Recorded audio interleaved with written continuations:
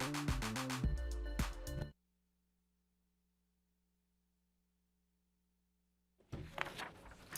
welcome everyone to the Pickens County Board of County Commissioners regular session here on Wednesday, April 9th.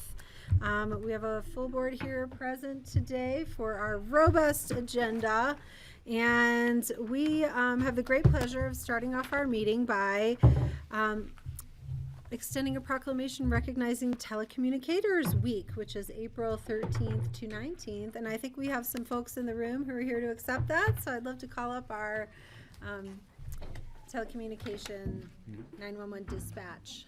Yeah. All right. Should we bring them all the way up? Yeah, let's bring them all the way We're gonna up. bring you guys up front and Guys, center. come on over if you wish. Tell us where to go. Right here. The dog doesn't get to come? Great. Well, he might throw a fit here in a second. Come on over. Come on over. You can let it go in. Oh, you get in the middle there. Sorry, Hi. How are you? Okay, you can represent. Right. You gonna join us? Bring in his dog. I said the dog goes. Oh, yay. Dispatch dog. Is that every meeting I'm at? Alrighty. Okay. Here they come. A proclamation of the Pickens County Board of County Commissioners recognizing Pickens County 911 dispatch for National Telecommunicators Week, which is April 13th to 19th. Whereas emergencies can occur at any time that require police, fire, or emergency medical services, Pickens County Regional Emergency Dispatch Center 911 dispatchers are the first people in the community to receive these calls from the public in a crisis. And whereas the Dispatch Center 911 dispatchers are certified and specially trained in emergency medical dispatch, they must deal calmly and efficiently with all emergency situations ranging from horrific medical emergencies to dangerous law enforcement situations. And whereas Dispatch Center 911 dispatchers are the single vital link for law enforcement, EMS, and firefighters responding to an incident. By monitoring their activities by radio, dispatchers provide first responders with real-time data that can keep them safe as they respond. Whereas our Sheriff and Board of County Commissioners elevated the status of 911 dispatchers in Pickens County to first responders on October 10th, 2019, the first in the state of Colorado to gain that recognition. And whereas on March 15th, 2024, the state of Colorado followed Pickens County and declared all Colorado 911 dispatchers as first responders. And whereas last year, the Pickens County Regional Emergency Dispatch Center earned 2 major honors from the Colorado Association of Public Safety Communications Officials and the National Emergency Number Association, the 911 Communications Center of the Year Award and the Director Manager of the Year Award. And whereas winners must demonstrate excellence in performance, staffing, culture, technology integration, and forward-thinking initiatives.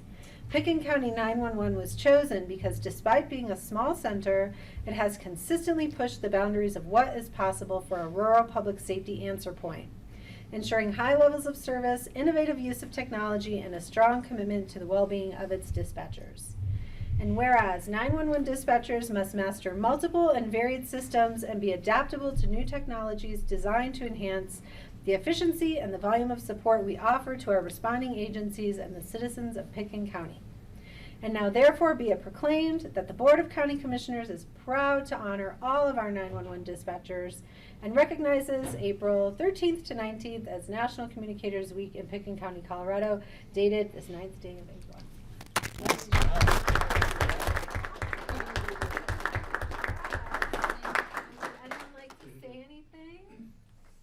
You're brand new. Yes, I'm brand new to Pickens County, and I think it's just such an honor to be here. Thank you. We're so glad to have you. Yes. Thank you. I would say Welcome. thank you guys for your support over the years. It's been great. So, thank Well, you. we I love feel what like you I do. feel Trust me. supported as an organization. Enjoy working at Pickens County. Our staff loves working and living here, and so thank you. Great. Thanks for answering the phone. Thank you. Yeah. Thank And you. you're never sure why I show up with cookies. when I Right? do. Yep. You're gonna put a waste. Thank you. Nice and close. One back, sorry. Yeah, if you all can gather together.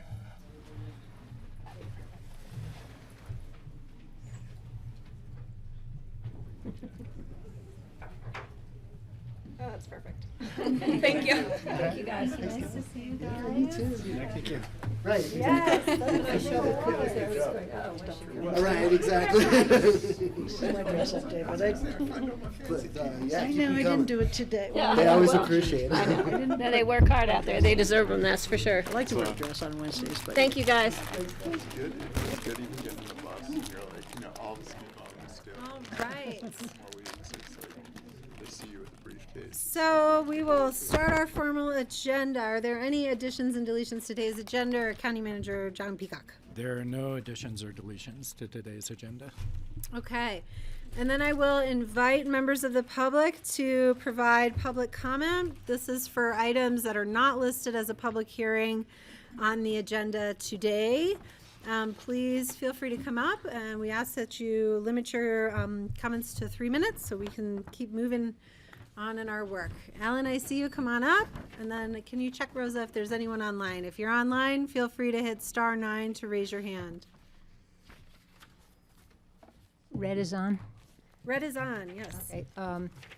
Ellen Anderson, Aspen Village. Can you hear me? Yes. Okay. Thank you for acknowledging the first responders. They are the first of the first responders, dispatchers. So thank you very much. I want to take my 3 minutes to talk about science and just science, and that's physics, chemistry, and physiology. Times change, as you know, and I wanted to bring to your attention a publication that I ran across on the internet published by Science Direct, which is a very credible source. Everything is peer-reviewed. It's 60 pages. Don't let that panic you. And it is called Toxicity of Airborne Nanoparticles, Facts and Challenges. This is state-of-the-art, hot off the press, emerging science about nanoparticles. And first of all, you know that I've been concerned about the air pollution, ground pollution at Picken County Airport. Not to be confused with greenhouse gases, which are very important, and the Airport Advisory Board, I think, is very knowledgeable on that, but there's little conversation about ground pollution. That's what people with lungs around the airport are breathing, and there are many thousands of people working at the airport and living near the airport. This article is a compendium of all kinds of recent good science. What I would like to do is send it to you, and I will just point out a few pages. There may be only 6 or 8 pages that refer specifically to nanoparticles generated by aircraft. That's what I'm interested in. And this is new since the visioning process, and even as new as this past fall. So I really hope you take a chance to read it. I just want to point out, first of all, the physics. New planes are heavier. The heavier an airplane, the greater the thrust need to lift it off the ground. The greater the thrust, the greater the force on the back end of the exhaust gases. Those are facts of physics. The chemistry is that now we're finding that the nanoparticles, that's 0.1 microns, that's 1/100th of PM10 that we're familiar with.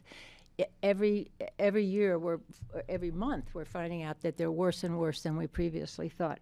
So what I'm asking you to do is to consider the fact that the end of the runway is only 1,600 feet from Buttermilk, and that there are thousands of people affected. I think this is a public health issue for Pitkin County. I have spoken to and sent information to Pitkin Public Health and Environmental Health, and they seem uninterested. I wish they were, because I think this is something that they should be interested in just as surely as the water in Flint, Michigan. I think the air in Pitkin County is a matter of public health.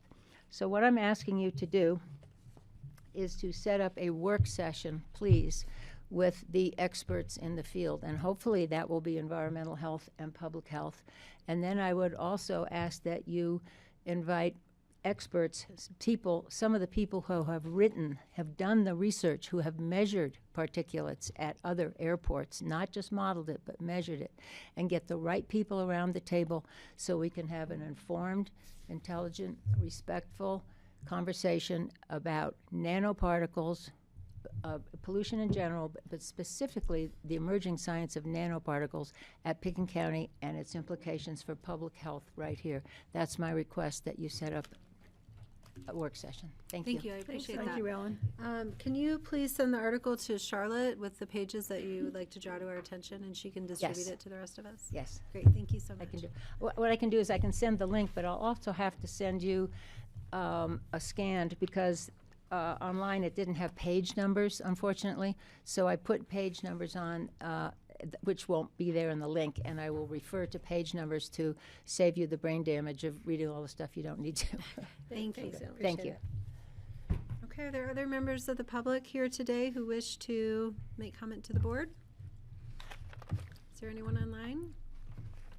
Would you like to come up? All right, go ahead, say your name, and you have 3 minutes, please. Sure, thank you. My name's Chris Nolan, Brush Creek Village, District 3. I just wanted to come by and acknowledge something that I saw over here yesterday, which I really thought is awesome. This idea of community culture and the sort of thought processes around some of the decision-making over here being informed by community culture. I've had this property in Brush Creek Village for about 5 years or so, and have many friends over here and everything, and have been spending more and more time here increasingly.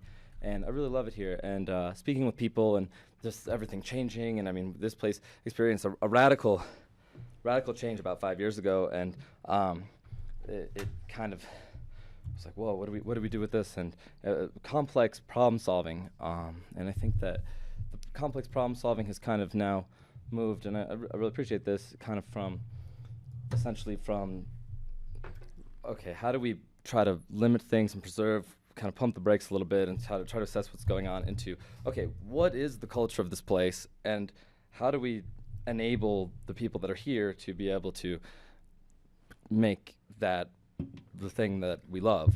And so I think that ultimately that's that full circle thing. This really awesome guy, Ray Dalio, has a company called Bridgewater Associates, and he talks about companies built the most successful hedge fund of all time. Company is people and culture, right? And so essentially if you don't have people, you can't have culture.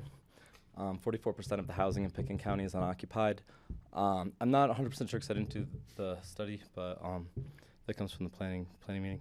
I'm not 100% sure if the affordable housing units each count as one occupied unit, but if you don't have people here, you can't have culture. And so I think that shifting the approach to preserving the culture and thinking about how do we empower the people, and ultimately I think, I mean, just to kind of preface so you can see where I'm coming from, I grew up in Greenwich, Connecticut. I got a business degree from Harvard. I have a property here. I'm not in the same position as most of the people in my time. I'm doing a lot better than they are. I don't have a home, but working on it. But there's been this great frustration by people in my time of just not being able to get into the system. And it's really an existential threat for our world empire. That's big picture, but then to kind of zoom back into the individual level, it's affecting us all on a deep psychological level as well. So anyway, I think community culture, right? You have the people, so you have culture, and I heard that yesterday here over at the work meeting, and I think that is a complex problem solved. I think that's an awesome way to think about contextualizing a lot of the things that are coming up and how to solve these complex problems, and having the people and the culture and the thing that this place is really about being at the core of the decision-making process. And I saw that here yesterday, and I just want to say thank you because I think that's awesome. Thank you, Chris. Appreciate it.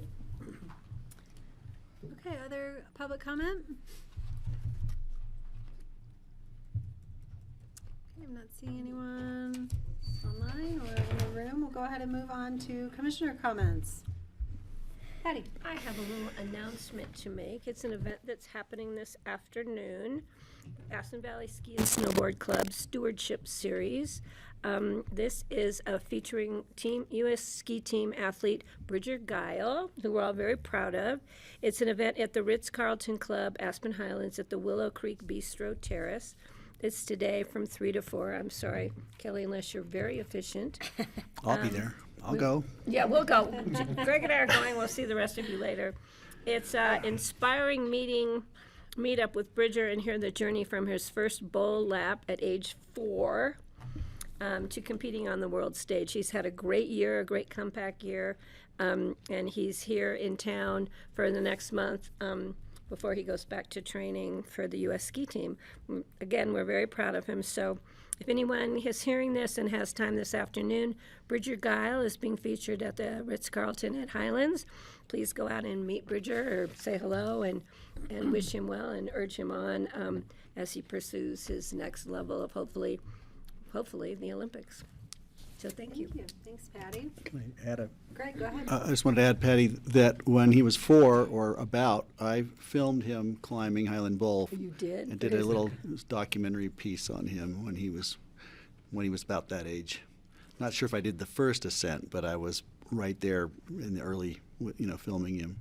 And that little For the 4-year-old folks. girl just was the Right. youngest girl, too. Now she's the youngest, And right? today in the paper, there was the girls with the cat, the first cat to descend Highlands Bowl. What's And next? I'm not talking snow cat, I'm talking 4-legged feline kind of cat. Yeah.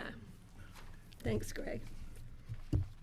Any other commissioner comments for today? Not this week. Okay. Okay, let's move on then to our consent agenda. Minutes of the March 26, 2025 regular meeting, a resolution on the assessor's recommendation of an abatement petition over $10,000 submitted by Bleecker Mill Development LLC, and a resolution to appoint citizen board members. Do any commissioners wish to pull any of those items for discussion from the consent agenda? I just have one slight correction. It's just the signature line on the minutes. It should, I think, reflect Jeffrey since he was chairing that meeting. I don't know if he already talked to you. Okay. Other than that, I'll make a motion to approve the consent. I'll second it. Okay, and I would just like to take a moment to acknowledge all of our citizen board appointees who we are appointing formally today, and I'd like to just read that quickly so the public can know just how many opportunities there are for the public to engage with the county on important work. So Jackie Francis to the Airport Advisory Board, Meg Haynes, Andrew Duramus, Ann Mullins, and Jim Light, all to the Airport Advisory Board. Michelle Fox to the Animal Shelter, Charlie Podolak to the Board of Adjustment, Jonathan Feldman to our Financial Advisory Board, Elizabeth Nix to the Picken County Library Board, Michael Kinsley to our Open Space and Trails Board, Suzanne Caskey and Zach Matthews, and John McBride and Joe Mason to our Planning and Zoning Commission, Jason Janes to our Redstone Historic Preservation Commission, who I think might be here today. Thank you. Meredith Nelson Daniel to Senior Services, Buck Field to our Telecommunications Advisory Board, Robert Plessett also to the Telecommunications Advisory Board, and Eric Helm to our Citizen Grant Review Committee. And I believe we still have some open positions on our Senior Services Board, and we are looking to recruit some high school students for our Citizen Grant Review Committee as well. And I may be missing others, open ones. Rivers and but I think Streams. we won't appoint that one yet because we're still interviewing.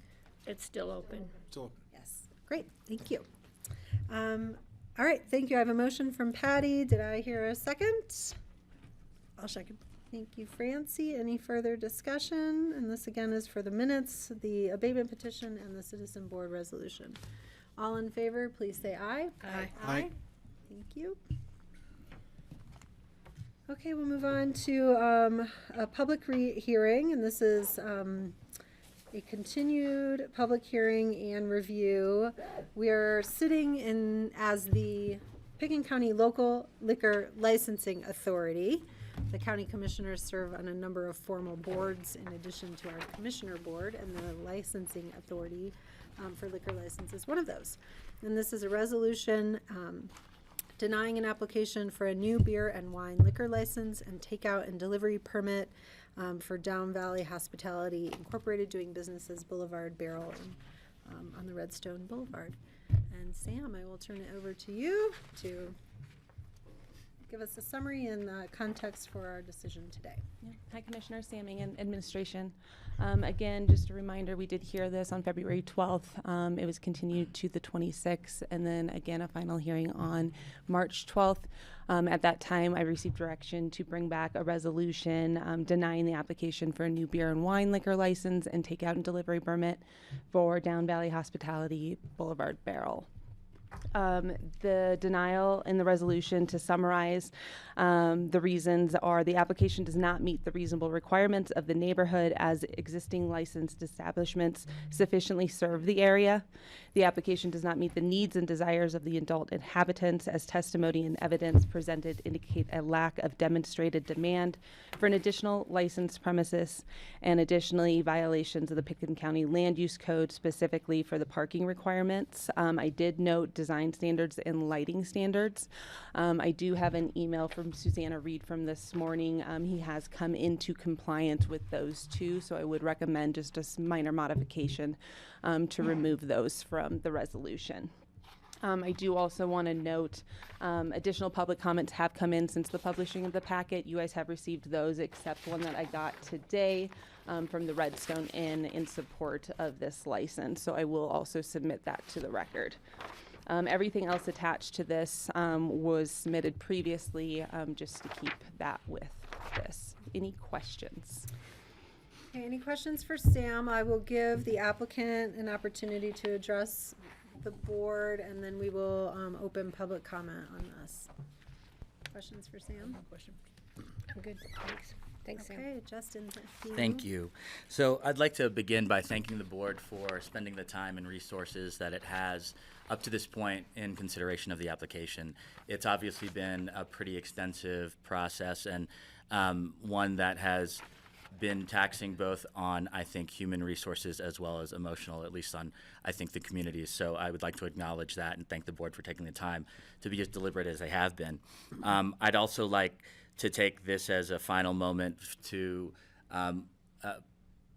plead, I suppose, facts over feelings, because at this point, I frankly just don't have the energy to respond to the what I consider to be baseless and defamatory statements that continue to come my way by way of those neighbors who are in opposition to the license.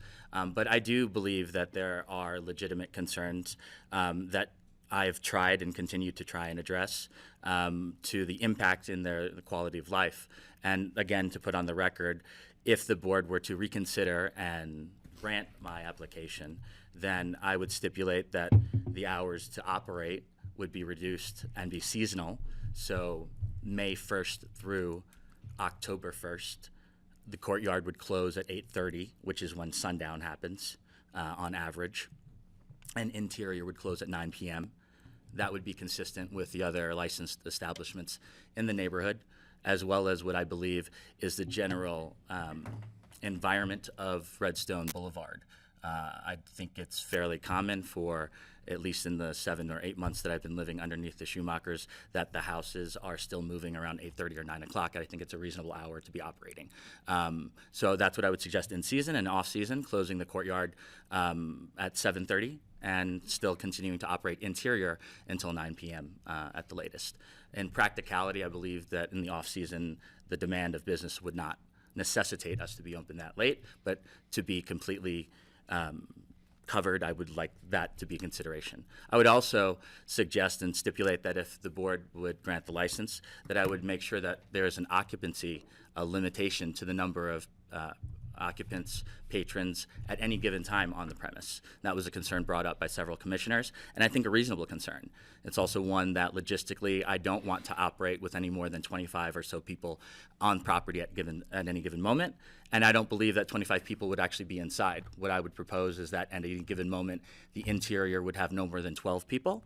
That's based on the 4 stools at the tasting table, the 3 stools at the countertop window, the couch in the lounge, and the 2 kind of like little seats next to the couch. That's 12 seats. The courtyard would consist of 14 people at maximum at any given moment. That would be the 4 benches with 3 guests each and 2 individual seats next to a propane fire pit. So those are the concessions that I believe are legitimate to addressing the quality of life and impact that my neighbors have brought up and that I believe should be addressed. And again, I'd like to just stay based on facts here. I don't believe that this is an issue of Redstone community versus Boulevard Barrel, the way that it has been framed. I believe that this is a case of from what I have on the record, 6 named individuals within a 4-mile radius of Redstone that have expressed on public record their opposition to this, while there are 22 named individuals within a 4-mile radius that have expressed their support on record for this. So I believe that the idea of me not being a part of the community, or not wanting to, some maybe not wanting to wanting me to be a part of the community, that's fine. I understand that not everybody needs to be friends, but we do need to be civil. And in particular, on a factual basis, I believe that I've made every effort to address the concerns, not just by my neighbors, but by every department and that the county has asked me to consider. That is both zoning, community development. They've expressed their satisfaction with the concerns that Mr. James brought up with the site plan. Historic, Ms. Reed commented that, again, I've made every effort to be within compliance and now am in compliance. The health department, I've made the investment at the direction and behest of staff when there were issues and concerns about what the tasting permit could be. I was suggested to pursue this course of action and apply for a different license, which I did. So again, based on the facts, I believe that I've continued to make every effort to address all of those concerns. Another big concern that I'd like to put for the record is this idea of me being a bar based on the requirement, the minimal requirement of just offering sandwiches that is based with the license that I'm applying for. I think that also is a misrepresentation, and perhaps my fault for not clarifying exactly what conceptually we're doing. But I've presented to Sam earlier today an email with my menu that I've been working on, and it's quite extensive. It's not just sandwiches, it's charcuterie boards, soups, salads, wraps, prepared meals, etc. But that takes time to develop, takes resources to develop, partners to partner with, and vendors to partner with, and that has been in process. And now this is causing material loss in that investment and time, unfortunately, if the denial happens here at today. And finally, I think I just wanted to address the next process here.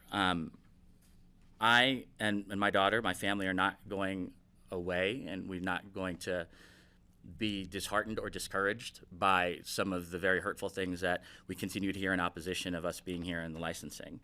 I also believe that based on the statutory requirements that have been outlined by the need and want of the community, again, the names that I have on record, Skip Bayless, Jason and Courtney Janes, Shannon Ryan, Matt and Afton Schumacher, are the 4 people that I have on record and from public record that will live within a 4-mile radius that have put their testimony against this application. All of the other anonymous fors or against cannot be determined that they're within a 4-mile radius.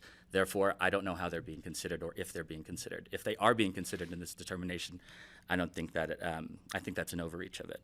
And the names that are for and support of it: Nathan and Stephanie Heffelbein, Sonia, the Redstone Art Foundation, Catherine Montgomery, the Redstone Community Association, Dennis Johnson, Josh Wambolt, Justin Jenkins, Austin Keeling, Dennis Cornett, Brooke, Matthew, Dan, Elizabeth, Sarah, Kurt, Tyler, Carolyn, Redstone Inn, Rodrigo, and Propaganda Pie. So these are not just individuals.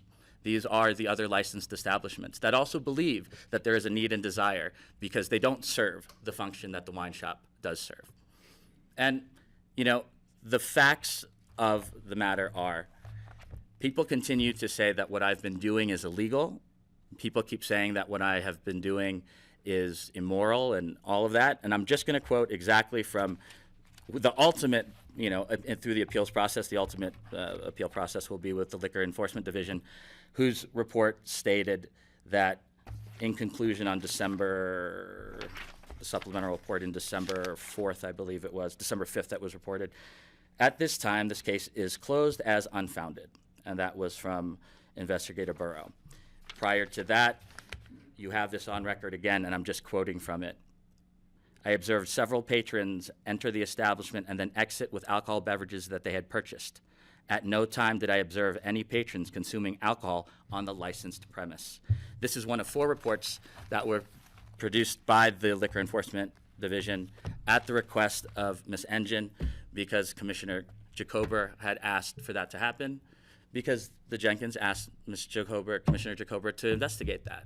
I found that out through Cora requests, not through my neighbors coming to and talking to me, being transparent about it, not by Commissioner Jacober coming to me and being transparent about any of those concerns. So we talk about transparency. We also talk about the 4 individuals who, frankly, were not transparent until they knew they were not going to be able to be ubiquitous about it.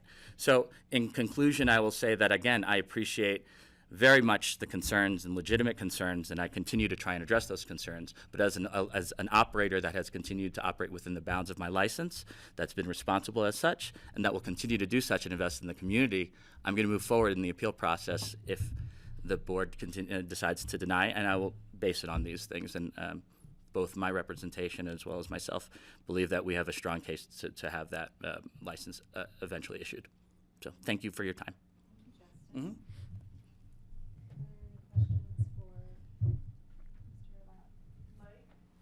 Sorry. Turned it off because I was shuffling papers. Okay.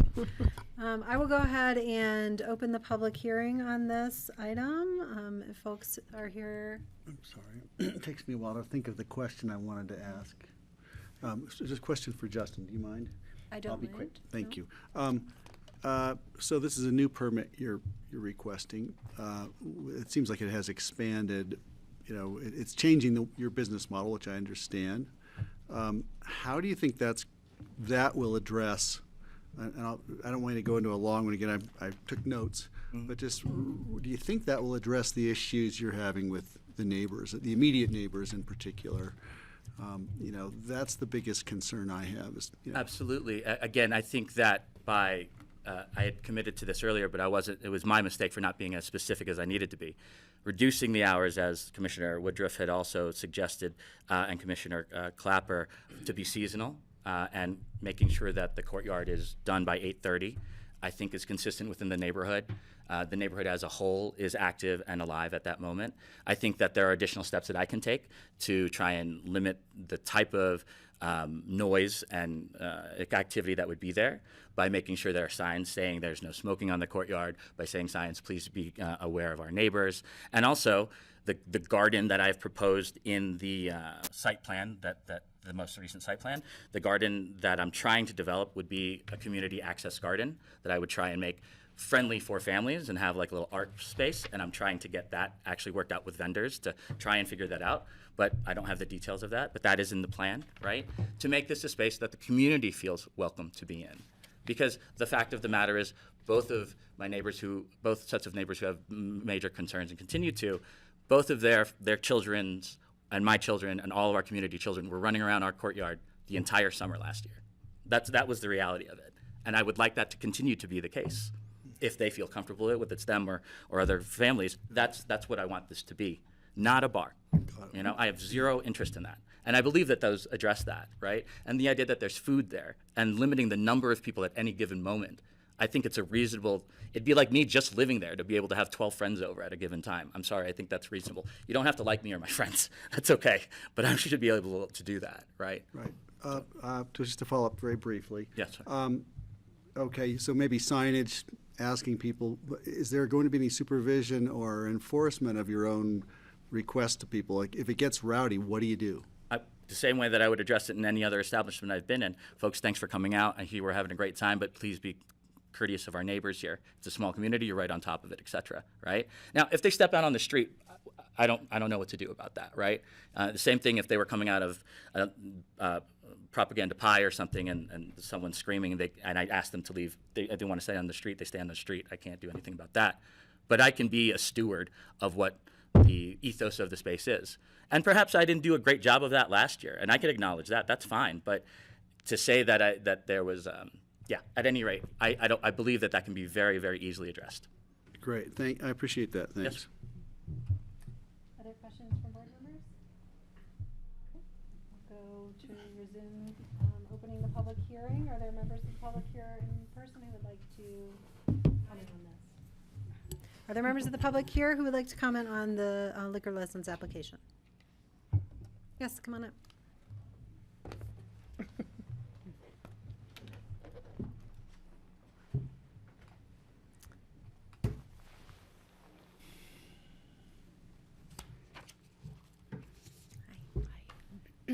Good afternoon, commissioners. My name is Courtney Janes, and first I want to sincerely thank you for your time and attention to this matter. This is the 4th hearing, and the application packet is extensive. I can guess how much energy it's taken, and I appreciate your willingness to hear from the people most impacted. Today, I respectfully ask you not to approve the new wine and liquor license for Boulevard Barrel. Colorado law asks you to consider not just whether there's a need for a license, but whether the neighborhood supports it and whether the applicant has the character to operate a business responsibly and respectfully.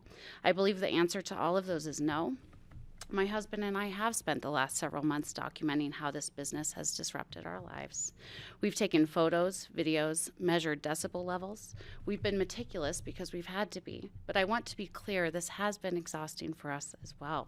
I'm a first grade teacher. I never expected I would have to come home and spend my free time documenting noise and behavior just to protect the peace of our home. This is not who we are. We are not spies and never wanted to be placed in this position. I didn't sign up to be a watchdog, and I shouldn't have to be. We've made every effort to avoid interfering with Justin's business or his customers, and yet just this past weekend, one of his patrons, clearly intoxicated and drinking from a bottle of champagne, backed out of the parking space in front of Boulevard Barrel, causing a conflict with pedestrians in the street, then stopped in front of my yard where I was sitting drinking a cup of coffee and said she wanted to talk to me.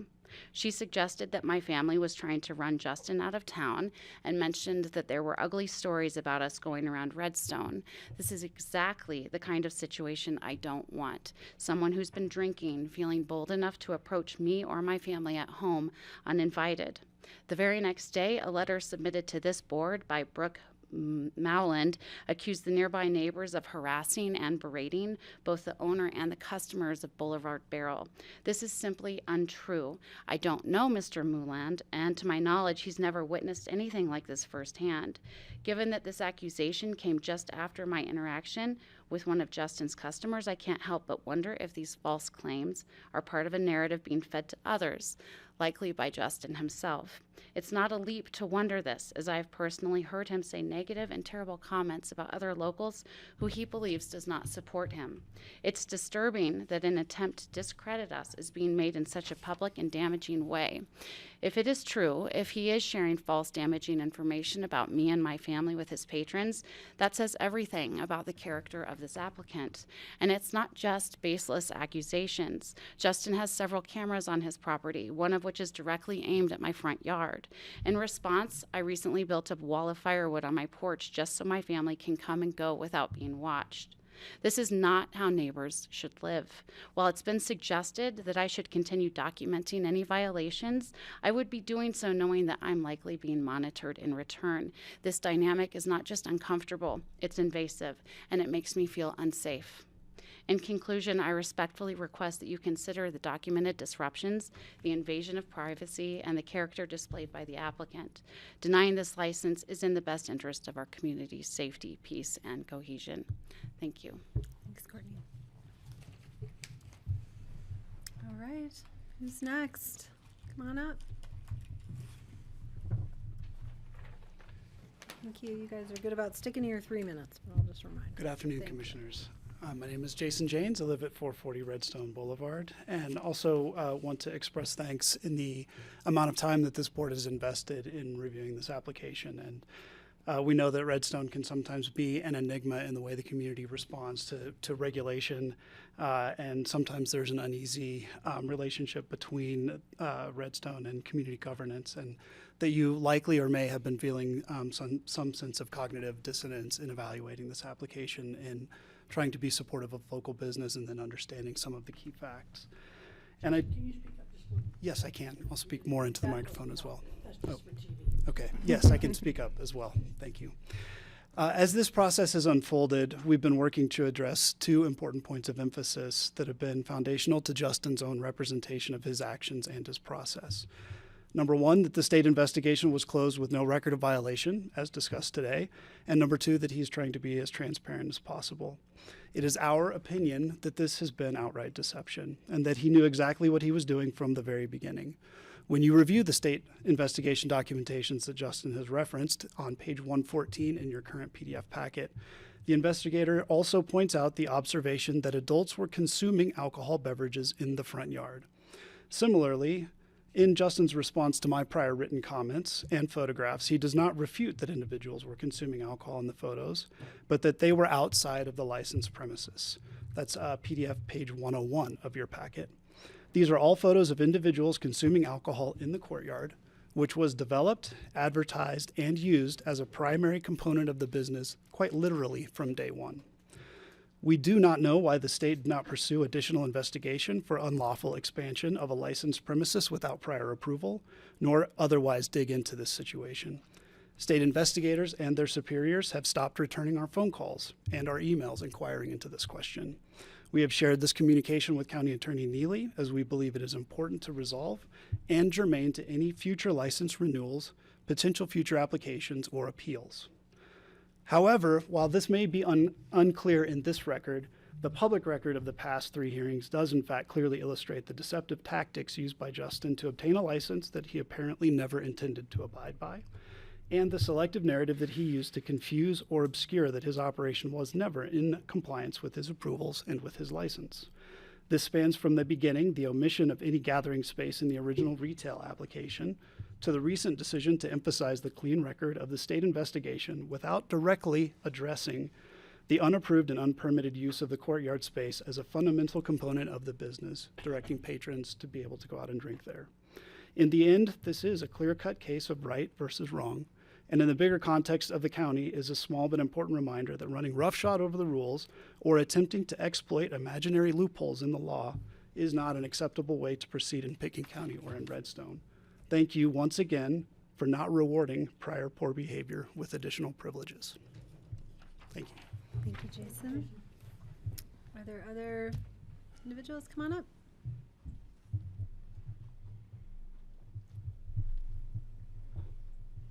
Good afternoon, board. Matt Schumacher, upstairs neighbor.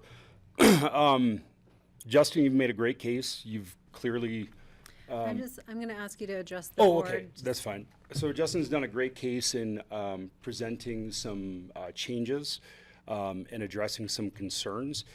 However, that was never brought to us. I have never been approached by that to see the changes to the concerns, the hours, and that sort of thing, which is what we were told we were going to have presented to us. I support small business. I'm a small business owner myself. I'm not here to try to make Justin's life any more difficult than it has to be. We've had a great relationship at the beginning when he first moved in. When I found out the illegal operation was happening outside of the scope of his license, that's when I started to take concern. And of course, it has no place in this meeting. I just want to state that we also live with him. So not only are we dealing with the business concerns and legalities, we have personal concerns that are on a whole separate matter. But this is not just us addressing him as his business, it's a neighbor as well. And so I apologize I'm not more professional and have everything more laid out. I'm just kind of going off the top of my head. But you know, it just seems like there's just no break out there. We have a front porch that overlooks the courtyard for Justin. We like to sit out there. And just to have constant traffic and noise out there is a disruption. Of course, that space was deemed commercial by Pickens County, so there's not a whole lot I can do about it. But it is nice to be able to go out there and enjoy the peace and quiet. 7 days a week is extremely invasive to ourselves, to our neighbors. And I would ask you to consider, and I think, I don't know legally, but I think you have to take into consideration all the comments. And there are people that wish to remain anonymous, and I respect that. It's a small community. They don't want to poke the hornet's nest, I guess you should say, I should say. And so I think that there are a lot of people that are established on the boulevard and in the community that have valid concerns as well. And I just ask, again, for you guys to consider these when considering the denial. And if Justin were to move forward with a new license, I would like to see it where it's a baby step forward. Instead of going from just the malt beverage liquor license to full consumption, maybe the tasting license. And I know that doesn't work for Justin, but I think it would be a good faith step forward to the neighbors to see how he can handle that, given the violations of his existing license. And I guess that's all that I have for you guys today. I appreciate your time. Thank you. Thank you, Matt. Are there any other individuals in the room who wish to provide public comment? Okay, seeing none. Anyone online? Rosa. If you wish to comment on this liquor license, please go ahead and raise your hand. Star 9 if you're on the phone. Seeing any? Okay, I'm going to close the public comment and bring it back to the board. We have a resolution of denial in front of us for the new beer and wine liquor license and takeout and delivery permit. There's been a suggestion by Sam to amend the resolution as presented to remove item number 3 related to violations of the land use code that have been remedied. Let me open it up for discussion. And just to note, the parking is still under review. Okay. So it would just be the signs and the lighting. Okay, thank you. Appreciate that. Discussion or a motion?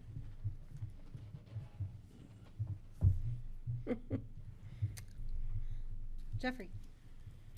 So I'm going to go through the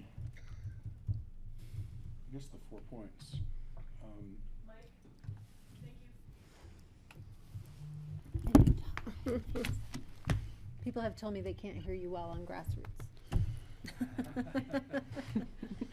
Good afternoon, Grassroots. So number 1, the application does not meet the reasonable requirements of the neighborhood as existing licensed establishments sufficiently serve the area. So the question for staff and this board is how many new licenses have been approved since the original licensed establishment? What has changed since the original application? What changed on the boulevard or within the legally established 4-mile radius boundary to warrant a denial by this board? The applicant submitted a liquor license petition with requisite signatures, 28 people above the age of 21, has 82 members, with residency of 157 in Redstone. The applicant along the way has represented he's working in the interest of the community and meets a neighborhood need. The only cause for concern out of this conversation in this debate was I would not have chosen the word bounds in terms of the way you operate. I think we need to operate within the needs and desires of the community. So I would say there's a legal bounds, but there's a village commercial, and the quality and character of the neighborhood, I think, is really what we're talking about. So it's really hard when legally you can do this, but you have a village commercial zone district with neighbors 10 feet away.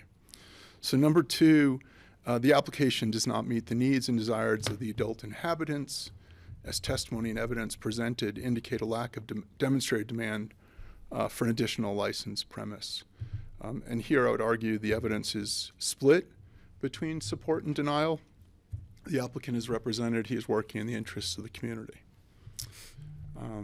Number 3, Pickens County Land Use Code violation, 73020, 76050, and 72140, which regulate parking, design standards, and lighting. The email correspondence with staff indicate specifically if there's any reason she finds them to be outside of the guidelines, I'll replace them immediately. So to me, lighting, parking, and signage should be consistent with the boulevard, should be consistent what's in the land improvement survey, I think from 2019, so page 135 for those of you following at home. Improvement location certificate, sorry, ILC, page 135.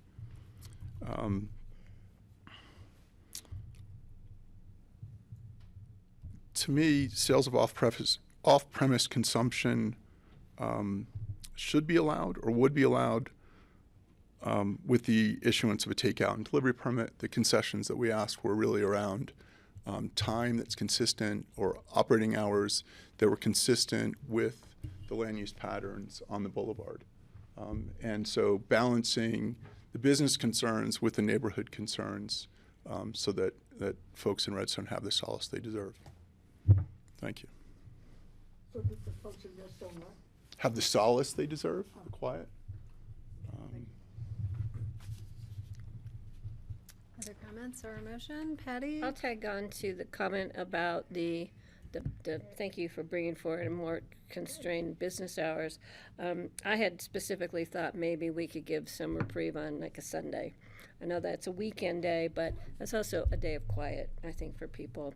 And I agree with the comments made about 7 days a week. It's a lot, and I appreciate the cutback in and attention to the number of people and the hours, but I think we might want to go a little bit tighter on that to give more of, like Jeffrey said, the solace that that's why a lot of people live in Redstone. We've always, for many moons, had an issue with Redstone. And do you want a lot of traffic or do you not want a lot of traffic? Do you want visitors or do you not want visitors? There's always been this conflict. We want the peace and quiet, but we want business and we want activity. So where's that fine line in there? So I think, though, looking at maybe downplaying the activity at the site on a Sunday would be great for the neighbors to give them a Sunday afternoon off. I am leaning more towards, so that's something depending upon where the board wants to go, we might want to bring into the mix here. But I appreciate the efforts. I'm concerned about the state not having a violation filed, finding that there was no violation. When we've been hearing that there were violations, it's hard when the state gets there. They show up unannounced. They come whenever they can get up here. And we've had an issue with having people from the state being able to get up here in a timely manner for many years because of staffing issues at the state level. But, and we hate for neighbors to have to be big brothers all the time, but some cases people need to keep an eye out on what's happening in their communities. I don't necessarily have a problem with that, and I appreciate it when people come forward, anonymous or not anonymous, and say, my neighbor's doing this, my neighbor's doing that. I would like to see this not denied, but allow the applicant to make it or break it.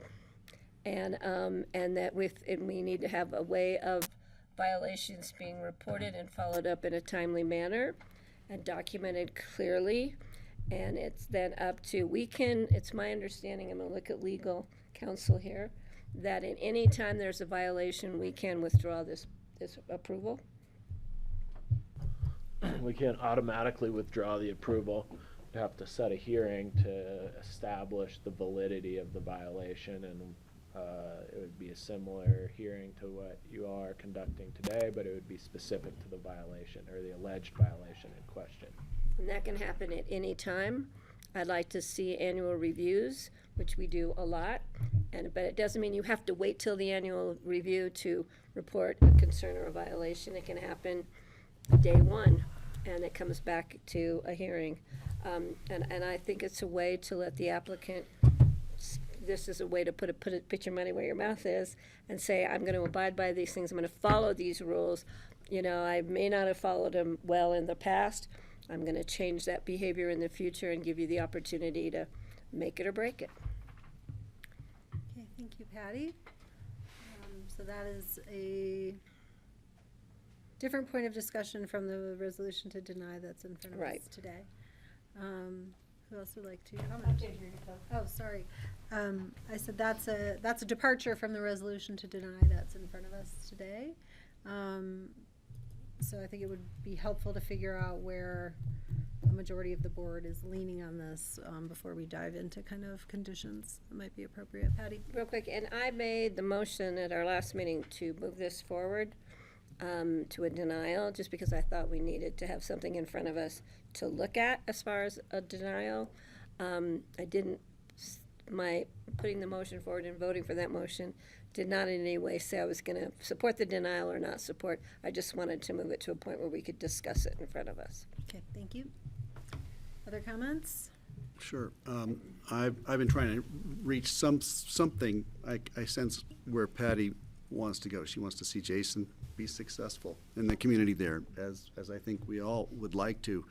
The problem, it doesn't seem like things have gotten a whole lot better with the neighbors. We have a new proposal that could help relieve some of the pain that the community, the neighbors, immediate neighbors feel there. I guess I wish that would have been evident sooner than today. So I'm not convinced at this point that things are going to improve unless we hold Jason's feet to the fire. And I'm not quite sure the way forward to do that. It occurs to me that he said he would appeal any denial. So maybe the process, I can see the cleanest process is to deny this today and then expect an appeal, or if there's any other, and perhaps, I guess the only way forward would be an appeal. We would help, perhaps. Once again, I want to see you succeed, but it hasn't happened yet. There's such a disconnect here that I feel for everybody involved here. There ought to be something more neighborly happening, and it's not. There ought to be something more inviting and less obnoxious for the community, and I don't see that happening. I don't think Redstone is a vindictive and nasty community. I don't think Jason's a vindictive. Sorry. Justin, pardon me, not Jason, Justin. Has any ill intent. I think we're trying to figure out how to get along and develop a business that's viable. And I can only imagine how hard it is to make things like that work. So I'm trying to figure out a way forward, maybe in some probationary way, because clearly it hasn't happened yet, and I don't see it happening without some pretty strict regulation that I haven't observed happening voluntarily. So I think I like what Patty's saying. We'd have to flesh it out some more, and I could vote with you not to deny, but with some more supervision. But I'm afraid that may not be enough, and so I was leaning toward denying and expecting an appeal with very clearly articulated rules in the similar vein as we're seeing with the hours of occupancy, hours of operation.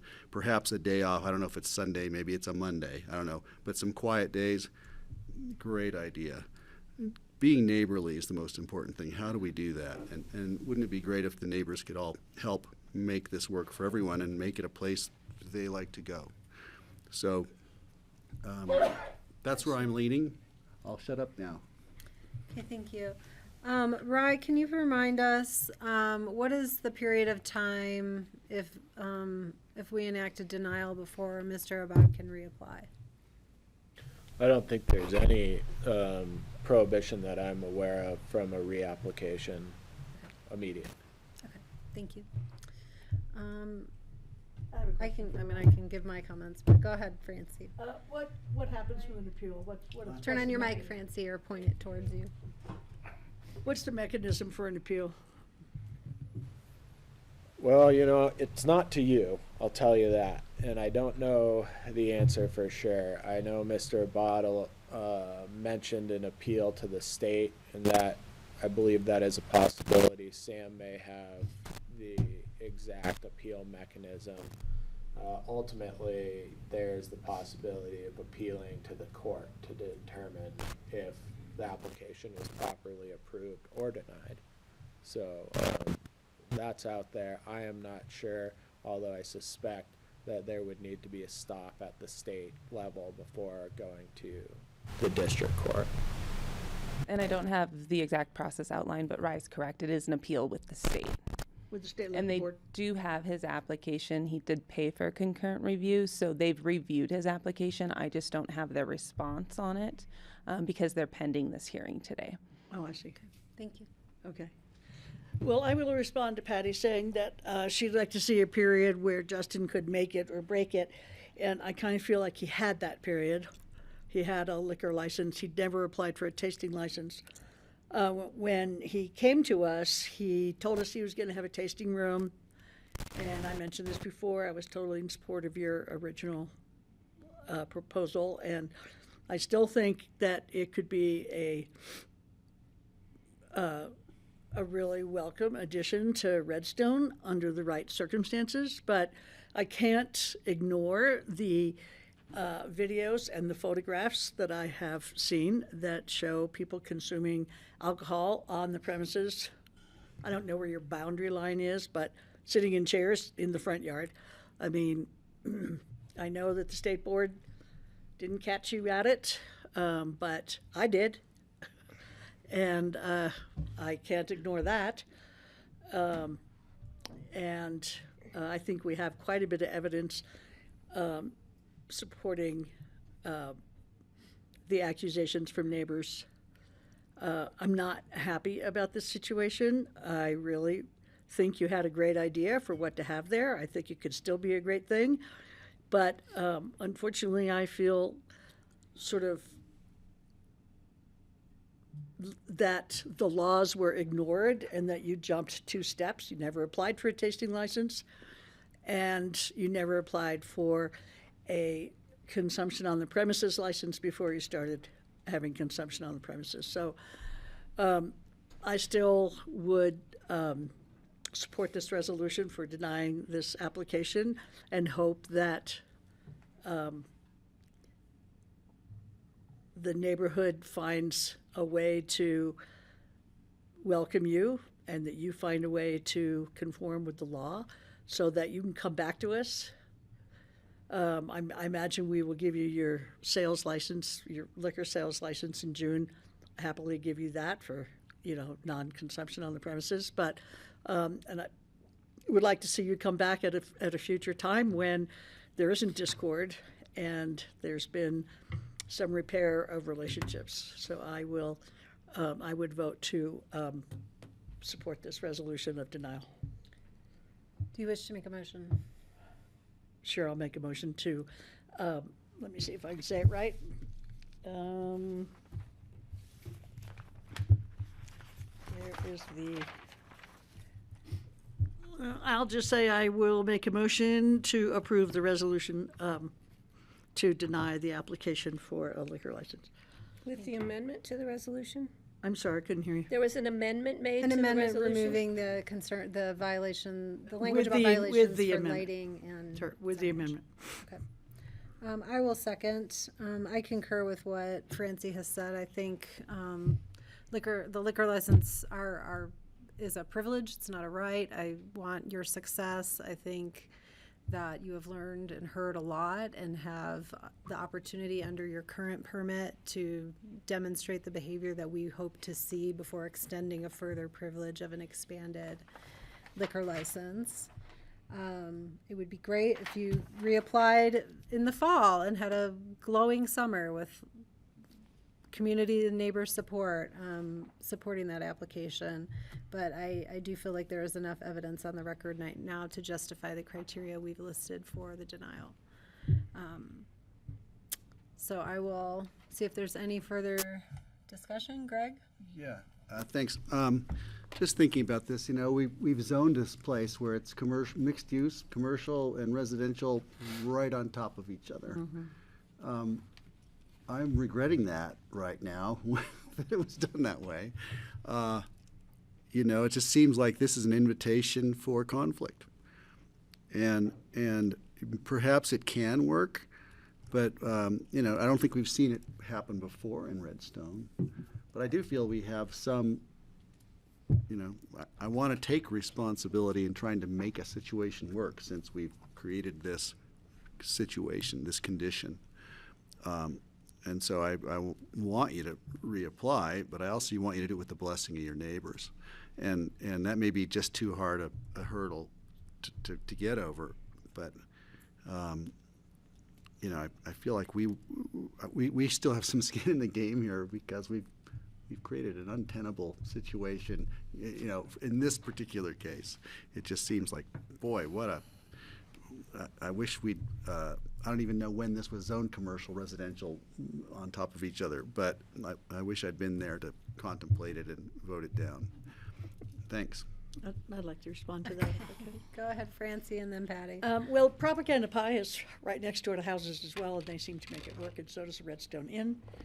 And there are businesses there that make it work. And I think Justin could make it work. I just wish that he hadn't jumped the gun. Thanks, Francie. Appreciate it.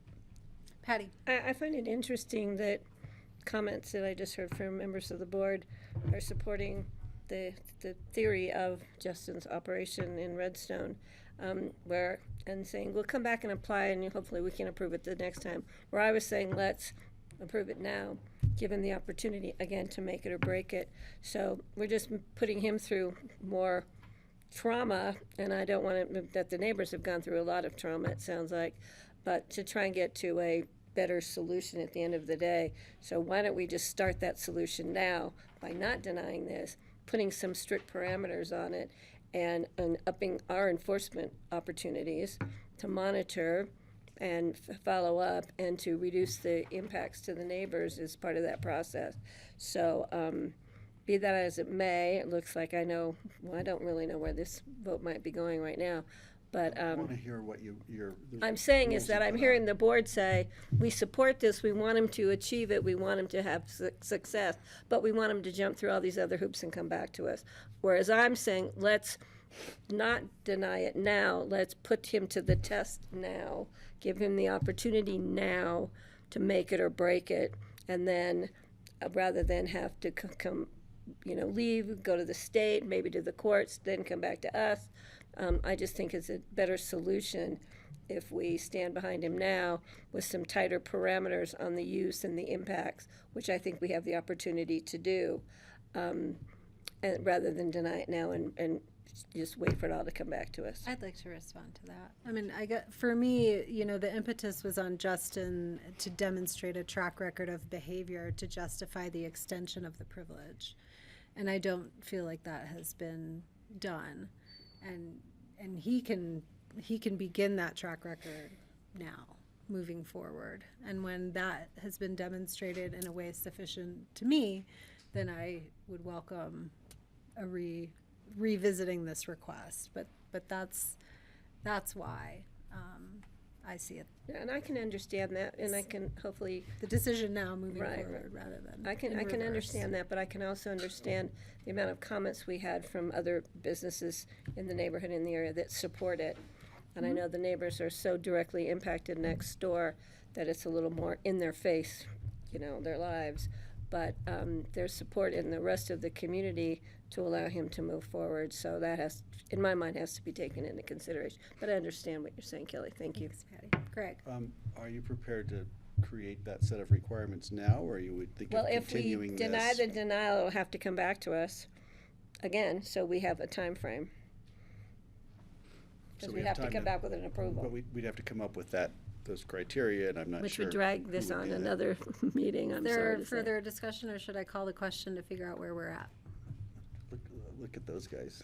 They're not talking. I've talked. You talked. You spoke. I'm looking at Joe. Do you have further discussion before I call the question? I'm happy to provide further discussion. So what we heard in terms of additional conditions, if there was approval, would be hours of operation as well as an imposition of blue sky days. Sorry, that was left-handed humor. I promise not to bring it. And then max occupancy that would ensure more suitable to the character of the neighborhood with the two provisions. So in my vernacular, I would be happy to add conditions of approval to a resolution rather than extend the uncertainty for another 90 days for the community. So that's where I leave. And I believe there is an annual review criteria too. I think it should have an annual review. Okay. I'm going to call the question and see if I personally would, the same way we held another hearing to review criteria in a denial. If this denial does not come forward, then I would expect another hearing on review of the approval, because this is an entire amendment to the application that was presented to us. So I'm going to call the question and see where we're at and where we should focus our energies. All in favor, please. All in favor of the motion to deny, please say aye. Well, hang on just a second, Sorry. because isn't the resolution? To deny.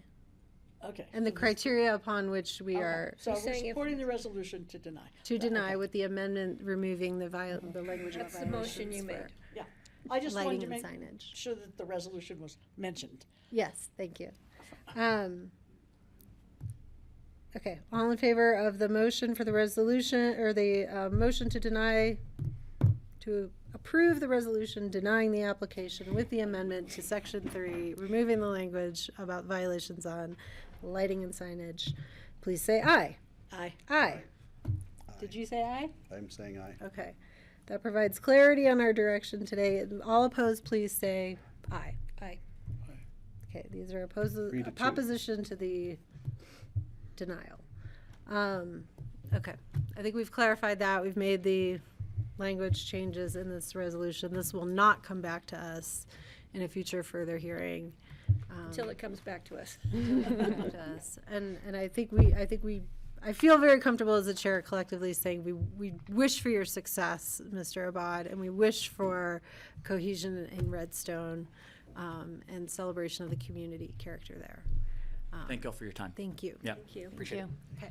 Can I just say one quick thing? Yes, please go I ahead. just want to say it's very rare we have a 3-2 vote. I'm trying to remember the last time we voted 3-2 on anything. This was very close, so I think you understand our sentiments. Thank you. Thank you. Okay, let's move on to first readings, and these will be set for a public hearing on April 23rd. The first item is an ordinance accepting development covenants executed by the Community Development Director from January 1st, 2024 through December 31st, 2024, pursuant to the authorizing ordinance 32-2017. And we have our Community Development Director, Suzanne Wolf. Hi. Hi, everybody. Thank you. Okay. Sorry, I'm home and not with you, but I'll be quick. We do this every year. As you know, the board authorized the director to sign off on covenants, so we didn't have to bring each one to you individually. And then annually, we come to you and have you accept all of those. So on the list, it looked like we had about 26 covenants from last year. Those run the gamut from agricultural buildings to CDUs, local occupancy, growth management, historic preservation, all of those things. So those are all the types of covenants that I'm signing off on recording and then come to you for acceptance. So this is the first reading set for second reading on the 23rd. Happy to answer any questions. Great, thank you, Suzanne. Questions, Patty? Yeah, in reading through them, it was interesting to see what the covenants were for. I've got circled like the housing, local occupancy issue one. But there was one at the AABC for Pete McBride. But I just don't know. It says restrictive covenant use restriction. What is? Yeah, that's an unusual one. It's actually the combination of the Roxy's Market and the liquor store. Oh. There are requirements under the zoning for the ABC regarding sizes of a grocery store and a liquor store. And apparently what they were doing was punching out the wall in between the two, but the spaces were staying separate. So the covenant basically addresses that they remain, the liquor store is separate. It's not just being absorbed as more grocery store space. It's just got a doorway in between the two. I haven't been there, so I haven't seen it. It but has I a just- doorway between the two. There you go. I tested know out more than both I do. sides of the market and the liquor store, just to be sure. Thanks, Suzanne. Oh, was that the first time you've been in there? Since they put the door in, Okay. yeah. They have a nice wine selection. Other questions for Suzanne on the covenants? I'll make a motion Please do. I'll second. to approve on first reading, set for second read, public hearing on April the 23rd. All right, a second from Greg. Any further discussion? All in favor, please say aye. Aye. Aye. Suzanne? Thanks, Suzanne. Okay, bye. All right, a formal resolution of the Board of County Commissioners authorizing the Human Services Director to accept state and local contracts and grants in connection to approved allocations determined through the budget and below procurement thresholds. Hi, we have Lindsay Maish, our Health and Human Services Director, or Human Services Director. In person today. The director. Yeah. Nice to see you. And I know you and Rye have teed this up for us, so please go ahead. Start off, or do you want me Kick it up. Well, thank you. So yeah, sorry, Ryan Neely, I'm the county attorney. You do have a formal resolution in front of you that delegates some. I just switched your mic. Oh, I'm sorry. No, it's just completely scrambled. It's not your distance. Right, it's not your fault. Yeah, it's not your fault this time. That's a legal filter. We're gonna hold you right. responsible anyway, though. As attorneys, they always want to kind of be mumbled into text. Okay, thanks, Santara. Okay, sorry. So anyway, Ryan Neely, I'm the county attorney. What you have in front of you is a formal resolution that in effect delegates some of the board's authority that is vested in it under the Home Rule Charter and grants that authority to Lindsay and or whomever the director that may follow her at some point for some reason may be. The list of the types of actions that, I'm sorry, I'm pulling this up right now. This delegation applies to are included both in the AIS and in the resolution that is in front of the board, or that are in front of the board. This is very similar to the last item that you just had, in that there is a requirement in the resolution that Lindsay bring back the actions that she took on behalf of the board within the preceding year to the BoCC for essentially a ratification, similar to what Suzanne just did right now. I believe, and Lindsay can clarify that, she intends to do this quarterly with you all as opposed to annually. And I can let her describe some of the reasons and the amount of staff resources that are allocated to bringing such a large number of agreements to you. There are good reasons under the Home Rule Charter that the BoCC is vested with approving a lot of these types of things. Mainly as it provides a check on administration and staff and ensures the citizenry that the board, that the duly elected board, is engaging in these types of actions that are in front of you. I think one of the things that Lindsay has cleverly suggested in this resolution and in this AIS is that she align the types of actions she's taking with the procurement standards in our Title II Pickens County Code regulations, so that the community can be assured that she's not entering into really high dollar contracts, and that those types of actions would still need to come to the board. Similarly, other decisions, particularly like proprietary decisions about what this board does with property and things like that, are not a part of this ordinance. So Lindsay wouldn't be approving leases for the Health and Human Services building or anything like that. Those types of actions would still be coming back to you. The list of actions that Lindsay would like to take include things like grant agreements, which are numerous for Lindsay's work. And there's a point where she was here almost at least once a month getting those types of agreements approved.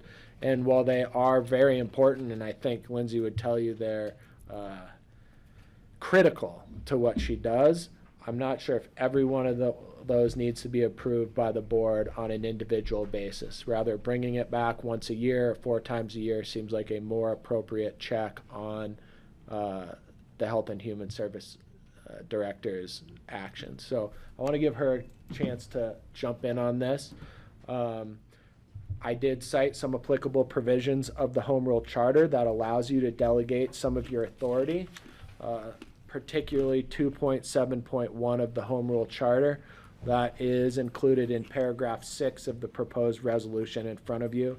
It does allow you to delegate some or all of your authority to, in this case, Lindsay, although, and I would note that there is an exception for your legislative function. That is one thing the board is not able to delegate to anybody.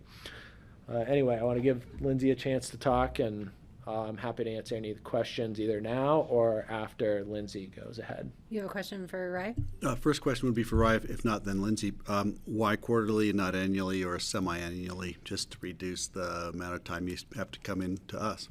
Yeah, and it does flow through it flows through each quarter in different ways, depending on our state fiscal year, our local fiscal year, I guess, our Picking All the County, different fiscal and then our years. federal fiscal year as well. So we already come to the Board of Social Services quarterly, so we thought that would be a good opportunity to just be bringing them on our tracker, showing you what we're doing to keep you more up to date on the different things. So that might be more efficient than annual even, perhaps. It's already there. Yeah, the Board of Social Services already is mandated to meet 4 times a year. Okay, thanks. That was my question. Patty. I have a question for either one, real quick one. If there's something that comes up between your quarterly reports, if we go in that direction, I want to make sure she still has the opportunity to bring things forward that might be of concern to you or you think might be of concern to us. So we still have that avenue open. If something came up and you needed to turn something around and you were unsure, you could still drop it in on us in between. I want to make sure you have that opportunity. You can do The that. answer to that is yes, but I also heard that as direction as well. And I'm support directing for- you to answer yes. I'm directing you to answer yes, but I hear it as support for staff to say if you need to bring something to the board, please don't hesitate Right. to do that because we're entering into this agreement. I would also point out that, and that's something Lindsay and I, and of course with the county manager's office, can work on to make a decision about when something Right. is of such importance. The work that Lindsay's department does is so critical. It's important that it not be forgotten, the day-to-day activities that are going on. But I think this does serve the ability for her to direct more of her time and more staff resources to filling that community need than checking some boxes that are required under the charter and the code right now. I would also note that this is a little bit different from a document management side of things from the last action you all just saw, where the development covenants and agreements that Suzanne is entering into on behalf of the board those agreements and covenants are recorded in the real property records of Picken County and Ingrid's office. So they're kept track of that way, as opposed to being individually attached to an ordinance or a motion. Lindsay and I have talked about for these agreements, she would attach each one of these contracts or grant agreements to her quarterly resolutions that are brought to you so that they can be tracked that way.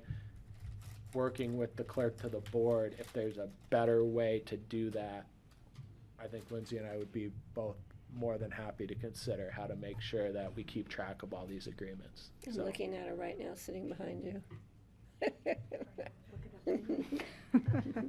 We Okay. can work with Lindsay. Right, thank you, thank you. and Thanks, Lindsay Kelly. Lindsay, why don't you go ahead? Did you have anything else Yeah, to present? so Lindsay Maish, Director of Human Services, Picken County. Thank you all for considering this today. We've been working really hard to try to bring something in front of you for a few years now and trying to find the right fit for this. So annually, we get a budget letter from the state of Colorado and all of the different departments at the state of Colorado that approve our allocations. In that budget letter comes with it most of these agreements.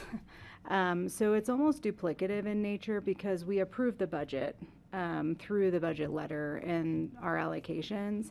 And then attached to all of that budget are agreements that we're going to carry through the work of providing public benefits to the community or providing child welfare services and things like that. And so annually we are required to sign off on these types of things. These are the things that we were bringing to you. And it gets busy for us in May and June, April, May and June. I would be starting now to come to you almost every week between now and June to sign off on these. And I think there have been times where we all have felt like, okay. There she This is getting, again. yeah. It feels redundant in some ways that it's already approved and then we're bringing forward the same things that we're approving every year. If there are big changes to some of these things because we're anticipating some of that may happen in the upcoming years, those are the types of things we would be bringing to you. If our allocations change really drastically, if we're seeing different work agreements through the MOUs that are not consistent with past years, those are the types of things that we would be bringing to you. And then we also included, because there was a time in the COVID era when we were bringing lots of grants to you almost, again, I think it was weekly for some time, and oftentimes under the procurement threshold. And there were even comments at that time that we're bringing this $5,000 grant forward, and given the staff, time and everyone's time, it was almost burning that money that quickly, right? For us to come a couple of times. So that was the mechanism that we used, was the procurement threshold on different grants. We do have a lot of grants. I included some examples of those, like we will get a local grant from the skiing company to help us translate documents. That pays for some of that. It could be $7,000, something like that. So those types of things are, they're small but important. And we'll continue applying for those to make sure that the way we meet the community is truly where they're at. Great, thank you. Other questions for Lindsay? Yes, go Sorry, ahead. minor one. Does this include public health as well, or just human services? So we're going to update the resolution to reflect that, because it's inconsistent. Please, sorry for dotting i's. I think what he's referring to is, I think I drafted the resolution to include public health as well, and I don't believe that's We correct. use them interchangeably. Sometimes we're saying public health and human services. Sometimes we're saying human services. So Public please- health will be in next week. Right, To do the same thing. just dot the i's, please. I'll make sure it's consistent before it comes back for second reading, but your point is well taken. This is also very administrative, but ordinarily we convene as the Board of Social Services during a work session day. And so I don't know if we run into needing to convene as the Board of County Commissioners on that same day, and if there's noticing and public comment requirements and things like that. So I just would flag y'all to think through that before this We'll comes to definitely us. do that. If we need Good to point. notice the Two meeting reads accordingly, usually we do. can do that. Great. I do have a Yes, little Patty, go side, ahead. this is a sidebar, John, I'm gonna look at you too. Seeing that Veteran Services contract is listed on your AIS, I would like to see if the board would support inviting our Veteran Services gentleman to come meet with us. We haven't met with him since we hired him on full-time. I have no idea what's going on out there in the world of veterans. A lot. So I'd like to, would that board like to have him come maybe in and do an update for us? Mm-hmm. Present to us as to what's going on? I think that would be great, an opportunity to touch base. He's just getting all of his annual statistics in right now, and closing the book on some of those, so Or it'll be a maybe good sometime in the, opportunity. just a heads up, so I'd like to maybe schedule some work session time to meet him again, because we haven't really met with him. Thank you. At the next Board of Social Services meeting, we can include that, and we can have That him would come. be great. Yeah. But just the question, who's his report? Who's his direct report? Are you? He reports to Samuel Sam, Landacasper. okay. Yeah, the deputy Yeah. director. I'd love it if Sam was there then. Mhm. Yeah, thanks. Other discussion? Okay. This is a first reading. It will come back to us for a public hearing on April 23rd. Is there a motion to approve? I'll make a motion to approve. Thanks, Patty. Thanks, Francie. Thanks, Lindsay. Any further And Ryan. discussion? Being none, all in favor, please say aye. Aye. Aye. Thanks, Lindsay. Thank you so Okay. much. Appreciate you. All right, we'll move on to some more grant conversation for our Healthy Rivers and Streams program. And I'll invite Lisa Tasker and Lisa McDonald and Connie up to join us. So the first item is a resolution supporting the application to the Colorado Water Conservation Board for a Water Supply Reserve Fund grant for Phase 2 of the Pickens County Lincoln Creek Watershed Enhancement Project. And if it's awarded, accepting the grant from the CWCB's Water Supply Reserve Fund. Exactly. Great. Yes, for the Lincoln Creek Watershed Enhancement Project that is happening and being proposed, and in the form of a scope of work from LRE Water. This is the first reading of the resolution supporting that grant application. I don't know if you guys have any questions or. All right, questions for Lisa Tasker about the grant in front of us. Go ahead, Francie. So is there still mineralization happening at this time? I know it's winter right now up there, but like last fall, was there continuing increased levels of aluminum and copper and iron in Lincoln Creek after the initial event was over? Yes, I mean, that is continuing to happen, and it does vary. I don't have exactly those details today, but it does vary throughout the season and depending on snow melt. I do know that, but yes, I mean, there was definitely, during the construction that was happening up there on the dam, there was obviously about a 2-3 day period where there was a release of quite a bit of sediment from the bottom. Yeah. And that was obviously picked up by the papers and by the local community, and that was a big deal.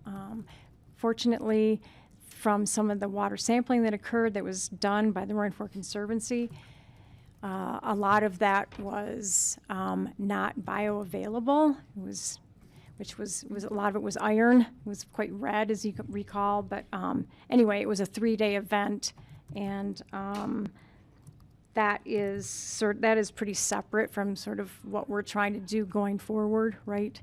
We're trying to take a look at how there can be some kind of mitigation potentially on Lincoln Creek above Grizzly Reservoir. For the continued mineralization that's still going on. Yes. And are the levels that we're seeing now, or the last time we did a count, are those levels toxic to fish, or they are? Okay. Yes. Can I? Yes, comment? go ahead. Yeah, and in most of what we're seeing now, outside of the issues of the work being done at Grizzly Reservoir, is the permafrost, right? The de-thawing, Right. or unthawing, or thawing of the permafrost, and which is what's happening with climate change, which we're not supposed to say, but it is. And I mean, we're seeing it all across the western states, especially Alaska has huge issues right now going on. And they're seeing heavy metals contaminating their water sources. But it's a natural problem, which is very hard to mitigate, obviously. So we have to be very careful moving forward. Does our mitigation create more impacts to our environment than living with either that, or we figure out how to freeze the permafrost again, And I don't know how we get all the ice up Lincoln Creek Road, but yeah, so it's a very complicated issue. So I appreciate us keeping an eye on things up there and engaging like Francie was bringing up, the levels of contamination. And now that they're going to be doing more work, and there's another project at Lincoln, at the Grizzly Yes. Reservoir, correct? Next year, yes, correct. They have a Headgate project. Yeah, so we're going to, and that kind of gives us this, it's not a false level, but it is, it's a issue-specific level that's not just the natural. So it's complicating matters, but it's still something we need to keep an eye on. So I appreciate, and I appreciate the opportunity for this grant money.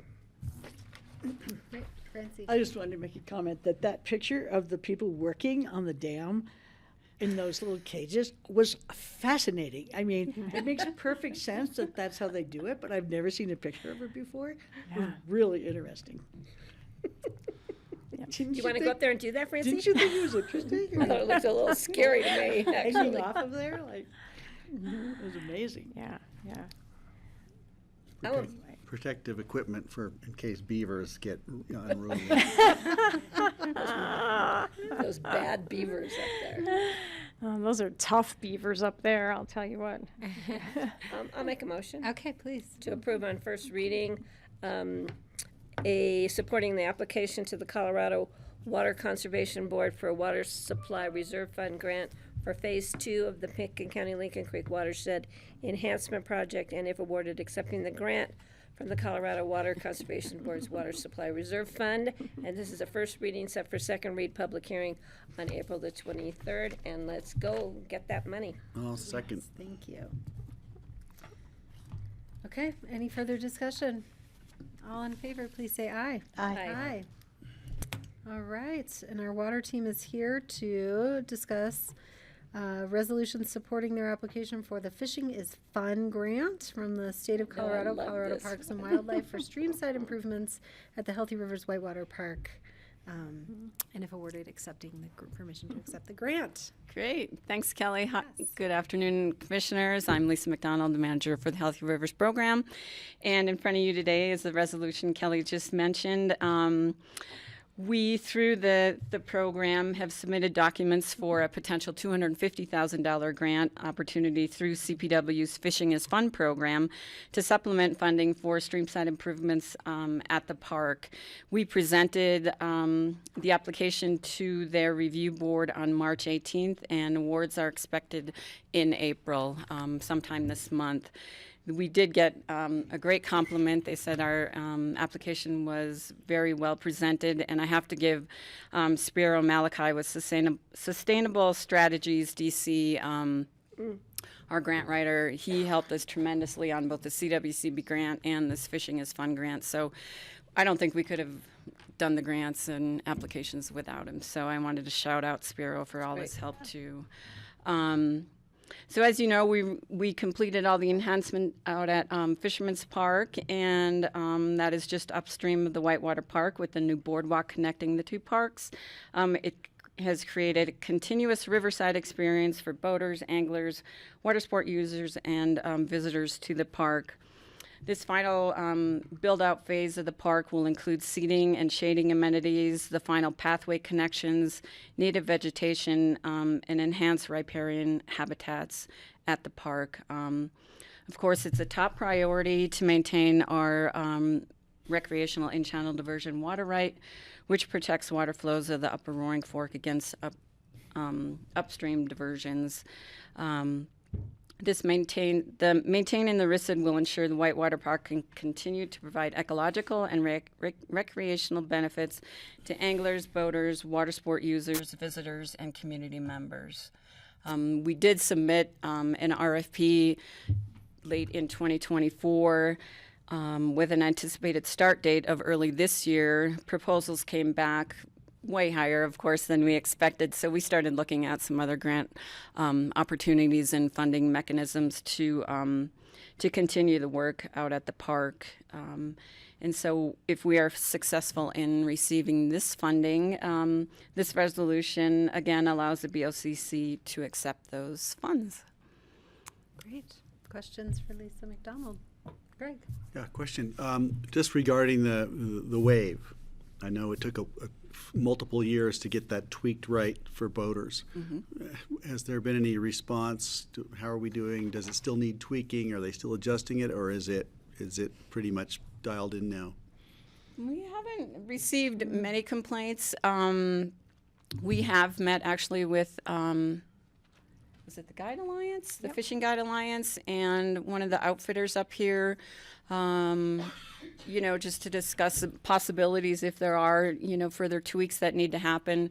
We always maintain a right to get out there and do some maintenance work. So if at that time we need to do some more tweaks to it, we can, or adjustments. River Restoration is continuing to do all their monitoring required per our Army Corps permit, so that's continuing to happen. I think we have one more year. This might be the last year per our permit to do all of that work. So got it. Can I ask also just about that beautiful wetland with all the cattails, or what are they? That are upstream at Fish Park. It's just such a beautiful thing. And is that pretty well protected and respected down there? I just think that's so beautiful. I think it actually is. Yeah. Yep. Yeah. It looks beautiful. I've It's not really noticed pretty. anything down there. Yeah. Great. I can't wait to see it when it's finally finished. Yeah. We'll do Have a to go big celebrate. grand opening, and we're going to update you a little bit more on some of what's happening as far as, the naming of the park and things we've talked about before. So we'll talk about that at our joint meeting with the River Board next week. And the grand opening is scheduled for? Oh, I don't know. It depends I don't on, know yet. sometimes it depends Okay. on its money. It's a surprise. TBD. Okay. Yeah. Can't wait to hear more. Great. Other questions?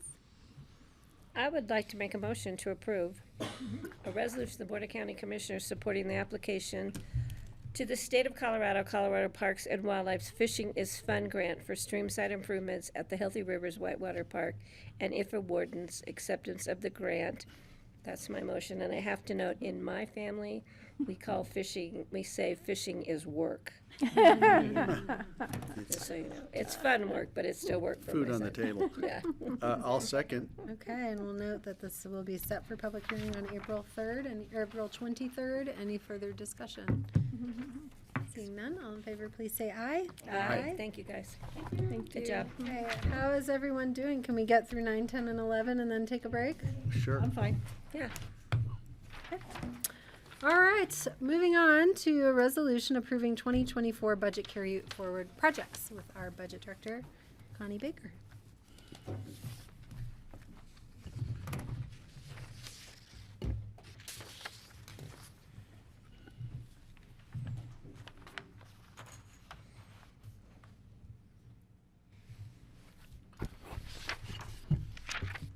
Good afternoon, Board. Before I review the budget carry forward resolution, I did want to give the Board a budget update, which provides some context when looking at this carry forward resolution. I emailed the documents, but you also have them printed there, and I will share them on the screen.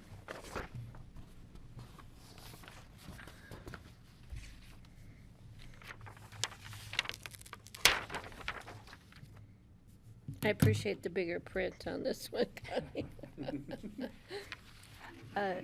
The first document is looking backwards at 2024.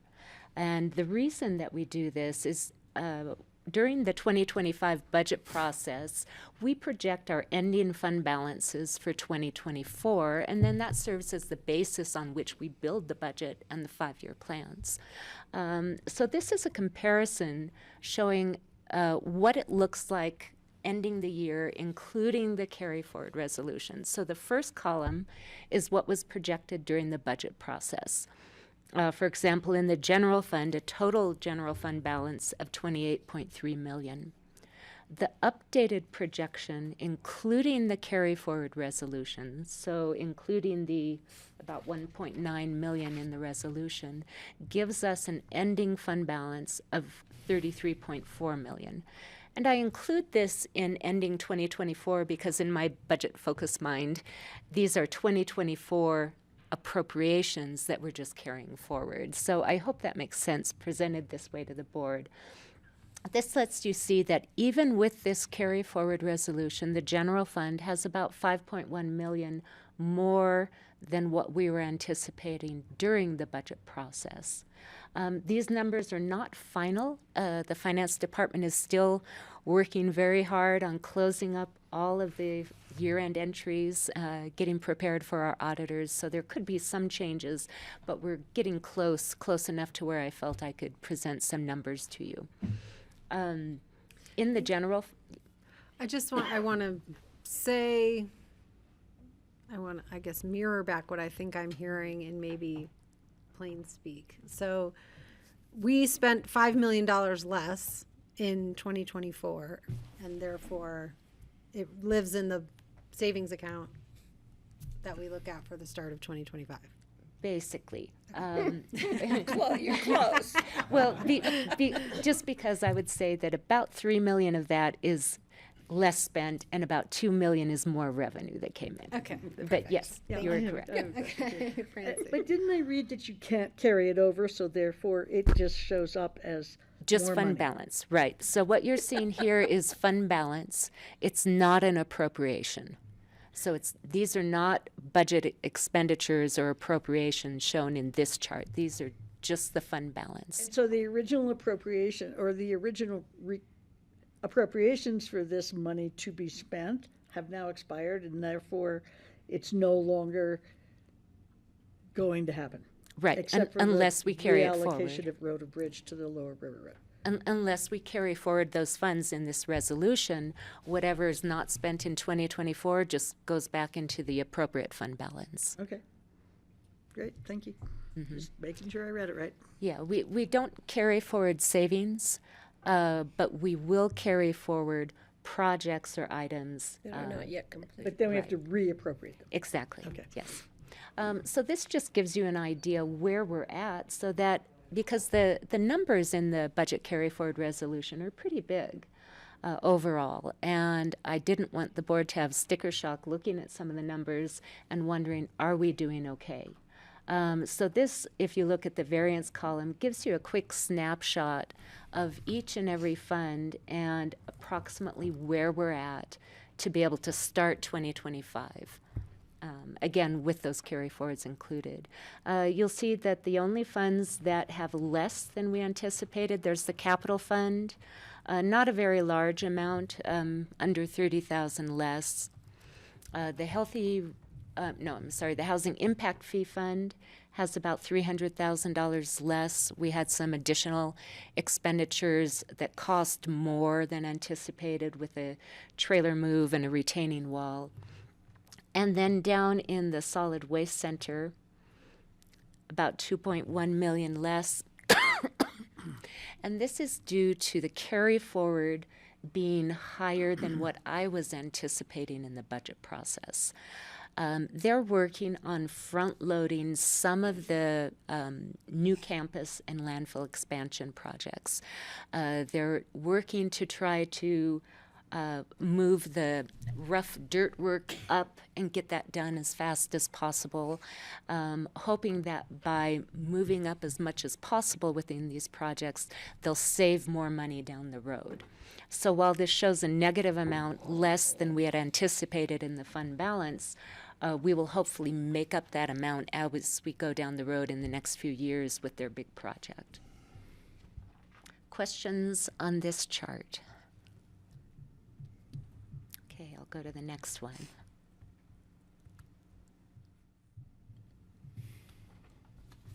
I do have a question. Patty. Under other fund balances, what would non-spendable? That all money was spendable. Those are deposits. Oh, like That's not escrow really your account. money. They can be Quote, unquote. deposits, You may have to give back. and it, Like REMP? no. That's the money we are holding on to, Yeah, but but may that, have to give back. this is in the general fund. Okay, general fund. It's more of one of those more technical accounting things. Okay. So right now, it's on hold. Yeah. Okay. We may spend it at a future date. Yes. Okay, thank you. Thanks, Connie. I don't know, Connie, the appearance of a red frowny face is really concerning. It's not that bad, I'll explain. I actually ran right over to her office and she explained it. I felt much better afterwards. So this next chart is a 2025 year-to-date update, with the caveat that there are a number of things that just aren't posted yet. January sales tax and also February has arrived, but it isn't posted yet. P-cards for February, P-cards for March have not been posted yet. So it's an incomplete snapshot at this point of the year. But I did want to just draw your attention to what we're looking at, what we're keeping an eye on. Most areas at this point of the year don't present much of a concern. We know that there are some areas where staff may be coming back for supplementals as they go out for bids, and if those bids come in higher, especially with tariffs and uncertainty in certain areas. But right now, what we're keeping an eye on, the little yellow faces on the revenue side, human services and public health, so far, nothing very negative has happened in those funds, but they're heavily dependent on grants. Human services receives about 46% of their revenue are grants, and in public health, about 40% of their revenues. So if there's a threat to grants, we want to keep a close eye on it. To date, the only actual loss of grant funding is about $50,000 in the public health fund, as you heard about a week or two ago. So we're just keeping an eye on it. REMP, I wasn't sure whether to put the yellow little face or not. It's just a fund that's difficult to predict how that money will come in and when the revenue will become available, or how much needs to be held back for refunds. So we'll just be keeping an eye on that to make sure we have a good idea to advise the board what can be available for different projects. And then on the expenditure side, we do expect certain projects to come in higher than originally budgeted. For example, Road and Bridge came back to the board with the Lower River Road asphalt overlay project. Many areas are experiencing bids coming in with much higher contingencies in the bid just because of the uncertainty. But as of yet, in these different funds, I don't have any particular areas of concern.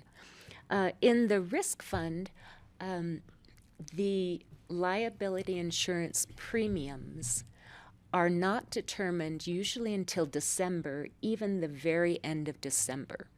So when we did the 2025 budget, Brett anticipated increases in cost, built that into his budget, but then when the renewals actually came in late December, they were higher than anticipated.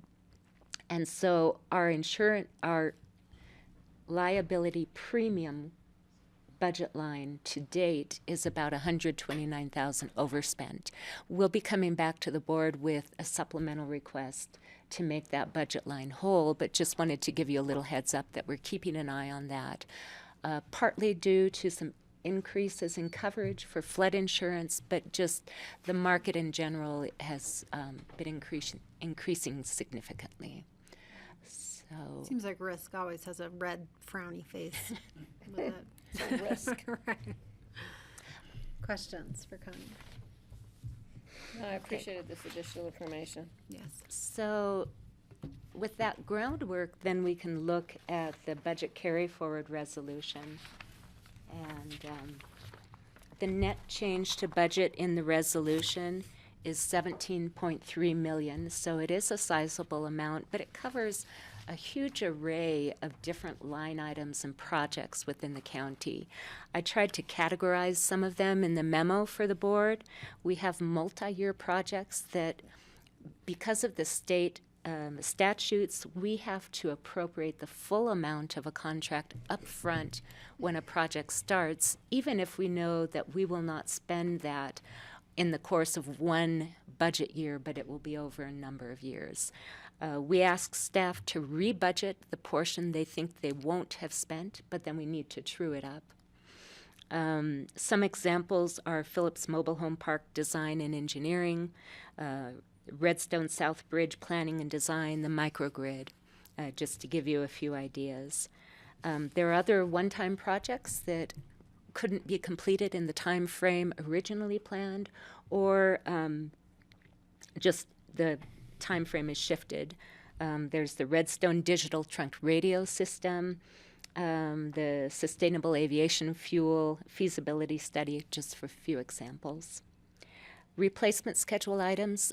Staff prepares in certain departments 10-year replacement schedules so that if they have equipment or furnishings that they know will need to be replaced, we can be planful of that in the budget and have an idea what's coming up in the future budget years.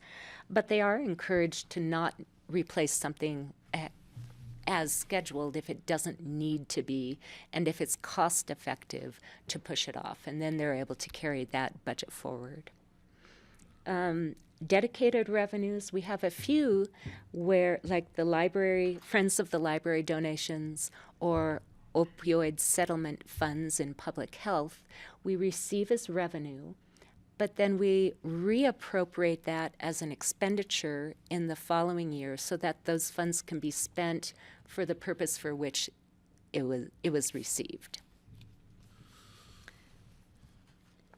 Let's see, we mentioned that departments cannot carry forward savings. They can't carry forward savings and then use it for a different purpose.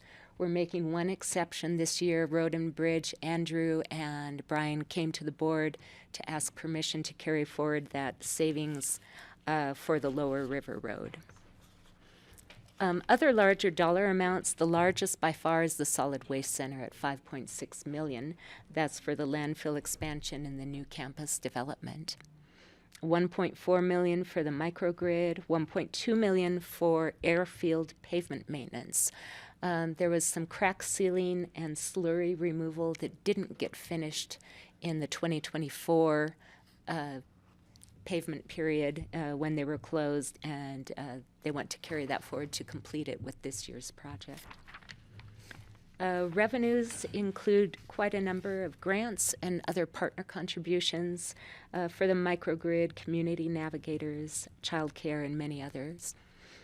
And then if you look through the resolution, it's kind of interesting just to see the wide array of different projects and services in so many different funds and departments.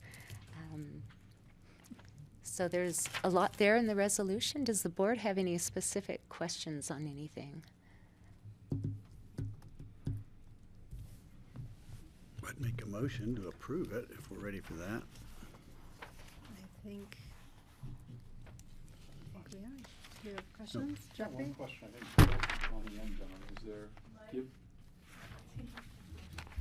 I have one question for Connie and John. Given the large delta, given the large increase, is there anything given where we are in the budget cycle, where we are in the year, and where we are in the economic cycle that we should put off? Like, so would you put off doing Lower River Road another year, or just focus on drainage and not do the overlay because no one in Woody Creek's complaining? I'm like just giving an example. Many of these carry forward items are things that are already in progress, and it wouldn't really make sense then in the middle of a project to delay. There are some that haven't been started, and we could take a look at those to see whether the timing is right. Sometimes costs just go up if we wait.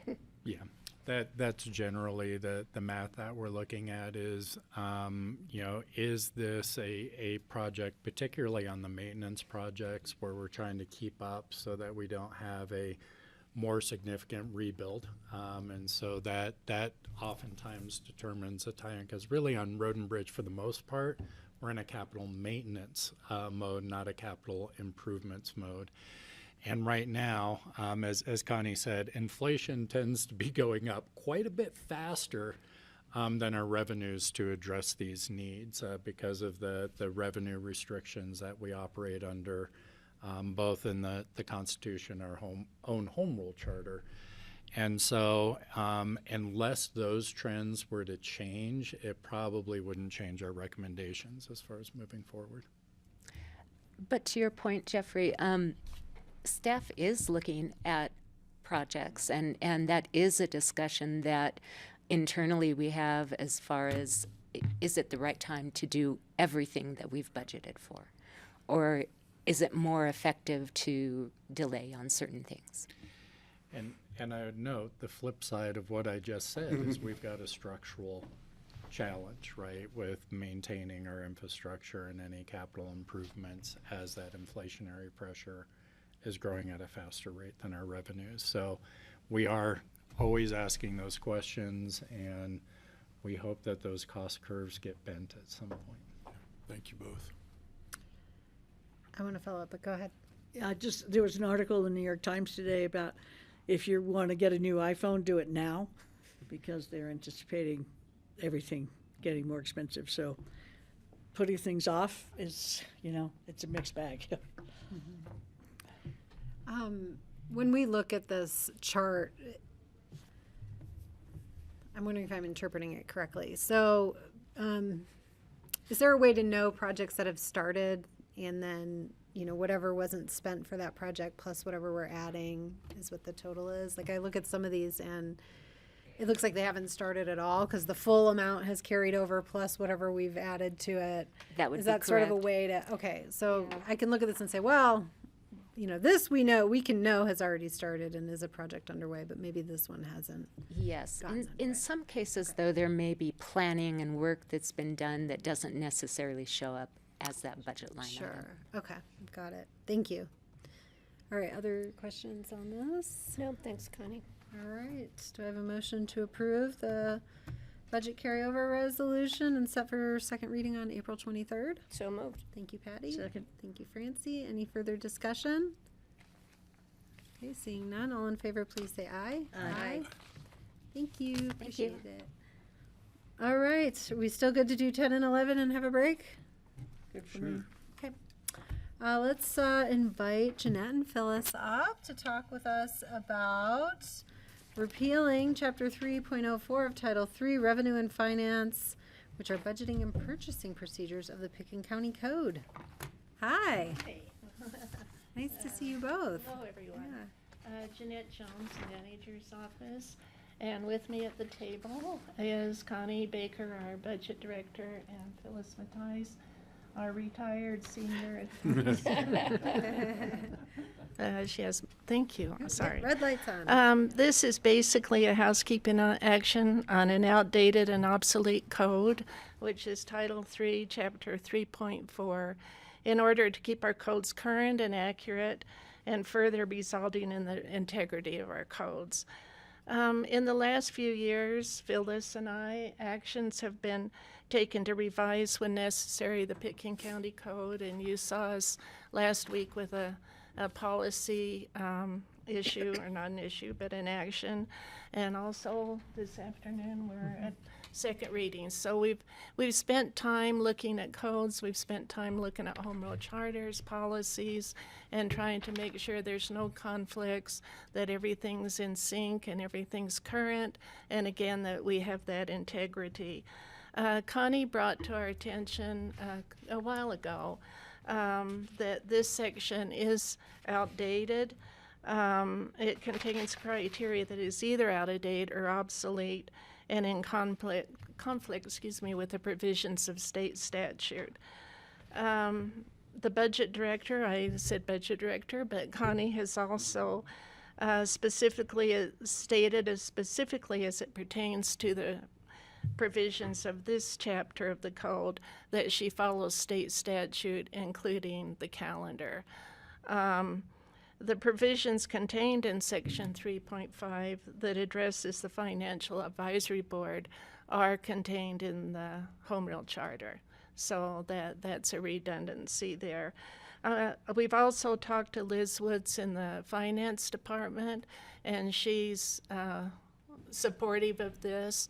And she said the statutes change real rapidly when it comes to financial matters. And so it's hard to keep up a code, and I think we all think it's best to go by the statute and adhere to the statute. And I'll let Connie jump in there if she has anything further. I was very surprised when I saw the code because I think it was obsolete when I first started working for the county, which was a while ago. It's been a while. How many years ago was that? It was about 20 years ago. So I'm so happy that Jeanette did the work to bring this to the board. We didn't want to rush her. They've been working on it for 20 years to try and figure it all out, so thank you.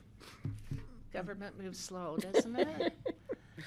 Another thing I wanted to bring up, and when I was talking to Liz Woods, that they are working on some policies, 2 or 3 different policies associated with the Finance Department, and those will be bumped up to Rye to look at some point in time for him to determine if they should go in this chapter of the code or not.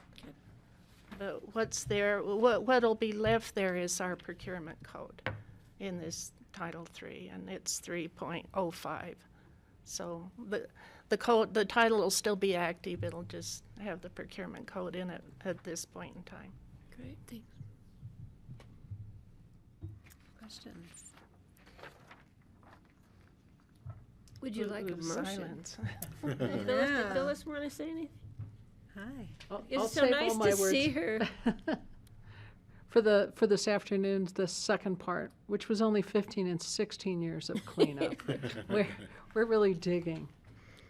So you won't mind if I make a motion to You approve? please do. I'm going to make a motion to approve on first reading, repealing Chapter 3.04 of Title III, Revenue and Finance, Budgeting and Purchasing Procedures of Pickens County Code, set for second reading, public hearing on August, I almost said. We're going to move it to August, on April the 23rd. Oh, second. Thank you. Any further discussion? Thank you. Thanks. Thanks. Good None, to see all you in back. favor, Thank you. please say aye. Aye. Aye. Aye. Thank you. Aye. Thanks. Okay. Phyllis will we'll be see down you- your way May See you 1st. shortly. Check with You Jeanette. can still get a gondola lap in before the next one. It's off by now. Yeah.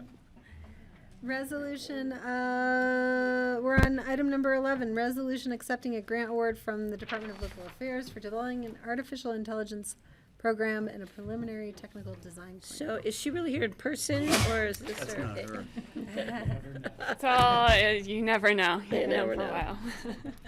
Good afternoon, Kara Silbernuggle, Deputy County Manager. Before you today is a resolution for the acceptance of a DOLA planning grant. This is for piloting an artificial intelligence program knowledge learning module. All words I did not know about 6 months ago. But in short, Pickens County has been talking with a vendor that has partnered out of Washoe County. I think that, yeah. Washoe and- County, that's Reno. Yep. In Nevada, that is building out a closed AI system specifically for local governments and public service institutions. And so what that means is it's how are we taking all of our already publicly available documents and information to build that as a resource for local governments. So we have been working with them and are looking at piloting this project for a year. We would not be able to do this if it was not for the amazing work of Jeanette and our records management system by putting all of the BoCC records into Laserfish is why this is even something we're able to pilot and why we're a little ahead of the game from other organizations and jurisdictions in the state. So with that, DOLA is supporting our pilot effort and splitting the initial cost $15,500. This came before you as part of the Q1 supplemental, and this is, we found out about the grant after the Q1 supplemental process. Questions for Kara? I could Go ask ahead. one, Yeah. only out of naivete about how this particular application works. But will the AI here have the opportunity to garble things? Like, could it take data from the county and create some new document? Like, if you're looking at an online AI that's interpreting and searching the web and combining things, they often come up with stuff that's just flat out wrong or incorrect. And I'm just wondering, my guess is this doesn't have this is not the same thing. It's a closed system. Correct. But are there opportunities for the AI to actually corrupt data? Not to corrupt the data, so the way that we are, so it is not pulling directly from Laserfish. We basically are creating another data source, and it is pulling everything that it is using and learning from is in essentially, Jeanette's been great, is mirroring Close. our existing data pieces. So it will not corrupt any of our original. Okay, so we still have the original. It's not like having two wristwatches and never knowing what time it is. It might be. That's why we're piloting it. It's like you when you go to a meeting that you didn't go to and they're garbling what Exactly. you Yeah, said. we've seen that happen, right? Okay. I think it's important for the board to understand is that this is a pilot, both for the technology and how it can be applied, but also how we incorporate it into our work processes. We're seeing the need to increase productivity with existing resources, and we think generative AI is a potential tool for that, but there's a lot of unknowns, and so we're going to be on the leading edge in Colorado and implementing some of these technologies in a pilot format. It can generate memos. You know, if you've used a chat GBT, it's a lot, or GP, I always get that wrong, but you know what I'm talking about. It operates a lot like that, and we've done some tests with our data, a more limited segment of our data, but asking it to write, for example, histories of our REMP program and that sort of thing. And it's been pretty good. It's been pretty accurate, and we think could save us hours of work. But we're also going to be doing some quality checking, to your point, Greg, to make sure that it's not either misinterpreting or generating misinformation using our records and that sort of thing. But this is a tool that's our next generation of workers are going to be using, and we wanted to be at the leading edge of starting to pilot it and see how we could apply it in our organization. I would think with a considerably more finite pool of information, it's going to be more accurate than when it's pulling from the universe. That's our thought too, at least for when we're doing strictly county-oriented and historical work. There's often times where we want to go outside of our records too, and we'll be understanding that better through these pilots. Pardon me, I was going to say, it occurs to me that that makes the job of the copy editor or an editor who actually can go back and look to verify if it's real. And a lot of the times I see it with generative AI in text, it creates redundancies. And it's like they tell you in 3 paragraphs what they could have told you in 1 or a half a paragraph. Maybe the instructions were make it X number of words, so it just kind of keeps saying the same thing in 3 different ways. It'll be interesting to see what kind of scrutiny is necessary in order to make it actually function.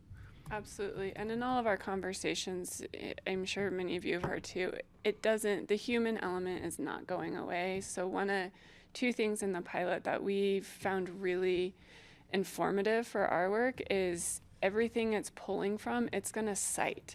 So it's going to cite what meeting packet, minute, ordinance, or resolution. So we can instantly click and go confirm it. And then, of course, as John's saying, part of the quality control is not to generate and never have eyes on it. Part of this the human element still definitely needs to be there.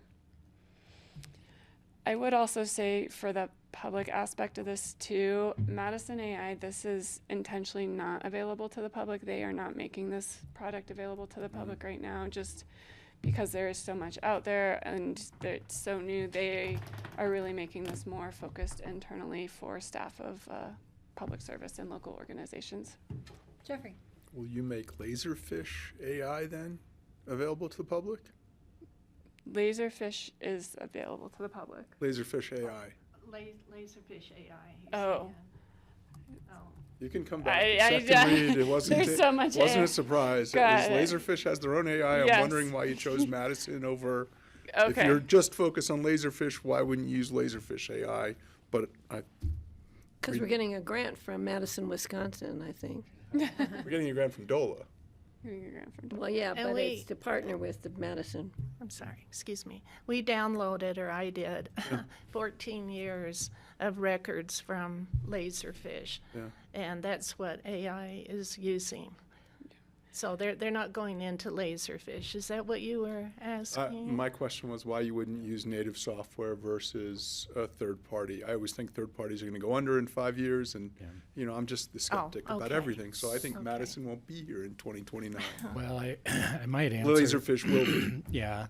So we started working on the Madison piece a while back now. So we've been at this for a little bit, both with DOLA, but there's also a cohort of other Colorado local governments testing this. And so this product is not based in a particular record software. And so it's learning, so it doesn't tie us to a particular, and not that we have any vision of going away from Laserfish, because I don't want Jeanette, she's drilling into my head right now.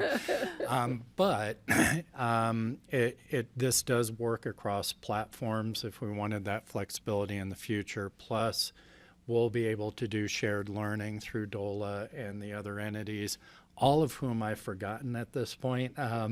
But Kara, you may be able to say. So we thought that provided some advantages for us.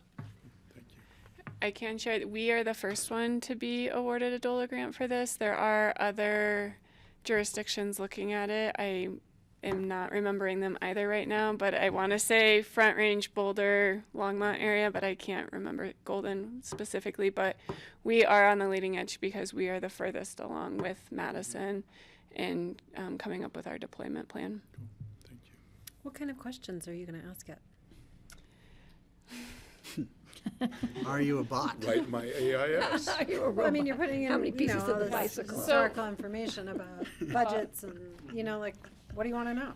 Absolutely. So what's intriguing? Questions that have been intriguing that we piloted, and this was only 2020 to 2024, was, can you please tell us the history of the REMP program and the funding between the city and county, right? Or the time I think we were working on some of the airport financing and was, how has I can't remember but what's the financing mechanisms for the airport, and it's pulling from the state statute, and what are the restrictions of airport financing?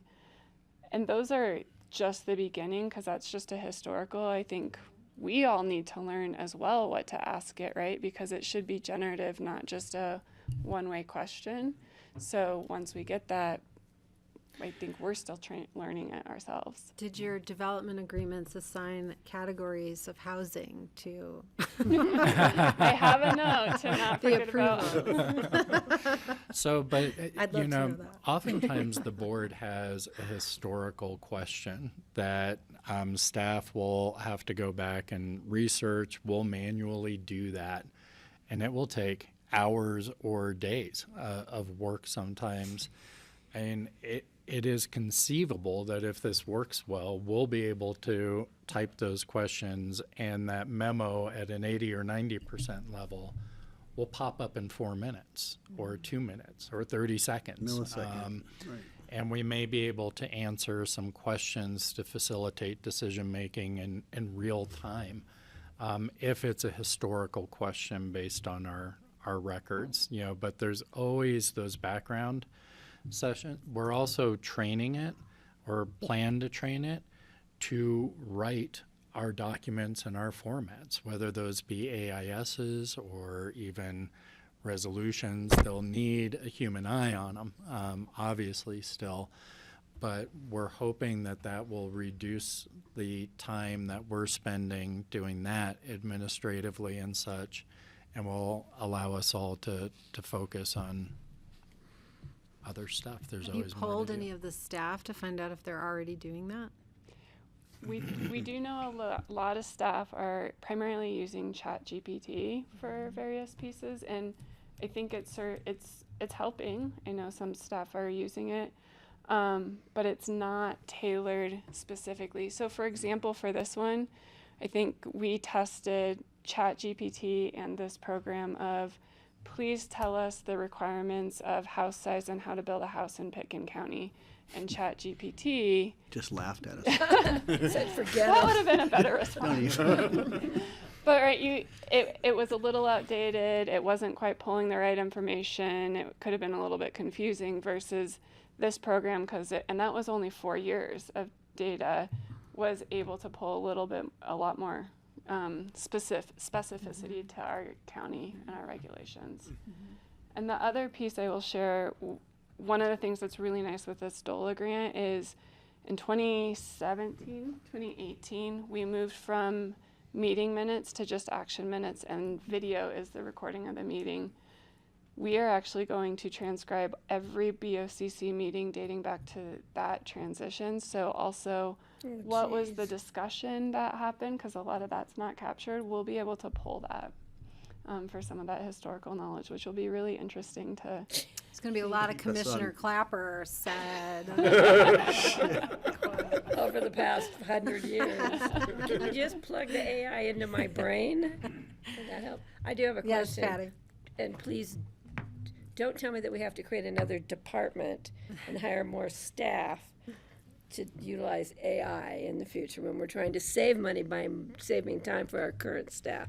Every time we've tried to do something innovative, we've ended up with a whole new department in the county. I don't want to be going there. Please tell me. I'm not going to tell you that right now. I'm not getting any answers out of you No, guys today. I will. I do think that this is a really disruptive technology that we're trying to figure out how to apply to be less disruptive for us as an I think organization. it's applying it right now. on And our I know. screen. And it very well could be not that we'd need a new department or such, but it may change how we think about some of the roles and how we're organized to deliver services and Based on that new technology. exactly. And so in all seriousness, if this does, take over a certain level of workload that's currently done manually and automates that, it probably changes how we think about some of our organizational structure and such. So that, and that is not to alarm anyone. It's just to say that, we are all still going to have a significant role as people in providing services, but we may need a versus managing just networks and that sort of thing, we may need to be thinking about, chief kind of technology officers thinking about how to apply these tools to our processes, that sort of thing. Yeah. Thanks, John. Other questions or discussion? I just thought it was quaint that John said he's going to be typing in the request to the AI. You'll not have to type it. You can just say, computer, tell us this, and it will Into space? blurt it out. Yeah. It's always listening. It's omnipresent, right? Scary. Is there a motion to approve the acceptance of this grant? I'd make a motion to approve it. Thank you, Greg. Is there a second? I'll second and set for public hearing on the 23rd. Thank you. All in favor, please say aye. Aye. Aye. Thank All you. right, thank you. We are going to take a 15-minute break. So come back. Back. 2:40, a little bit longer than Wait a 15 minute. minutes. When's- Nice round when's, number. Please don't be late. 2:40. When's Bridger's thing? Isn't Thank that you, start- guys.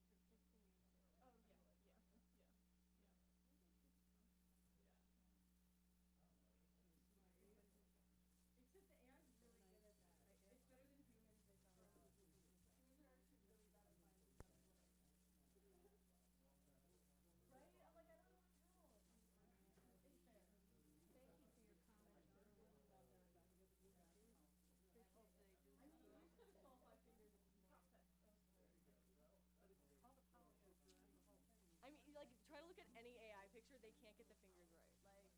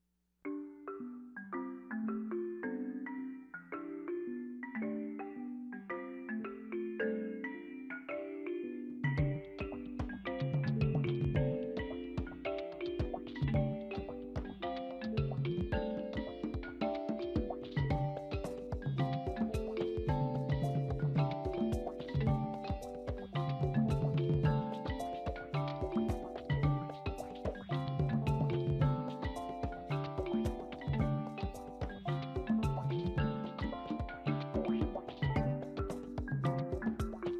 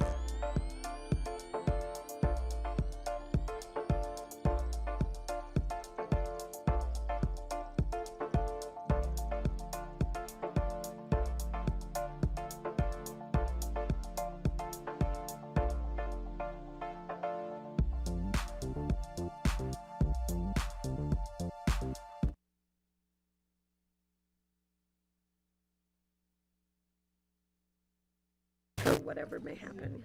No problem. I think we're live. Are we live? Yeah, this is just Great. Okay, welcome back everyone to the Pitkin County Board of County Commissioners regular session on Wednesday, April 9th. We are on item number 12, starting off our second readings and public hearings. And the first of those is a resolution supporting a grant application and contributing matching funds if awarded for the Redstone Historical Society DeMaestri Direct Cottage acquisition. Kara Silbernagel, thank you for being here and remind us what we talked about before. Thanks. Absolutely. Thank you. Kara Silbernagel, Deputy County Manager, and online is Jeff Beer and Lisa Matson from the Redstone Historical Society. So this is a second reading. You all heard this a couple weeks ago. What is before you today is a resolution there's two parts of it. One is in support of their grant request to the History Colorado State Historical Fund, as well as a request for $200,000 in funding to support that grant. At the last meeting, there was quite a bit of conversation and confusion around the grant amount that was required for matching dollars and the request to Pitkin County. So I want to outline those as we walk through what was discussed at the prior meeting. So Redstone Historical Society is being offered for sale the cottage for $825,000. The owner has committed to a contribution of $275,000. The grant request is $250,000, and what has been requested of Pitkin County is $200,000 as part of closing that $350,000 total funding gap. We have confirmed with the program manager for the grant fund that the 25% match of the total cost, which is $825,000, the grant already meets that matching amount just through the owner contribution. However, most grants, and in order to really be competitive, they need to really show that there's progress towards that additional $350,000 funding gap. So really just the request isn't different before you today. I just wanted to reframe it a little bit more clear of it isn't so much tied to the grant requirement for matching funds, but more to close that funding gap. And so that is the $200,000 request for support for this acquisition. What we have clarified in the resolution and based on BoC conversation is that this would be coming from the parks dedication fee based on conversations that this would fall within the recreation, I believe, the parks or recreation language in the code. So it does meet those based on attorney's review. We clarified in the resolution that this would be funded up to $200,000. So if the Redstone Historical Society does achieve additional individual contributions, then you can come back and we can reduce whatever that $350,000 funding gap is, and that this would only be awarded if that grant is awarded as well. So that is what is in the resolution.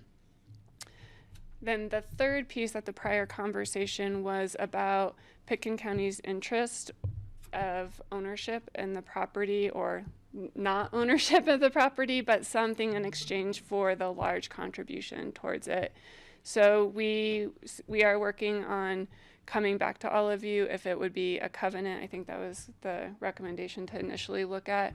We would come back to you before that June award to have that discussion about what that property interest would look like or covenant on the property if Redstone Historical Society is successful in acquiring the property with this grant.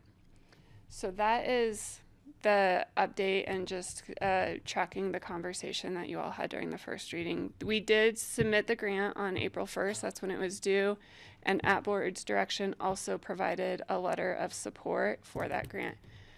We did provide in the grant application, based on first reading, the BoCC was tentatively moving towards the $200,000 request. So if there's a change today, that we can make those changes in the grant application, but it would have implications for their grant application.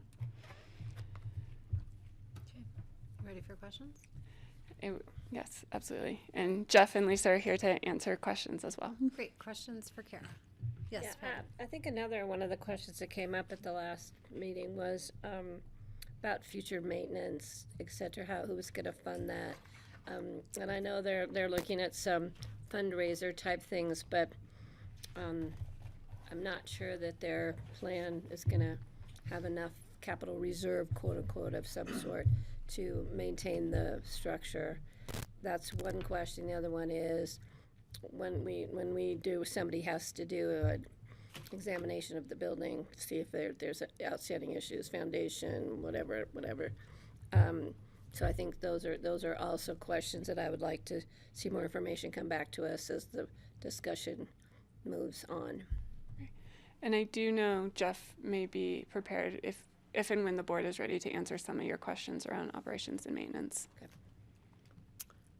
Okay, Jeff, would you like to answer Commissioner Clapper's question right now? Sure.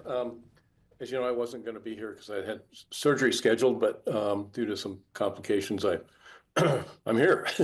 And we understand that we need to have funds for continued operation of the museum and maintenance and what have you. And we've based it on projections because we have no history on that, other than some donations from the smaller building down by the general store. And we have, let me just go into that. We have we've projected an income of $22,000 annually, and this includes donations, public donations. We have an annual event each year. We have one scheduled this year in conjunction with another business in town. Membership donations, product sales, such as, books, cards, various things which we're working on right now. The tours we do of town, fireside chats, and various groups that come in. We've got one coming up. They've already given us $500 for that tour. And the other thing we've come up with is we've got a building that is a functional, it's a residence, and the back end of the building has a kitchen, has a bedroom and a bath. And we think initially, while we go through the figuring out how we're going to decorate, place things, do all that we would rent that out as employee housing and certainly offer it to Pickett County to one of their employees. And that would probably, the income from that would probably cover most of our expenses as we go along and develop everything else. And Lisa has kind of gone through this too, if you have anything to add as to the income portion of it.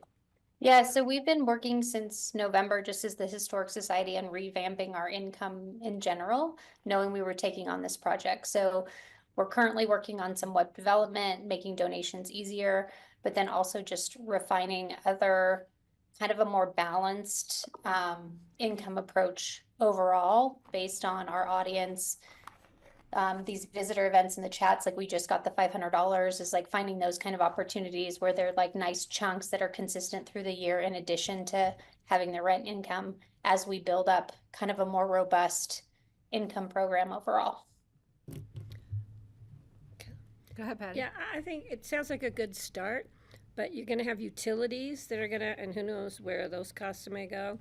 And I think as far as rental, I think that's a nice idea, but you're going to have to find somebody pretty special who's going to want to be living. I would love to live there with that bathtub, but somebody who's going to be there while you're in the process of renovating and adding historic, articles in there, because it's not a large space. It's a beautiful space, beautiful historic space. But I think at the end of the day, you're going to be using all that space for all the accumulated artifacts that you have. So that would be kind of a very temporary source of income. But at the end of the day, you are going to have to be responsible for pretty major, structural issues possibly, but also just utilities in themselves. I just don't want to move you guys. I want to move you forward for success. So by thinking about what obstacles may be coming your way and how we can avoid them. I appreciate that, Patty, because we've looked at that also, and we've done a breakdown of known expenses with the property right now. And we've estimated we're going to have about 10,000, pardon me, I'm looking at, let's see, close to 11,000 a year in expenses, looking at insurance, utilities, maintenance, yard, and we're also have to help us with this. It's not income, but we have a pretty significant community support and volunteer work to help. Some are contractors, others just willing to work as docents, things like that, lawns, what have you. So we will be diving into that. But we do have the numbers we came up with was close to $11,000 in hard costs that we would have to, and those will be refined as we go in. And I also understand about it would take a special person, and this would be a temporary residence. I do know right now the Redstone Inn, they're having to give up their rooms to get housing for their employees, and so it's certainly a critical, as it is everywhere else, and this might help that on a temporary basis, because we would want to use the entire house ultimately at some time. Okay, thank you. Other questions for Kara or Jeffrey? Go ahead. So Jeff, Lisa, or Kara? Jeff, Lisa, or Kara, how do you close the funding gap in terms of the overall purchase price? So it looks like you're still 100 to 150,000 short, 100 just on a cash basis, 150 if you're going to have any runway or any savings for capital improvements. Right. Right now, our fundraising, we have raised about $10,000 locally from local donors. That's people in Redstone or have a connection to Redstone. We have a generous grant of $20,000 from the Wexner family. We are reaching out. I've written personal letters to some of the high dollar people who have ranches or interests in the Crystal Valley. That includes Crystal River Ranch, the Waltons, and other people like that to see. And these are personally directed with benefits showing what we're doing and what the benefits in the long run would be. We are developing and doing what we can to find, to sponsor sooner than later events.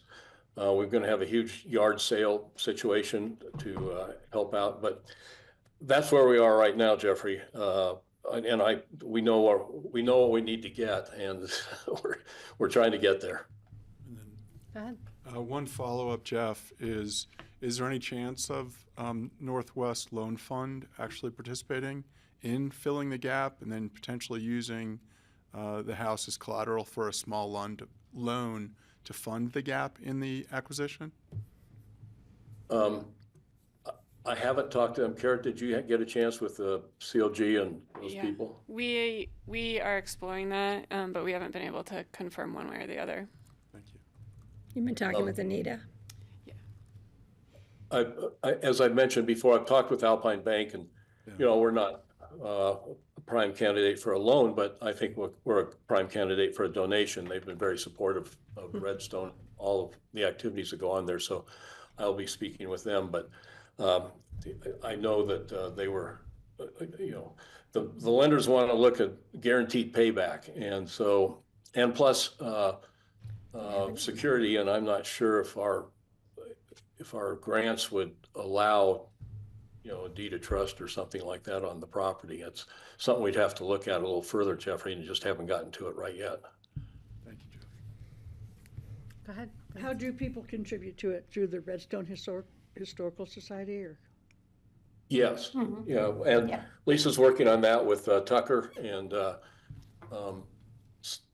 you might mention just a little bit what we're. Yeah, so we put it out a petition, kind of to get interest, but then we're also working on updating the website and the channels so we can get just easier donations in a small way. That's obviously not going to do the whole $150,000 gap. I think we need these larger audiences, but Tucker and I also are working on how to deliver the historical information in a more digital, kind of youthful way going forward, because we know that there's consistent opportunity there, digitizing what we have and then creating kind of like income for this raise. And then Jeff mentioned in June, we were able to establish a relationship with Joy and Wild here, who holds the plein air event in Redstone, and we're going to be the benefactor for that event. So we've reached out to the owner of the cottage to see if we can do kind of a cocktail event on the property, or hors d'oeuvres or something like that, to get all of the traffic that are here, which are non-community members for the most part, they're visitors, to help raise kind of a chunk of those funds that evening as well.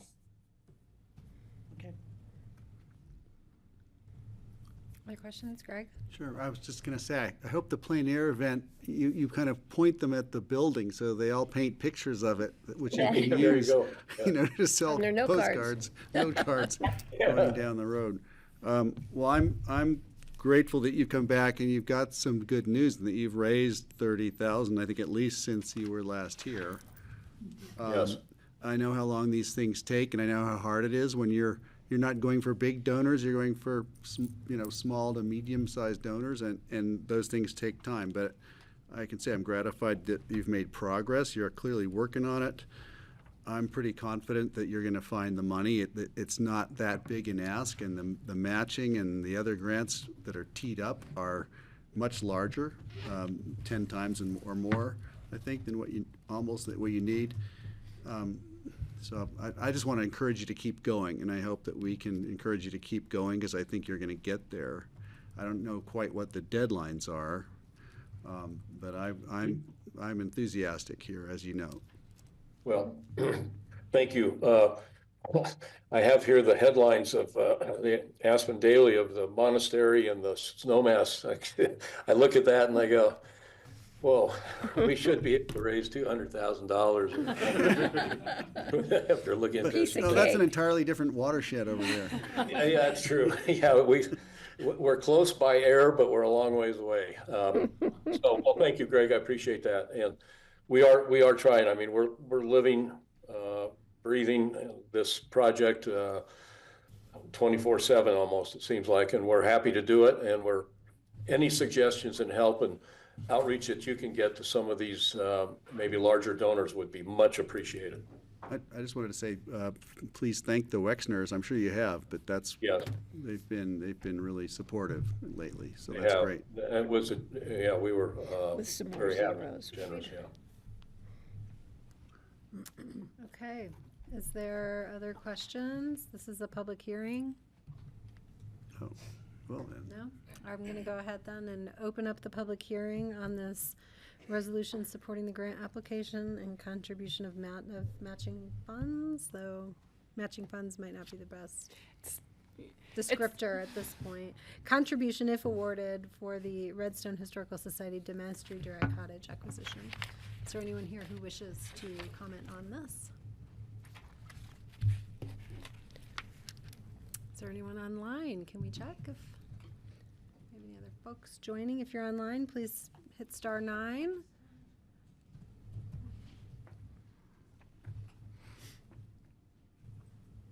Okay, I'm not seeing any public comment on this, so I'll go ahead and close the public comment for this hearing and bring it back to the board. I'd like to make a motion Go ahead, Francie. to approve the resolution of the commissioners supporting a grant application and if awarded for the Redstone Historical Society Demonstration Cottage acquisition from the Colorado State Historical Fund, leaving out the matching funds part. I'll second that, but do we need, because the resolution does specifically state matching funds, the title. And maybe I can clarify, we left it in as matching funds, so it still is matching funds for the grant. It might not just still be as specifically, should but it leave still that in is there. the matching funds for a grant. So, Francie, Add the matching funds. okay. All right, we'll keep that in. I will second that with matching funds in there. I'll Thank you. third it. All right, any further discussion? All in favor, please say aye. Aye. Aye. Be talking to you guys again, I know. Any opposed? Hearing none? All right. That has passed, and we wish you good luck. Look forward to celebrating with you this summer. It's Lisa and Jeff, it's all uphill from here. Just want you to know. Appreciate it. You'll hear from us our progress. Make sure you put a link on your website to make it easier to give you money. Yes, I'm in the middle of that right now. I'm on it. Okay. Thank you, Francis. All right. Thank you. Thank you all. Thanks, Kara. They're back. Our next public hearing and second reading is a resolution repealing Resolution 73, 2009 and Resolution 144, 2010, authorizing amendments to the Pickens County Employee Handbook. Hi, Phyllis Hi there. Mattias and Jeanette Jones. Welcome back. This is our cleanup crew. That is it. Yeah. Talk about people who like words and details. We've been knee deep in it and finding things. So this is a cleanup item, rescinding the employee handbook from 2009 and 2010. So only 15 and 16 years ago that we found that were never rescinded when other editions of the handbook and other documents were created. So it's pretty simple. There's no changes from first reading, and unless you have questions, I think that's it. So I just want to confirm that there is a current handbook in place that will remain absent the repeal of these old versions. There is a current one from January 1st, 2025, which was revised. And it's online for the county It's employees. online. Mm-hmm. All right, any questions for Phyllis or Jeanette on this? I will go ahead and open the public hearing. Is there anyone in the public that wishes to comment on the old and outdated versions of the Pickens County Employee Handbook? And if you've read it, you get $200,000 out of our Parks Dedication Fund. Unless you're not staff. We got some takers here. No former disgruntled employees. I was just getting comfortable with the 2010 version. Did you read it? Yeah, you've been reading it for 8 years. Okay. The year I left seeing- office. Just please double check online for me. I don't see any hands at the top, but we'll be. Okay. I'm going to close the public hearing and bring it to the board for discussion or a motion, please. I would love to make a motion, since I was on the board in 2009 and 10, repealing the resolution repealing sections. Oh, wait. I want to make a motion to approve. There's a lot of resolutions in this. Approve a resolution repealing Resolution 073, 2009 and Resolution 144, 2010, both titled Authorizing Amendments to the Pickens County Employee Handbook. Thank you, Patty. Thank you, Second. Greg. Any further discussion? Seeing none, all in favor, please say aye. Aye. Thank Aye. you, ladies. That's a tongue twister And I, title. yeah, I think our cleanup crew needs to be the quality assurance for our AI. Yeah, right. I think they I think are. we can beat the cleanup crew. Who needs AI if Yeah. you got them? Yeah. All right, thank you. Looking forward to 2026 version. All right, item number 14, an ordinance of the BoCC approving the purchase of 414 Pacific Avenue, Unit A, Alpine Grove Condominium, Aspen, Colorado. And we have our housing team here. Impossible to find on a map. Greg's still looking at the map. No, I Did went you and walk I out there looked and for it look and I got for it? lost. Showed you the map last time. I know. But I couldn't do it online. Right. Was there a change in You can this? come knock on doors every even year and we'll find it together. Oh, really? So I learned everything. Okay, I thank think you. I have a root canal scheduled in. Okay, we're being handed out a new version of this ordinance, so please introduce the item and then tell us what's different. Yes. Good afternoon. I'm Ashley Pearl, Resiliency and Housing Director for the county. I'm joined by Andrew Miller for the housing team. This is a second reading, a public hearing of an ordinance to purchase a new housing unit located at the ABC in Alpine Grove condominiums. The reason I passed out something is the previous ordinance that was in your packet had the wrong formatting. So this has the correct formatting for a two-read ordinance, which is what we need to use to purchase a unit. So this will be updated in Laserfiche, and this will be what the board ultimately signs. And it just didn't make your packet, so now you have that. None of the words have changed, just the the flow of it. If you have further questions, you can ask Rye. We're excited for this. I think you heard about the unit last time at first reading. This would bring the total number of units that the county owns to 20 units. And then we rent those back out to our employees and to community members.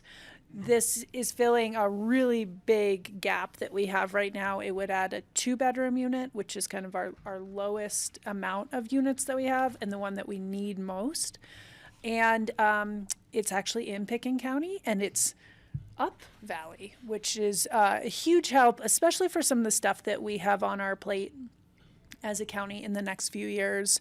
Just really large infrastructure projects, staffing changes, all sorts of things. Anytime we can grab a unit that actually is going to decrease a commute time for an employee, we really like that as well.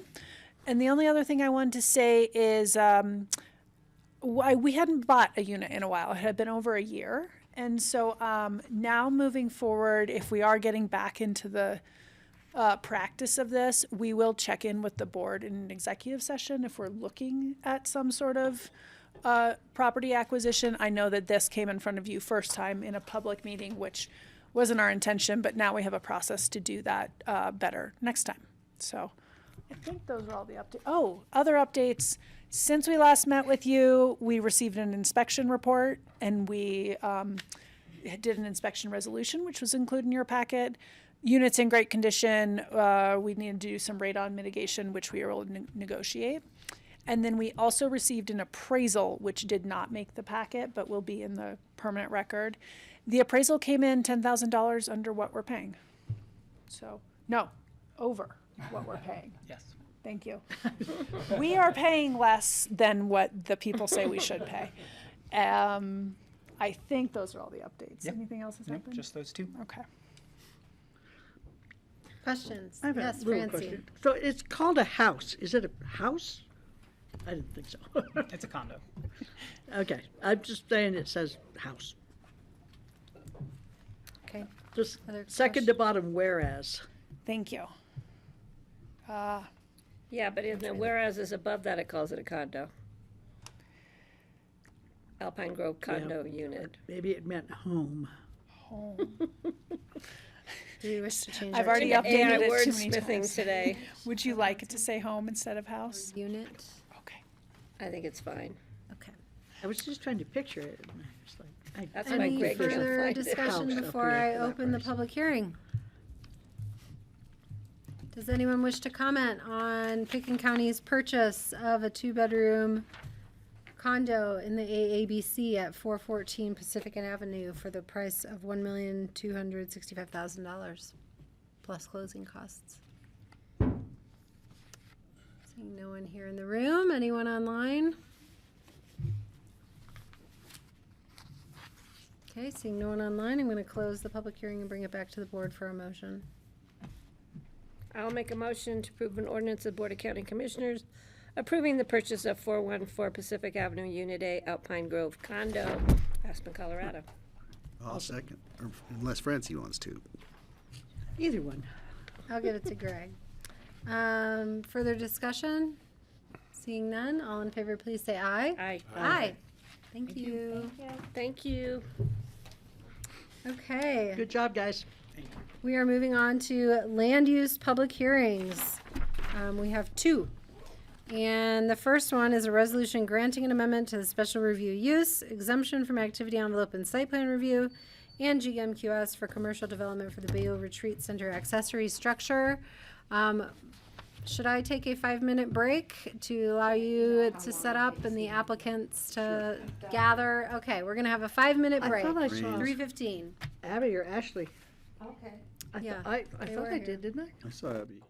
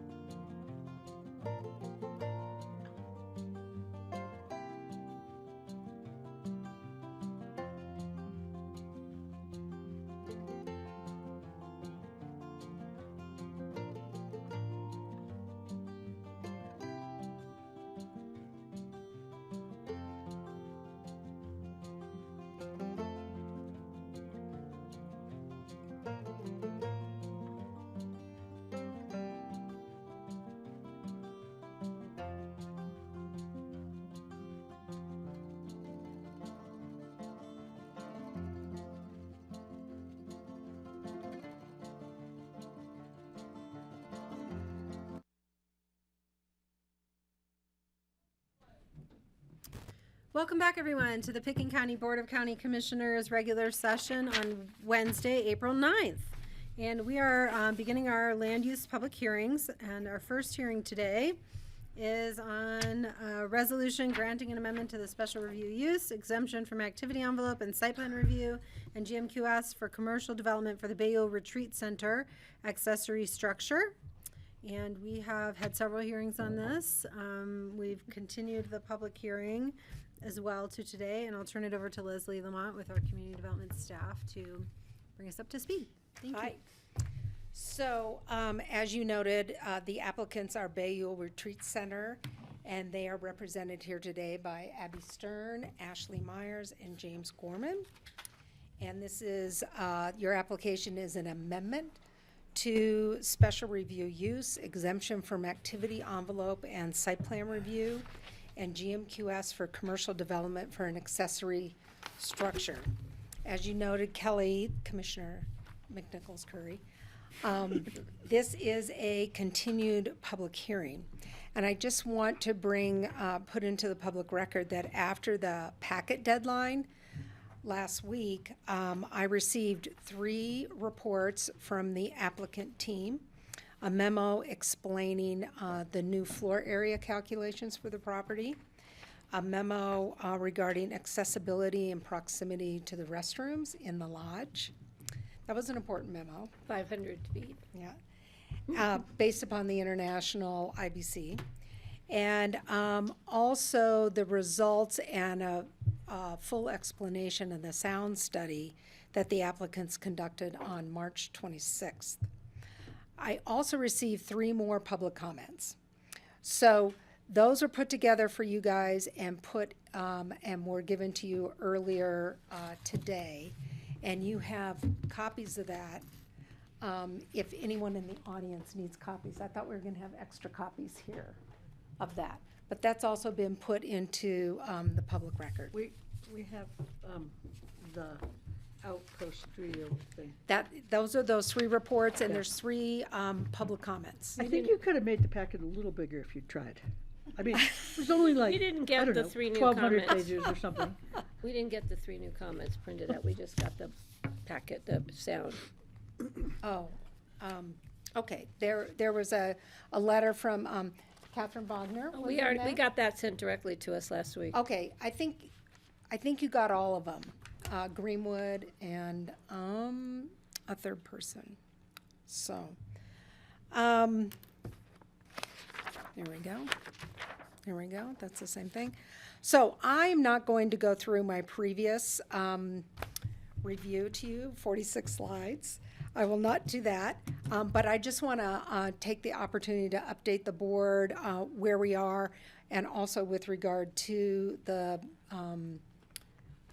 new information that the applicant prepared and submitted. So here is a little screenshot of where the property is in relation to Frying Pan Road and North Fork Road.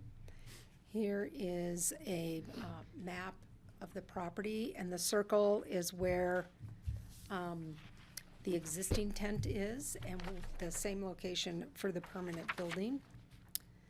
So our process to date, and Kelly, you kind of covered this. So your February 12th meeting, February 9th meeting was continued to March 12th, and you also set a site visit. After that public hearing in February, there were multiple zoning and building code complaints that were submitted. And a code enforcement case was set up and notice of violations were issued. So the BoCC canceled the site visit, and the BoCC continued at your March 12th meeting. The BoCC continued this public hearing to April 9th due to these notice of violations. You set a site visit for April 4th. You conducted a site visit on April 4th, and I counted approximately 16 folks there, and I think there were 7 or 8 Frying Pan residents who joined us. I did not include the applicants as Frying Pan residents, but they're in the 16 count. So the status of the NOVs, and we looked at a lot of this while we were on site on Friday, But there are two areas on the property where fence permits were issued, and that's the fence that was around the sauna and the hot tub area. And as noted on site, that fence now complies with the safety standards, particularly having a fence around a public hot tub area. And then there's a fence around what I'm calling the boneyard. It's a storage area. And those two received fence permits. The other fences that were installed without permits were removed. There were two wood storage sheds that were also constructed without permits, and those were removed. Demolition permit was issued for the improvements to the garage carport area, and we saw that demolition kind of happening on Friday. The electrical inspection for the sauna happened this Monday. Jordan Arnold, our electrical inspector, said there were some minor things that they still have to correct, but it was typical of what he sees, and assumes that those corrections will be done the end of this week, and then he will do another inspection. For the hot tub installation, a permit is ready to be issued, and that permit will be issued once the rent fee is paid, and then once the rent fee is paid and the permit is issued, and if there's any corrections that need to be made, then there will be an inspection required for that. But that permit is ready to be issued. So the applicant submitted some supplemental information. At our last hearing in February, there were a lot of questions as to what really is the existing square footage on site. You know, we had a 1987 survey, we had a 2004 site plan map that was prepared when they came through with their, in 2004 when previous owners came through for an approval. We had a 2020 inventory that was done as the property was being prepared to be sold. So Abby and Ashley decided to get a new survey. And the survey was based upon previous data and previous surveys, and it was also then field verified to figure out what is the existing square footage as measured as floor area on the property. And this is also based upon our current floor area calculations in the code. So the new survey from Aspen Survey determined that there's 17,116 square feet of existing floor area on the property. Previously, it was 17,047 square feet on the property. There's 723 square feet of the 2004 approval that was not built. When you saw this last time, it was 805 square feet was not built. The tack barn was a little bigger last time. The tack barn is 357 square feet. And again, that's using our current, the way we calculate. So as you saw, part of the tack farm is not taller than 5'6". So Dana Ellis, who is the applicant's architect, she subtracted that from their calculations. So the current tent is 1,500 square feet. And this is how this is all shaking out using the new numbers in what the applicant is proposing and what they need to do to, as part of this minor amendment.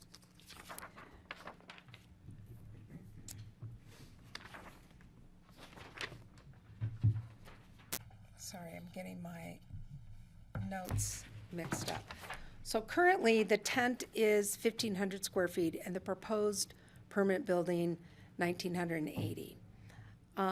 A total of 777 square feet is requested to accommodate the tent. And then for the permanent building, a total of 900 square feet of additional floor area is requested to accommodate the permanent building. So this is the chart that you guys saw in February. This is now the new chart based upon the new numbers. For the applicant's benefit, it was originally assumed that mechanical areas are exempt square footage, but they are not. So we're counting the full 1,980 square feet of the permanent building. And I talked to Dana about that this morning. So this is how the new numbers look based upon the kind of as-built. So for this property is zoned RS30. The overlay, it's the frying pan overlay district.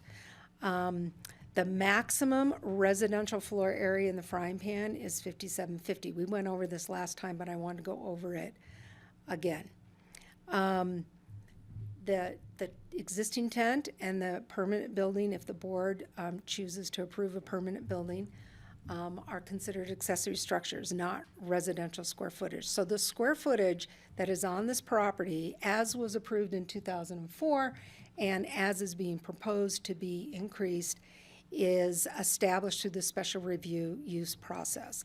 Resort, cabins, guest ranch are a special review use in this zone district. That's why we're here as an amendment to the special review. So one of the criteria that we look at when we look at an amendment is does the floor area, if what you're proposing increases the floor area greater than 5% and decrease the open space by more than 5%. So these are the new numbers in here. The tent does not increase the floor area of the property by more than 5%. We're starting with 17,116 square feet. There's 723 that was not constructed after the 2004 approval.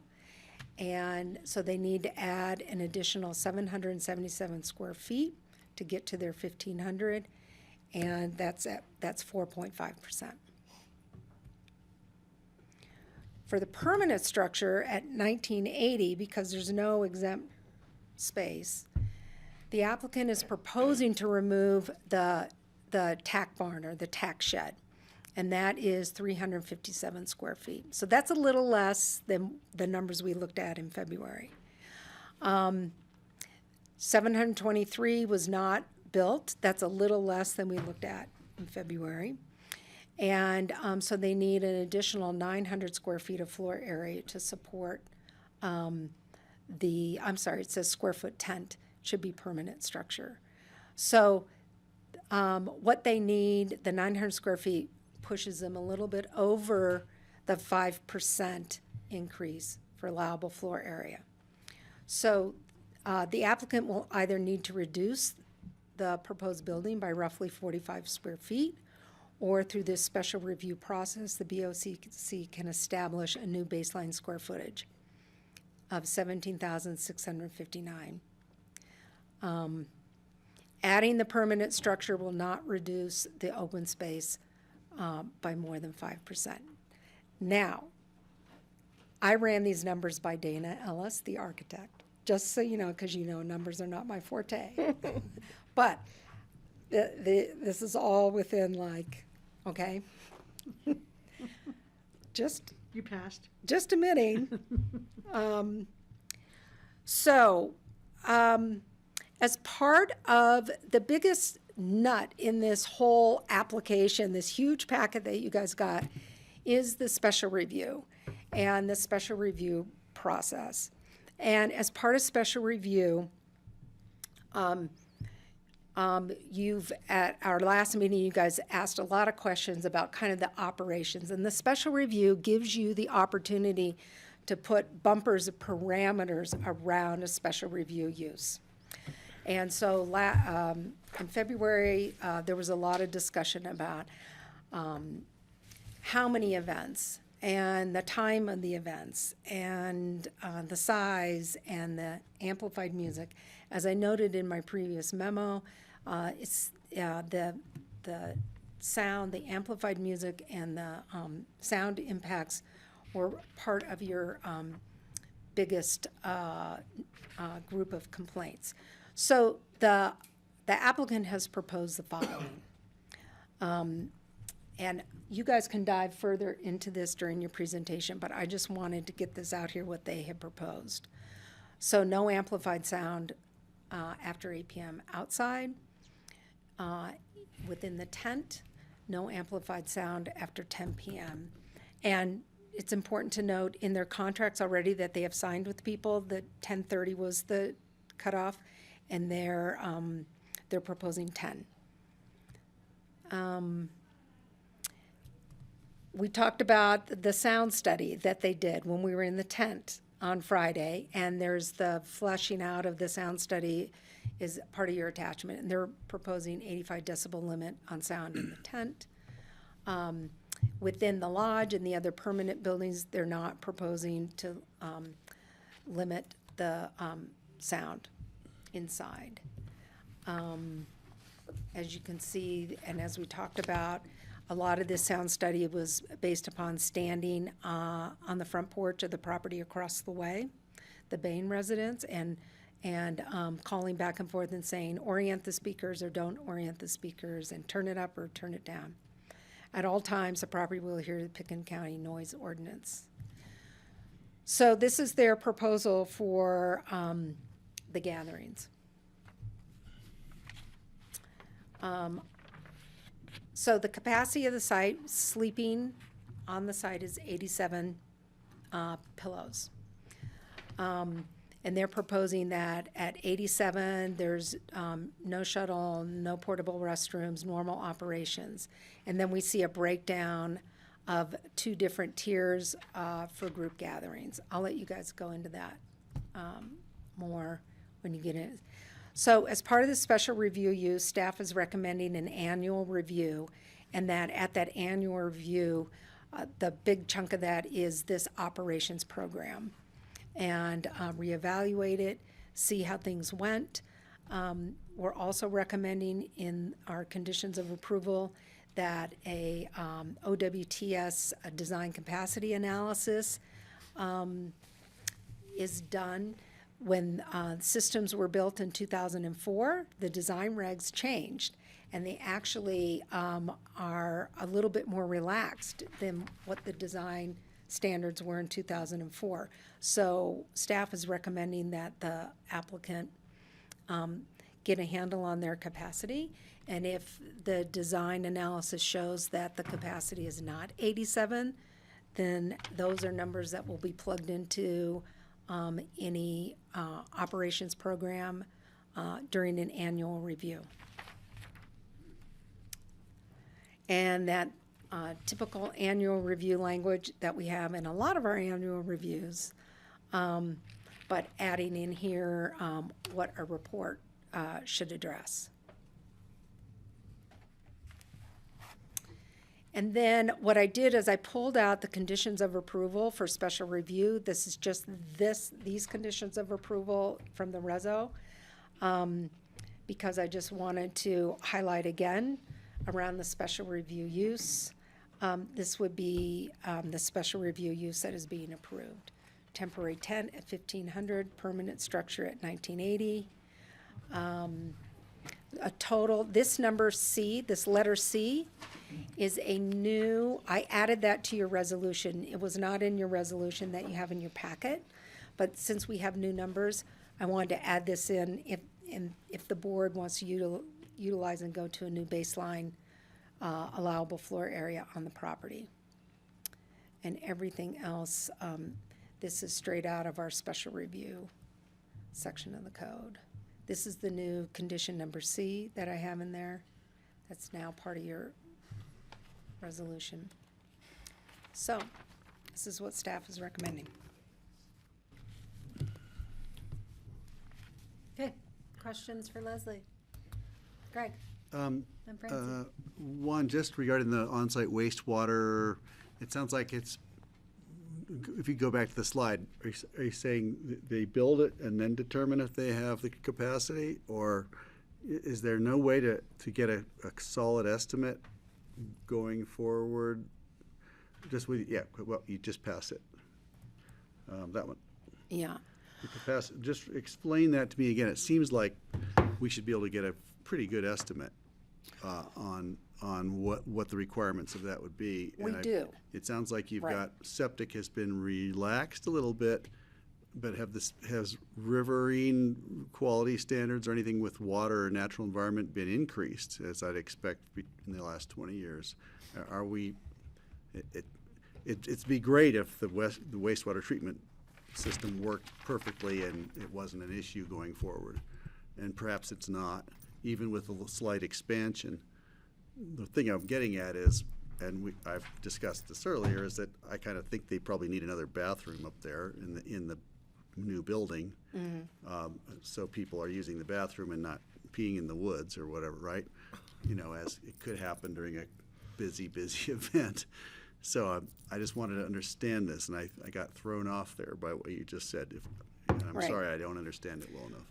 So, in 2004, when 2 new cabins were proposed and expansions to some of the cabins were proposed, there were new on-site wastewater treatment systems that were identified in the areas of the property to be built. When the property was sold in 2020, there were use permits. So basically, as part of the sale of the property, there's an OWTS expert who evaluates the property and says things are functioning well, things are not functioning well, and each of those systems get turned into a use permit. And the use permits were issued, and the use permits found that the systems are capable of handling and functioning properly. There was one correction that had to be made, I think, to the lodge system. So in talking with Brian Doherty about this, Brian said, as long as we have evidence that the use permits have been, that the systems have been analyzed and the use permits have been issued, and the environmental health really looks at systems failures, and there has not been any reports of system failures.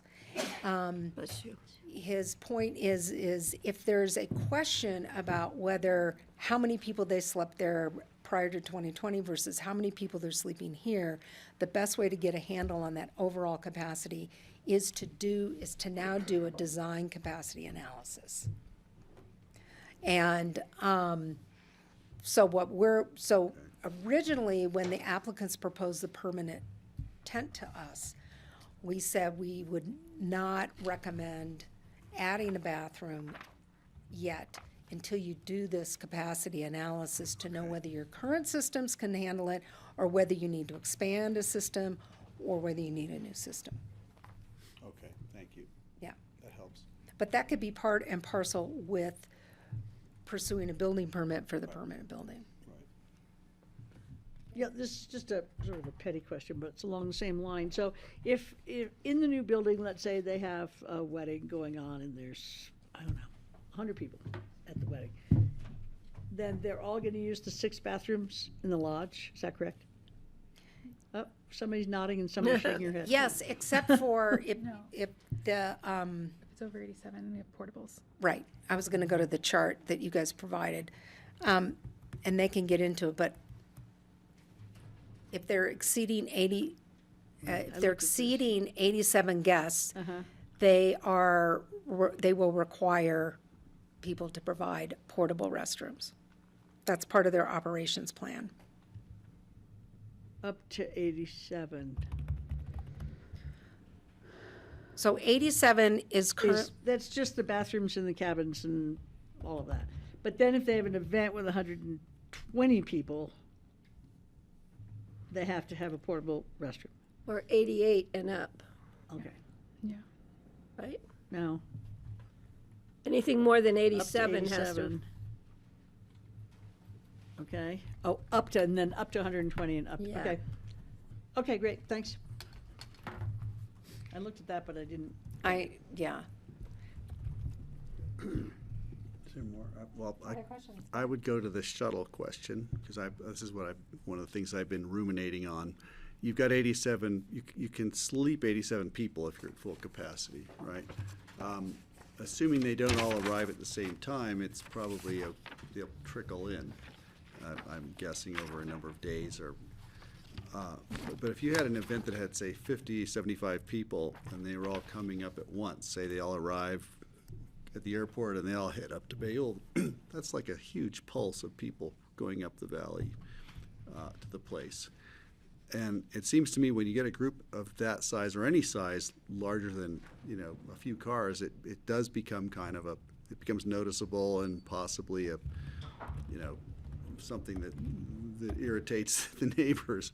And I'm just wondering, I'd like to see some positive way of getting people in shuttles rather than separate cars. When you get pulses like that, and there ought to be some way to do it. I'm throwing this out as a suggestion, only because it saves fuel, it's environmentally friendly to carpool or shuttle, and it just seems like up to 87 seems like too many. You could have 80 people come in on a plane and all drive separately in their rental cars up there. That makes the valley look But crowded. they don't have 87 units.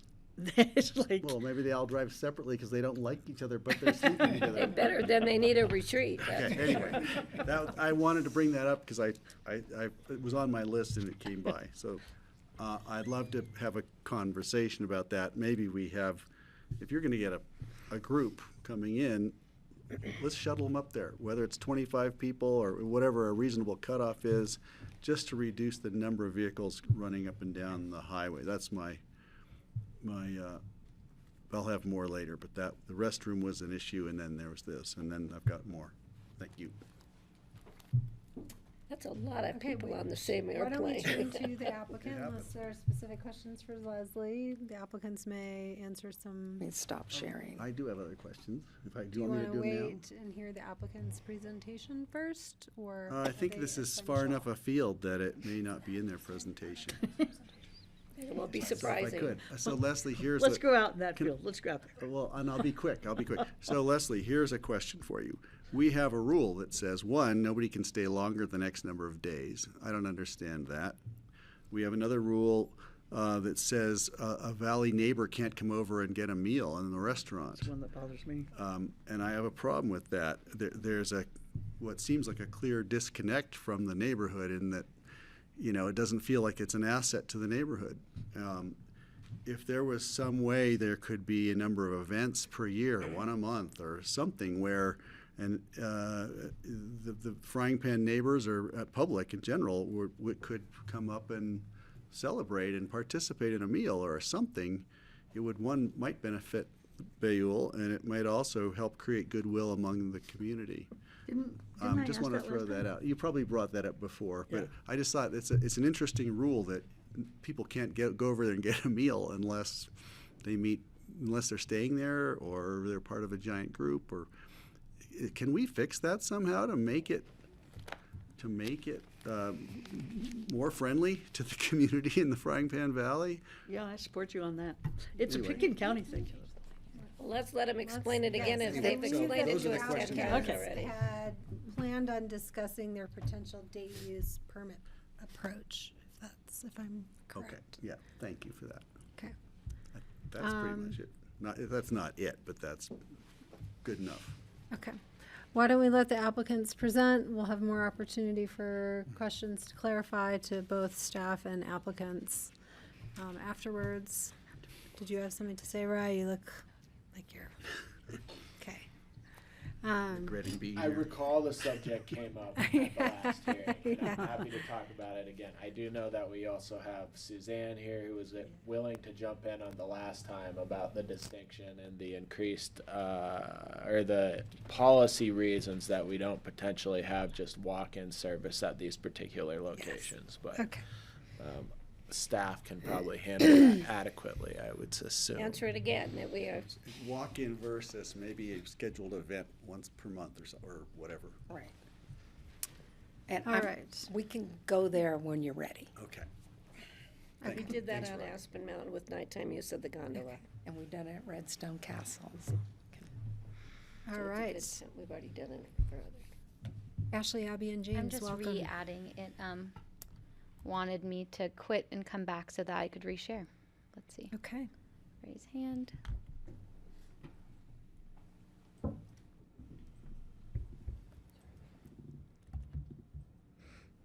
Panelist. Remember the good old days, Leslie, when we didn't have to. Paper. I know. Just some paper. Everything was already here. Flip chart? I prefer these days. Yeah. I do too, especially with a packet like this I'm week's. learning a lot. You All right. imagine handing out a 2,400-page packet. Welcome. Remember those. Thank you. I'm happy to see you before dinner time. We're coming up for dinner, by the way. We're happy to be seen before dinner time. Yeah. I'm Abby Stern. This is James Gorman and Ashley Myers.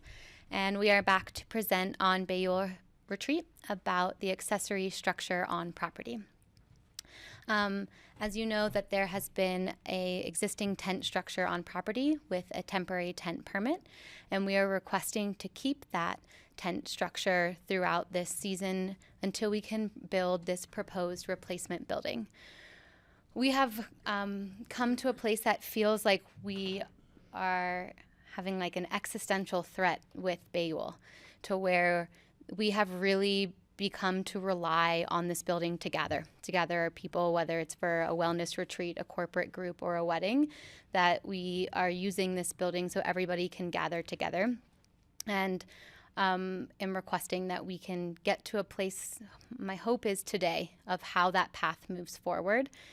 And within that, we have an event coming up the April 24th weekend that is hopeful to be able to use this space. But even regardless of that, we're really hopeful to get to a place that we have real numbers and a real plan and some solutions that we can all agree upon today, rather than keeping this going for all of our sakes to get to a place that feels good.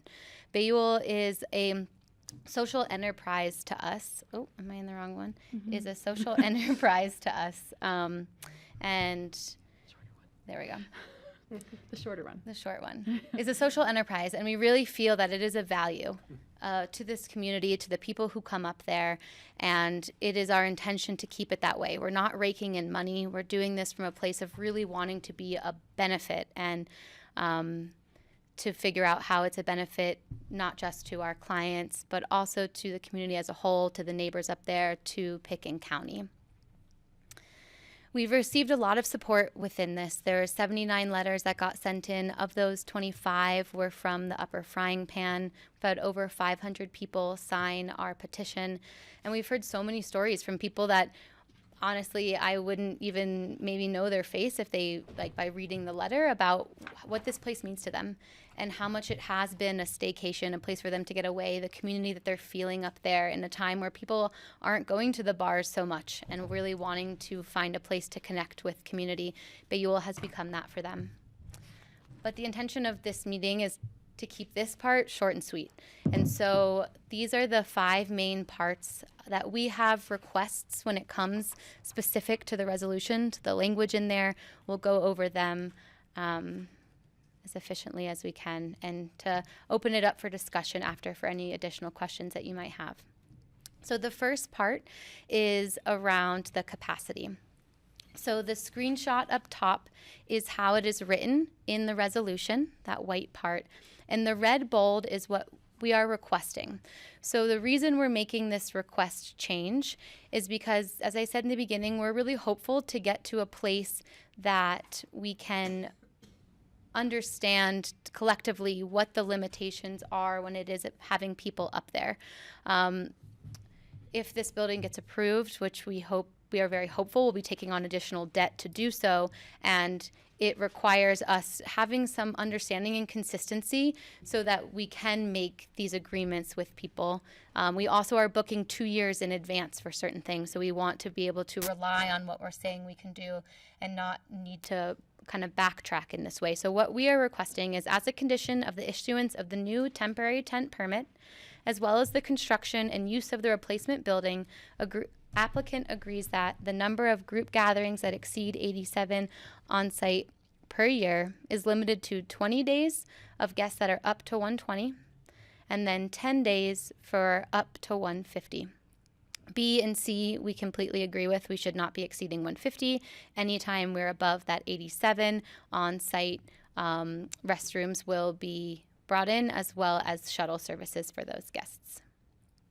So here's a breakdown of that same chart that Leslie showed before. And just to reiterate, it's basically saying from 88 to 120 is in that 20 calendar year. And then 121 to 150 is in those 10 days per calendar year. This is less than 10% of the entire year. And currently and continued forward, anytime there would be over those 87 pillows, we would bring in portable restrooms and shuttles. To just reiterate what we said last time, the grandfathered in use was this 150 for private events and for weddings. And there wasn't really a written down cap anywhere about these things. We understand once you're in special review, this is when those get created. And the other part of that 87 guests on site, these are the pillows that are in the cabins. And so Leslie and Brian Doherty came up to do a site visit to check on the changes that had been made in the cabins. And really the changes we've made is they had twin beds galore. And we have learned that people don't really want to sleep in a twin bed. So rooms that had 2 twin beds, we've removed those and put a queen bed. And that's pretty consistent throughout the property. But besides that, there hasn't been these big changes or additions that are in the sleeping spaces.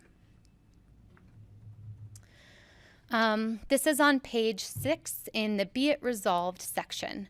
So the part that we are talking about here is like reiterating what we just said. So really requesting that these numbers can be decided upon today rather than how it's written to say that a schedule will be provided.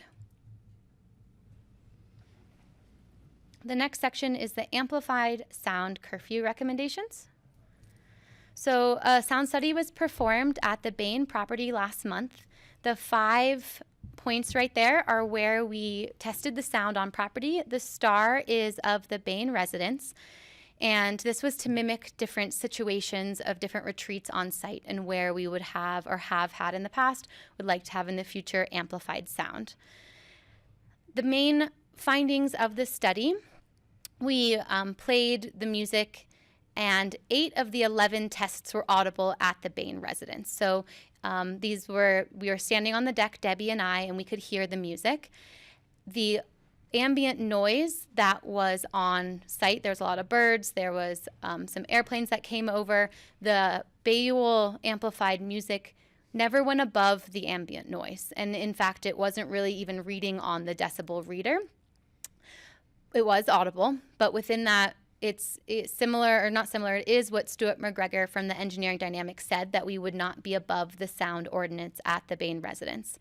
But the main big piece of this that came out of it was Debbie and I and our team worked together to find what felt good for her. So like we went around looking at if the speaker is faced towards her, how much different that is than if the speaker is faced towards the lodge. And so we went around and got these specifics that felt good at different locations. And Debbie and I also spoke this morning and we talked about, well, what happens when the environment changes. For instance, the snowmelt in the river. And so if there's less snowmelt in the river, maybe she's hearing it more. And so our conversation was, yes, this is what feels good today, but let's just stay in open communication, that she and I will, and our team will work together. So this is kind of the baseline, but if something changes, that we'll make sure that she's not getting bothered in her home. The last piece from the sound study that we found was that the quiet curtains are providing sound insulation. So we did the 85 in the tent, we did that same right outside, and it was quite a difference. So with those doors closed, even though it's a tent, that the thick curtain really did provide additional dampening. Question? Go ahead, Greg. Do you want to go through it, or can I ask a question now? Just regarding the decibel readings that the county uses are at the property line. So even though you're measuring them at her residence, the requirement is that it meets the criteria at the property line, right? Which is going to be a lot farther, which would make it. I think you're still within the limit. The issue is the property line is right across the street from the river, and so the ambient noise is really loud. It's the river noise. That's the river noise. Yeah. So it's way louder than the noise ordinance at the property line. Right. Copy that. And okay. we have tested it there too. and it's not the same. It is less. It's kind of how it's bouncing off the hillside, Reflecting. going Okay. across, and that the ambient noise there doesn't have so much of that river. So there's like a white noise aspect down below rather than where she's sitting. I'm really glad you're looking at all this, because certain time, wind direction, snow cover, all those things, rain, wetness, Yep. wet stuff, creates reflection, different reflections in sound. So if you're working with her on monitoring that, some days it could be louder just because it's wet, or Yep. less loud because it's snowing. So if you're paying attention to that, thank you. We are. And that was like the conversation this morning with Debbie, was that this was kind of first round test, but things do change. The wind, the snow melt, and how to just stay in communication to make sure that it's working for her too. Great, thanks. So this next part is the amplified sound curfew outdoors. So it's proposed in there an 8 p.m. outdoor sound curfew. We're okay with that. We do have one request. Most of the time, our dinners in the summer are from 7:30 to around 8:30 or 9. And so we are requesting that we're able to use the lodge patio stereo system until 9 p.m. for background music. We tested this one during the sound study, and this wasn't audible at all. So this was one of the locations from like the small speakers in the ceiling that you could not hear. And this was the max it reached was about 65 decibels. And so the red is the request that we have. So it's saying no outdoor amplified music after 8, except for on the main lodge patio, where amplified music may continue until 9 at a maximum decibel of 65. So between 8 and 9 for dinner time. Kelly? Yes, Patty. That patio is the one we walked out of the lodge, and then the hot tub is over to the right, right? So it's that small little patio area there. Okay. It's kind of buffered. Yeah. That extends the whole. Right. To the sauna and the hot tub to the front of the building. Okay. Is there more? I've got one too. Go ahead. Okay, so here's scenario. You've got a raucous wedding. They're all having fun, and the bride comes up and demands to dance one more time to, Billy Idol or something. Are you guys actually going to say no and shut them off at 9 o'clock? I think that's, or the grooms just come and do it. The best man comes and cranks the stereo up. That just seems like in a difficult situation. And how can we actually create a scenario where that's not an unreasonable thing for you to have to go out and tell them to turn it down? This is like the dinner music. There's a different Right, on that request one, for the yeah. tent part. But within that, this is a conversation that we would have during the contracting phase. And I think we would have some sort of fine or something for them, where it's like, no, there is a sound cutoff. Because we don't want, and it's a conversation that we would have with them in the beginning and in all the lead up calls, because we don't want to have it at that point and say no. And everybody has been very respectful in those conversations, and the hosts and their wedding planners are very much like they will draw the line with their guests for us. And they you're understand. telling them in advance that, hey, Yes. this isn't a place to have a rave at midnight. Yeah, we've had a curfew of 10:30 in the tent. and so we have experience kind of enforcing the Right, the sound you've already had the experience, I'm sure. Yeah. And there has Okay. been times where we have gone past the 10:30 in the tent, like just being honest about that.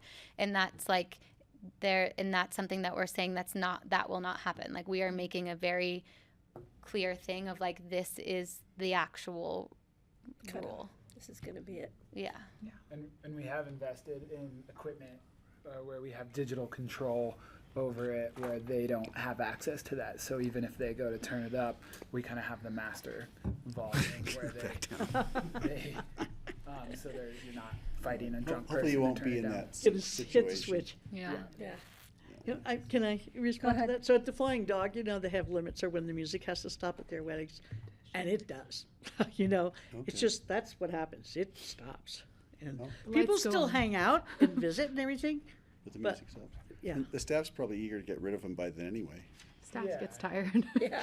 And they can go hang out around a campfire at their fire at their cabin, and they don't have to leave, but they don't have to go. Just for your food of thought, the Flying Dog curfew is 7 p.m. Music, amplified Outdoor? music. Outdoors. Amplified music, 7 p.m. Their neighbors are a little tighter. Yeah. Is that outdoors, Leslie? Functions may not continue outdoors after dark. So, That could be 9. barn doors and Well, it's a very windows shall light be closed at evening. all times. You could offer silent discos after that period. You can do those All those headphones. headphones, right? All right, let's keep going, Okay. guys. Come on. Thank you. So this is kind of that second part. This is about the 10 p.m. sound in the tent. So during the sound study, we tested that 85. That felt good at the neighbor's property. And so this was what Leslie had also proposed, is that 10 p.m. sound cutoff.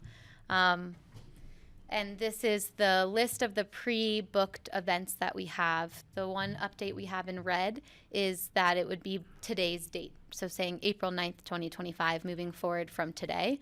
Currently in there, it's saying 2/12 still. And so this list on the side is those dates that we would be requesting that we could have music in there until 10 p.m. All of them except for one are weddings. One of them is like a social change group that wanted to have evening entertainment. So this is the top screenshot is the resolution. The red is what we are requesting. So D, we've already gone over, is that we are requesting 9 p.m. being able to do music on the patio. E is updating to April 9th. And G, we'd like to change where it says pre-booked wedding receptions to retreats with music from 8 to 10 in the tent for the 2025 season. So just changing it since there's one that's not a wedding. The second part are just some small clarifications that we're requesting for the resolution. The first is the tax shed. So here it is on the map. There's a picture. You guys came and saw it during the site tour. And our request here is for the opportunity to look more into historical preservation. So right now it's just saying the tax shed shall be removed. And we'd like to add or historically preserved through a deed restriction with the county. And one additional note there is that if it's preserved, that would keep it included in the total approved square footage, which Abby's going to tag in Dana, actually. She's on Zoom to chime in at the end about that part. Okay. The next clarifying point we'd like to put in is about the fire department. So this is page 6, clause A, requiring that the pond or dry hydrant be available as a reliable source or the 2,500 gallon tank. And we would like to add that bold section as soon as weather permits or when work can be completed. Here is a screenshot from Brooke from Roaring Fork Fire where she had suggested that. And so that's just a request that we're adding in, as if it could say as soon as weather permits or work can be completed that they can test that pond that's right there with the fire hydrant. And Brooke specifically says she, in her opinion, it doesn't need to block renewing the tent permit. It can be done when the weather permits. So, yeah. And then the last part of the clarifying language is around the staff cabin. We talked about this one before. It's in the Be It Resolved section, page 5, clause 19E. We're requesting that houses for employees be removed and have it be that it's the 2-bedroom cabin. We currently have 2 staff members in there. Previously, the last property had 1 staff member in there. At some point, we might have 4 if it's in 2 twin beds, but we just want it to be that it's the cabin rather than the amount of employees that are in that space. And then the other one is around the deed and the covenant of the timing. So in 212 on page 5, it said within 90 days of approval that the covenant would be submitted. We're requesting to go back to that. In the 4.9 draft, it says that prior to the 180-day temporary tent permit that the covenant needs to be in. We're willing and ready to start the covenant tomorrow. We're just unsure of how long it will take. And what we've learned, if anything, is that it all takes longer than we think. And so we're just hopeful of really trying to get that 180-day tent permit forward and then keep working on everything else that would be for the permanent structure. And then the final piece is an addition that we're wanting to add to the resolution is a frying pan community offering. One of the things that we saw in the Redstone Castle project was that they have 2 community offerings a year in there, and we were wanting it to be like on record that we're saying that we'll host a minimum of 1 for the frying pan community each year, and this could vary of what it is and when it is, but that we would really like to offer one of those. Can I? Yes, go ahead. So I think it was not this last summer, but the one before, I went to the corn boil at your place. So are you going to still do the corn boil every once in a while, or have you been asked to, or how does that work? It moved to Horseshoe Bend. They were really wanting to do it on the first August or September. Yeah, I think I went to that last year. They had a particular date that the caucus preferred that didn't work for us. Yeah, so they really, I think it was August. I could be misspeaking, could be September. They wanted it on the first Saturday of one of those months, which is also the same that every wedding basically wants. And we weren't, it was a big financial hit for us to close down that particular weekend. And we had offered to do it that Sunday, or we basically said like that one Saturday in particular is really high season for us. And so we would be willing to do it again. And I think the community also probably feels really excited and happy to do it at Horseshoe Bend. So this would be something different from that. It was inside at Horseshoe Bend. That was different.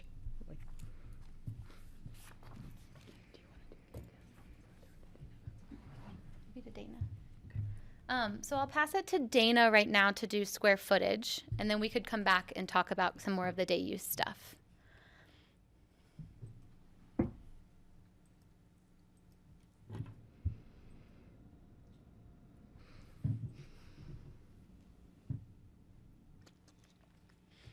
Is Dana the Outpost studio? Yes. She's an architect that we've hired. Hello. Hello. Can we hear her? Can you talk a little bit so we can decide if we hear you, please? Yeah, can you hear me? Is that okay, or do you guys need louder? Get a little closer. If she could increase her volume, that would be great. Yeah, I'll speak loudly. Okay, that sounds Getting good. over a cold, but I'll project. Hi, nice to see you all. Yeah, so I just wanted to give a quick clarification on some numbers, and Leslie and I did speak earlier today, but we didn't talk the tally, so the final number that's requested, and so I did want to go through that very quickly. The 17,116 square feet that's been verified by the survey is something that, you know, Abby and Ashley spent an expense to get actually surveyed. So we feel very confident about those numbers. And so it gives us a great starting point as to what the square footage is today.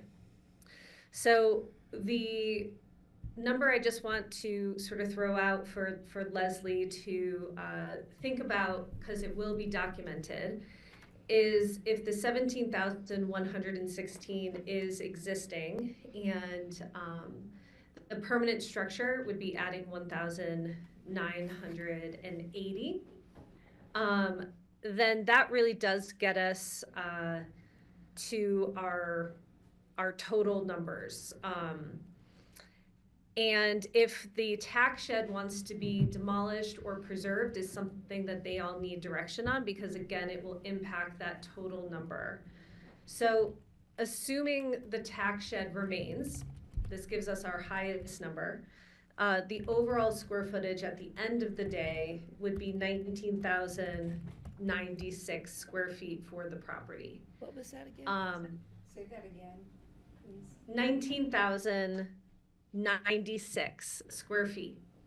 And then if the tax shed, if the direction is demolish the tax shed, then that would then get subtracted from that. But I think everyone is just looking for your all's direction. You were there, you saw it. I personally think even rundown cabins show history, and they can be preserved in a state that keeps them for much longer.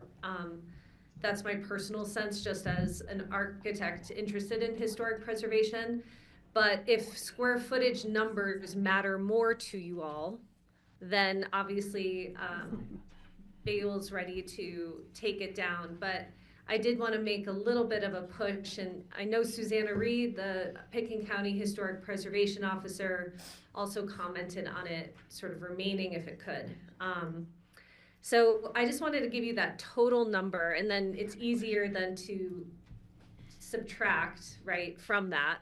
And Leslie, we didn't discuss totals, and I apologize earlier, but that would be the total number if the tax shed remains, and that's inclusive of the new permanent structure. That's also taking into account the square footage that was approved previously. So that just gives you a nice bottom line number, and then you all can advise them on the tax shed. I'm also available to answer any questions on restrooms. I did do the International Building Code analysis on that for them. And some preliminary accessibility research as well. So yeah, just wanted to share that, and I'm here if you all need me for anything. I have a question. Question, Patty. So if we decide to keep the tax shed, that takes it from the 17,659, Leslie, to 19,096. Because the last number I saw in the information was a total, without talking about the tax shed, of 17,659. Yeah, it makes I the do tax believe shed there was big. a typo there. Okay, have to figure for that what? The 19,000 typo? What's the square footage of the tax shed? That's a big tax. 357 square feet. So how do we get from 17,659 to 19,096? That's including the new building. Well, but The 17,659, I think, is missing the 723 that's outstanding from the previous approvals. Yes. I don't know, but in reading the packet in front of me, the total, the bottom line that I see is 17,659.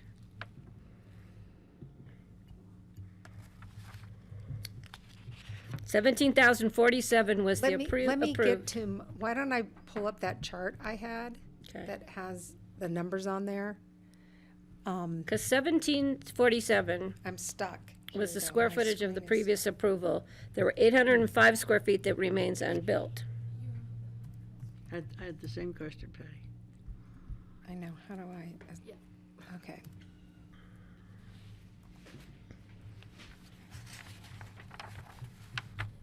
I think, Leslie, you might need to knock me off in order to present again. Do we need to do that? That sounds pretty brutal. But I'll still be here. I think I know. I can what still to put. present, but where, oh, shit.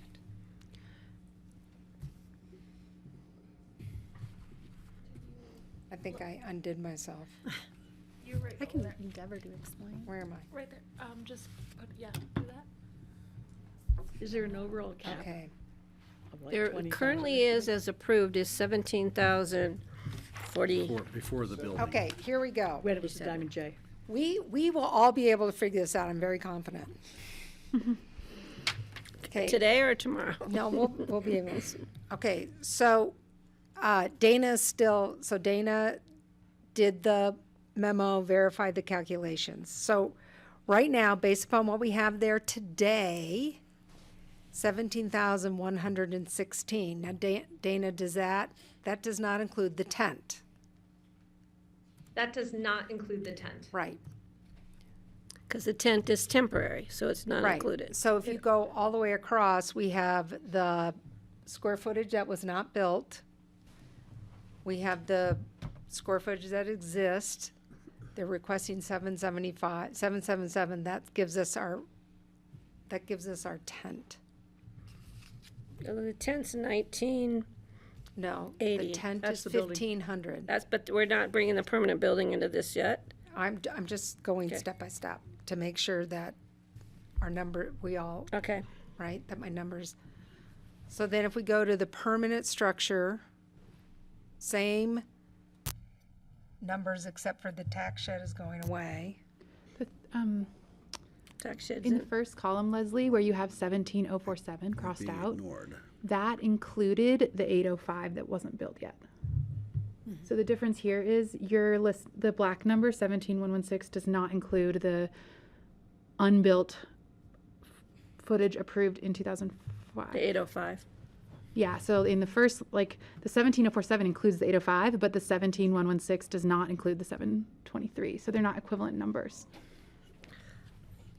So, okay, let me make it simple. So that was initially my question to Dana this morning. So can I make it simple? Yes. At the end of the day, if we approve additional square footage that includes the tax shed, and do we need to include the permanent building if we're gonna move Yes. forward? So what would the total number of square footage be, that they would need to keep the tax shed and do the new permanent structure? Would that be the 19,096 square feet? Where did I write that down? Is that the 19,096? Yeah, so that would be 17,116 square feet plus 1,980 square feet. So Where does it's the what they're asking for. Where does the tax shed fit into that? That is not including the tax shed right now, but the tax shed could get, That is It is including the including tax shed staying. That is including that does include the tax shed, so it means the tax shed stays.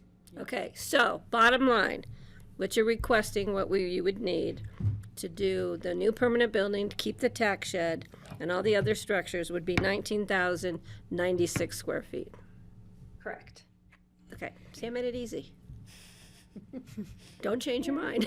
I'm not. Okay. Just listening. I am. No, I guess where the second question I think just though is important for us to find is what is that percentage? Because we do have an element in the code that requires us to hold to that. So if our decision is above 5%? Yeah, above the 5%. It is in here. That's a good question, because So it it's was, 5% of what exists today, exists on the property today. So it's not. Not what they're entitled to. Because they have That is- square footage that they're entitled to build. Right. But what originally in February, when you first saw these numbers and everything was below 5%, that did not include what was not built. The 17,047. which left that additional square footage Right. unbuilt. So, because they have 723 square feet that they're entitled to build. So when we calculate the 5%, does that include that 723 square feet that they have not yet built? That is not how I did my calculations. Okay, what does the code tell us to do? The code, well, it's, Where are those percentages? So maybe the other question, Kelly, would be, what is the 19,096? What's that percentage? Is it under 5%? does not increase the floor area of the use by more than 5%. This is the language from the code. Here it is. And the way I calculated I see. in February was that given what's there today, what they were adding did not increase the floor area by more than 5%. Right, unless we decide to keep the tax shed, then there's that Yes. pushes it over 5%. Right. So I To found the allow- paragraph Right. about that. So it says, the proposed permanent structure is 1,980 square feet, which represents an approximate 6.89% increase in floor area. However, the applicant proposes to remove this 392 square foot tax shed, then adding the permanent structure will then increase the floor area of the property by 4.5%. Okay, thank you. That aligns So with what that, I've again, that was, calculated, too. that was February. Yeah, They've the redone numbers the are a little numbers. And redoing the numbers pushed them over 5%. But again, the way maybe Dana calculated the 5%, the way I calculated the 5%. Okay, well, what I'm hearing now is if we go to the 1996, we're gonna exceed the 5%. That includes the tax shed. Yes. Now I have to really throw a snag at you and ask the question, if we determine historic preservation of the tax shed, will that square footage still account if it's just a preserved historic building? Are there any exemptions in the code? I'm looking for an exemption right now. Thank you. That's why Ryan and I sit on this side of the table. So while he's Osmosis. looking for that, it says 5% of 30 acres in here as well. So how does that play into it? That's where the decrease of the open space. So it doesn't decrease the open space, okay. Right, so you calculate you look at the acreage for the open space. Yeah. And we're looking. Two different. And if the construction of a building, I get it. Right, and again, I looked at what was existing on the property when I calculated the 5%. Okay. I think the historic preservation of the tax shed is important and should not be included in the overall square footage that breaches the 5%. I agree with that. I agree with that. Can I just say one thing about the historic preservation? I talked with Susanna Reed about that before she went on vacation, and we talked a little bit about the potential of what further could be designated on the property. And she thought that a group designation of some of the buildings, and we talked about Friday, there's some cabins that probably could be lumped into historic preservation. What kind of incentives come with that? What we look at? Obviously, we didn't have time for today's meeting, and we thought that could be something that we could really explore between now and annual review, and just get a better handle on that. I would like, I appreciate that, that's great. And if we need to sort of preserve that in the resolution somehow, we can do that as a finding. Go ahead, Ryan. I would just point out that 63060A of the code provides that the retention of historic structures is exempt from GMQS, and the minimum lot area. The minimum lot area isn't applicable, but it is exempt from GMQS. So, and we've done that historically. Exempted floor area for historic structures from the calculation for GMQS purposes. Okay. But that's the applicable code section. Could you, I want to open the public hearing. Can you craft something for the resolution? Because this property will change and people will look at this resolution in the future. And I think it will be helpful to know how we are considering the tax shed in light of floor area calculation and what exists in the code today. Yeah, that makes sense. Yeah, I can do that. And I think given what Leslie just mentioned about Susanna Reed's hypothetical inclusion of additional structures, I would say that the inclusion, I'd specifically call out the tax shed is exempt if it's designated as historic, and then leave the door open that if any other structures were designated as historic, that could potentially reduce that floor area on the property as well. That sounds like two different things to potentially add. Okay, I'd like to, if there's not further questions, do you mind if we all go to the public hearing and we'll have more opportunity? Because we're going to have to discuss all the requests that the applicants made for the changes to the resolution after that. Okay, I'd like to go to the public hearing, please. I'm going to ask some folks up here at the front to make some room. And if there are folks in the room who would you like to comment on the application? Come on up. We've had a lot of public hearing. We've received a whole lot of written comments. Happy to hear everybody.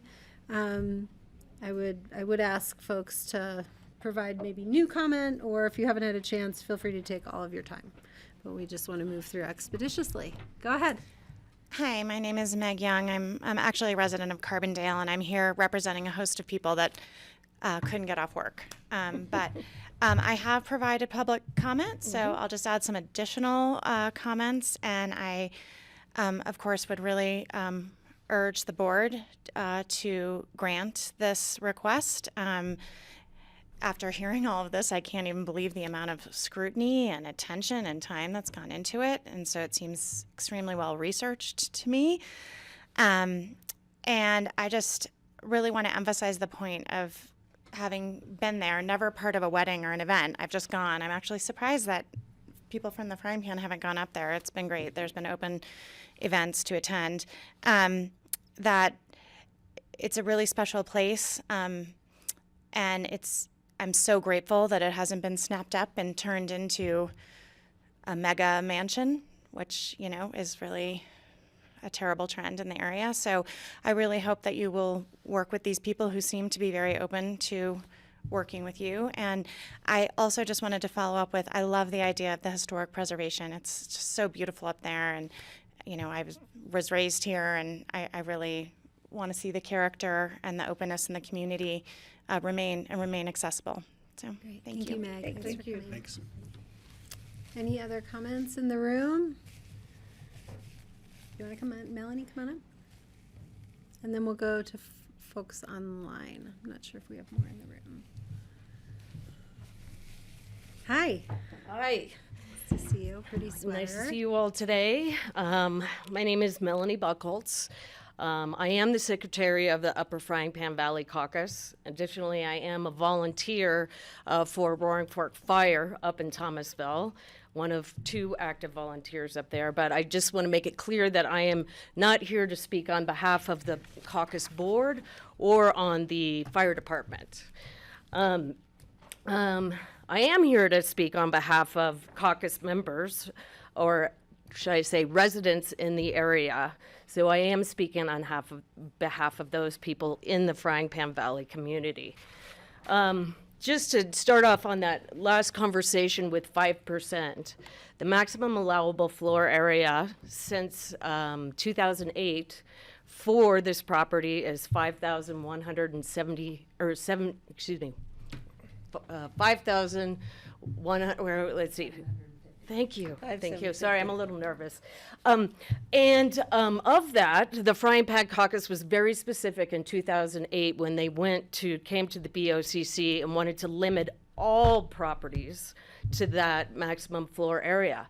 And they specifically designated that 4,000 of that would be for the residential property, and then 1,750 feet was specific to accessory structures and garages and things like that. So when you look at it from that perspective, the maximum allowable for accessory structures is 1,750 feet, which this proposed building far and away exceeds over 100% of what's allowed according to that maximum floor area specific to that.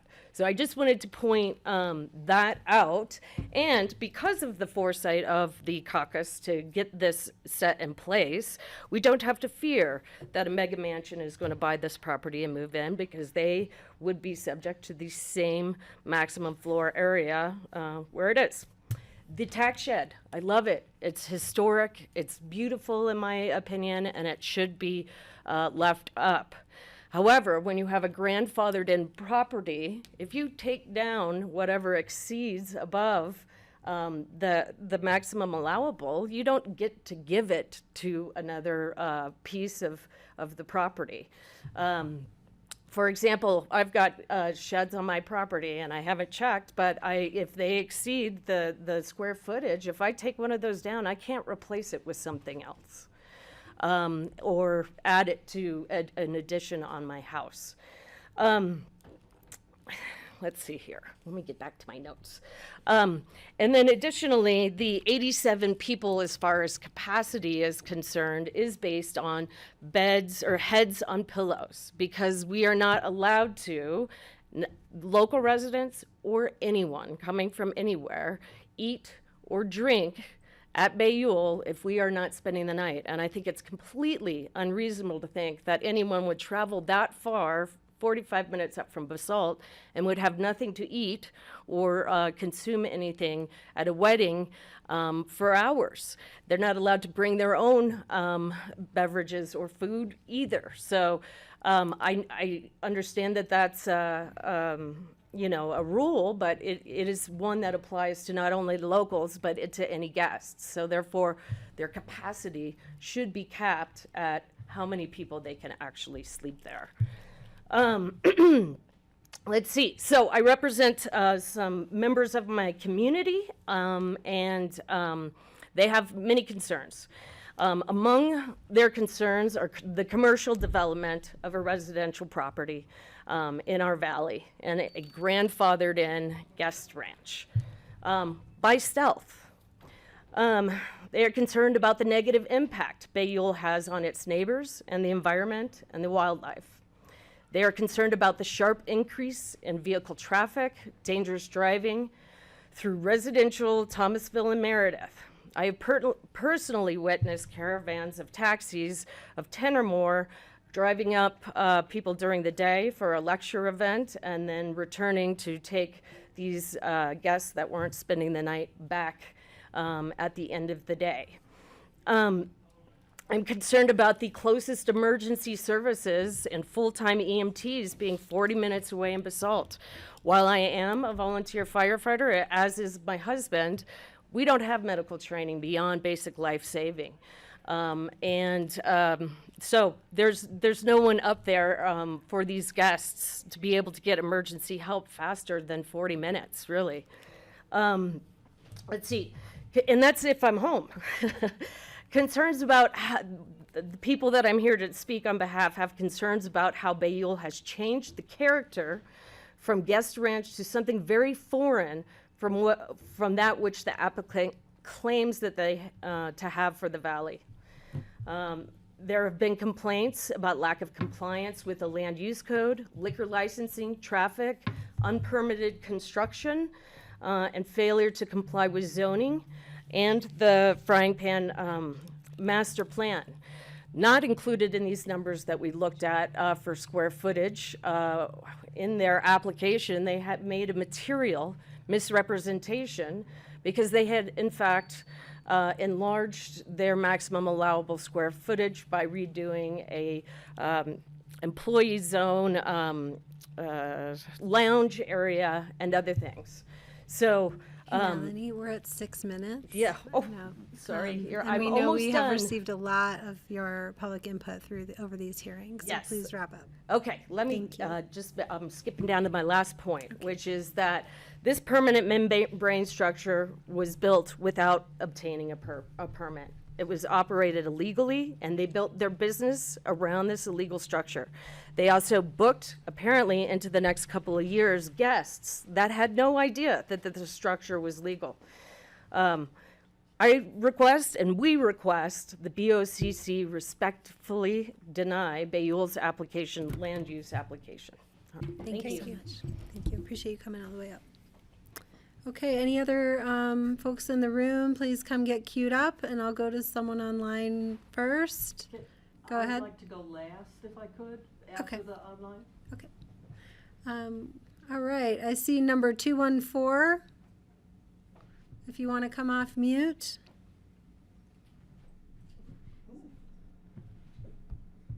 You might have to hit *6 since you're on the phone. There we go. Can y'all hear me now? Yes, we sure can. Please tell us your name, and you have 3 minutes. All right, my name is Matt Weeder, and I'm part of the Weeder and Stevenson family that owns the cabin directly adjacent to the Bayule Ranch at Snake Ranch. We've submitted public letters as well. I think the girl who was up there earlier mentioned this is a special place. My family's been up there since 1986. We enjoyed the Diamond J Ranch before that time, and it's definitely changing from what it used to be to what sounds like a full-fledged wedding venue, and that's where the real concern is. There's a couple things, and we live closer than the Bains due to this property, and I've been there and I've heard the sound coming out of there, and it's one of those things that is noticeable. And I mean, I know you can go across and test decibels, but a baseline drone through the woods is clearly obvious, even when I'm sitting next to the river. So that's one thing that it is quite noticeable in the time frames that we're looking at. And then when we look at just what they've got booked already, and they're talking about only 10 days a year that they're going to have 150 people, that's almost the entire summer, which is when our families are up there to enjoy that cabin and hopefully enjoy some peace and quiet of the outdoors and what it's been for the last 35 years. So that's a big concern for us. And I feel like in 2004 they expanded the property and made some concessions then, and now we're just trying to do it again, and that just makes me fear what's next, right? When are they going to come and ask for the next big building to put on the property to house more people? If they keep getting approvals, there's some concern there. And then now we're talking this historic preservation. I mean, half the cabins on that property could probably be deemed as historic. So now they're going to get all this extra square foot. When does it stop? And that building's built right next to the stream that runs down through our house. I think one of the council members even mentioned people peeing outside. I mean, that just comes right down and through my yard if that's what's happening. And to believe 150 people are walking across and going and using those bathrooms is a little unbelievable to me. So I think that's our concern. We live right next door to this place. We want the ranch to succeed, but we've been there for 35 years and never had problems. But now we got this tent that seems to have been put up illegally in the first place, that they've operated for 4 years, and now we're all just trying to give them another 500 feet to get it approved when it shouldn't even be there in the first place. It's a real concern for us and our families. So that's kind of our opinion on it. We feel like they've taken advantage of the situation. They're changing it from what it's been for 35 years, and it's creating an environment. It's not the same. 150 people every weekend of the summer with portalets out there. It's a peaceful space for our families. That's my comment. Thank you, Matt. Appreciate it. Okay, are there any other folks online? Please raise your hand if you wish to comment on the Bayul application. Mary Whalen, I see you. Go ahead and unmute. Hello. My concern is the amplified music with doors and windows closed being effective. I think that's great. And my concern is what happens in the middle of summer. It's 90 degrees, 150 people are dancing, the doors and windows open. There goes the amplified music, decibel reading, and it's a concern. How do they control it? They said no air conditioning, so what happens in the middle of summer? And that's it. Thank you, Mary. Appreciate it.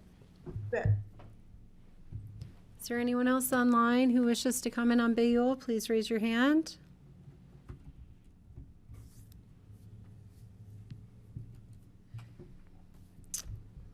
Okay, Debbie, go ahead and unmute.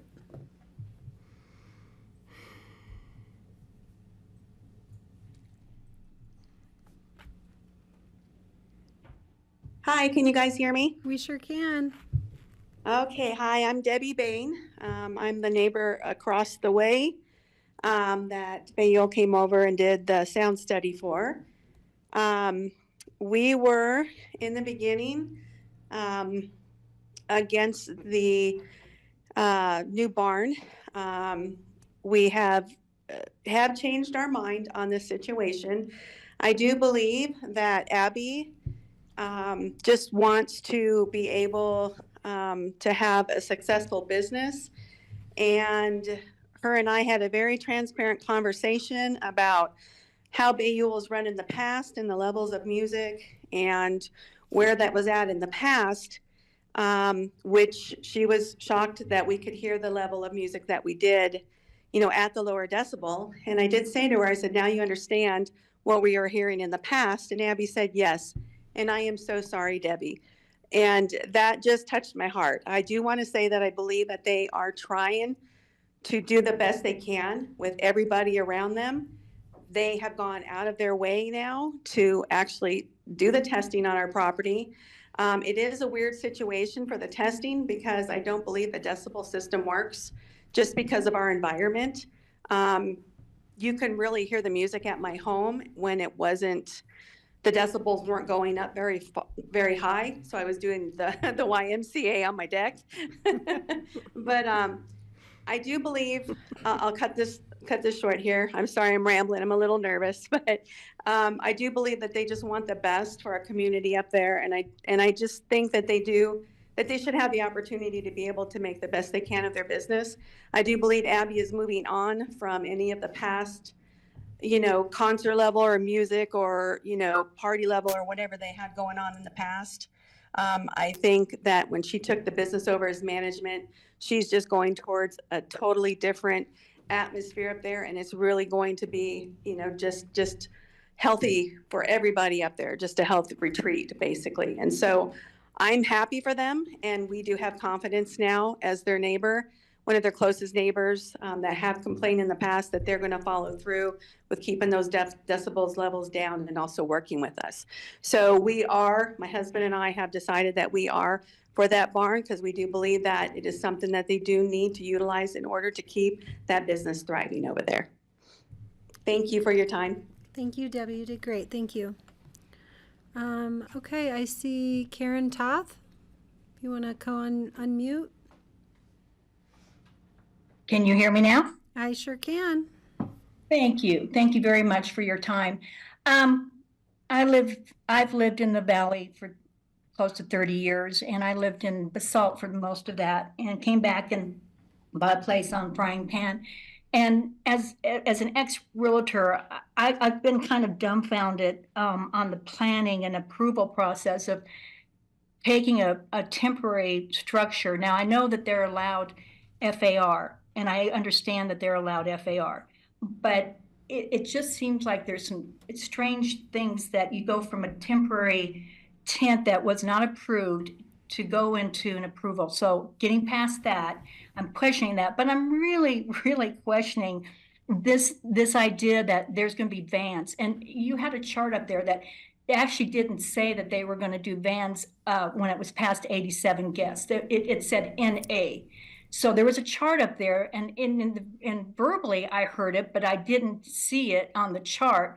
So I just know that when you're saying that 120 people are X amount of days, 20 days, 30 days, 150 people, you're talking about the entire, I mean, when you go into a rental in Aspen, they count 116 days total for rental. So that's the majority of what we call the high season. So you're talking about all of June, all of July, August. And, then we have, the hunters in September. But the traffic has been unbelievably different in the 4 years I've owned up there. They're speeding. I did write a letter saying that we have had the sheriffs up there to discuss it, that it hasn't been safe. I can't walk my dog anymore because we don't have any side parts on the road. And with these cars going more, I'm only 2 miles away. In fact, I'm less than 2 miles away. But the service vehicles on top of the guests are, you have a 2-road, that's it, 2 roads in and out, no other way to get in and out. So I'm just so concerned that nothing is really being focused on this increase, massive increase on the community of the people that live there. And you do realize that we did choose a rural area. And so I'm just really questioning how these numbers on the FAR are being calculated, because it is over 19,000 square feet. You are allowing it. Now, if you want to go in the future and ask for, a amendment to allow square footage to be recalculated because it's going into a historical, then they do. They have an open door. And so we're starting all over again. And you just, how many people live up there? 40. So you're asking for more than 3 to 4 times people going up there. So I ask you to really consider, for the people that have put some money into this community by taking, this is our life. And this organization is about making a profit. There's no doubt. They are there to make a profit. So let's just jam in as many people as we can. And you're making the road and the people that live there full-time, year-round, maybe even 40 people, just have to pay for it. So I just want you to think about all that and appreciate your time and the time that you spent going up there. Great. Thank you, Karen. Is there anyone else online who wishes to comment on the Bayul application? Please raise your hand if you're online.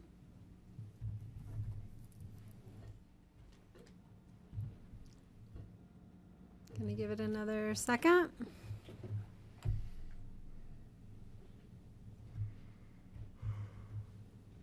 Okay. Yes, I know. I think you are last up, ma'am. Remind her she gets 3 minutes. Mm-hmm. Yeah, please state your name and you'll have 3 minutes or just a little over like I've given every other people. 3 minutes will indeed roll over, and I'm going to ask if I can maybe run over just a little bit, because there have been some points raised today that were not in the application, and there's some things in the application that are wrong. Okay, we've had many hearings, and generally 3 minutes is to help us keep moving forward, because we have a whole other public land use hearing after this as well. But I've been generous, and I'll continue to be with you as well. And we did have her letter, which I printed out for everybody. Yes. So Thank you. Thank you. I'm Catherine Wagner. My husband used to sit where you did, only it was in the old building, and a long time ago. And I understand how difficult the decisions that you are faced with, because you have to balance community and the needs of the owners of the property that are seeking a variance. And it's not easy, and I understand that. The people who, the recent letters that I wrote about, struck me as these are people who define local as including the upper frying pan, but they live down here. And although Bayou advertises that from Aspen it takes an hour, and you can't drive there in an hour without breaking the speed limit most of the way. Excuse me. The people who live in the Upper Valley, and I happen to be one who can walk to Bayou, and I have indeed observed some of the other things besides the noise. We hear the noise at our place. Norrie hears the noise at their place, and I know people in Thomasville do as well. I have walked the Norrie Trail from Norrie down to Bayou with a garbage bag and hospital gloves, picking up toilet paper underneath rocks and discarded food and all sorts of other things. We have encountered Bayou guests coming and who found it too busy, and so they found our terrace and had their picnic on our terrace, and then they pitched their chicken bones off. And when I caught them there, just as they were leaving, they said, "Oh, well, we knocked on the door and nobody was there to give us permission." There is this, and some other guests have been sent by staff up to use our neighbor's pier that sticks out a few feet into the river where it's easy for a child to fish. So there is this sense of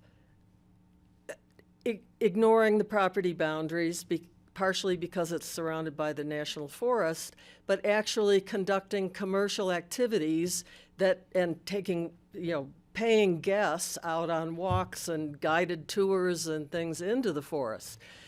And I asked the question at the end of my letter, have they sought permits from the U.S. Forest Service? My understanding is they have not.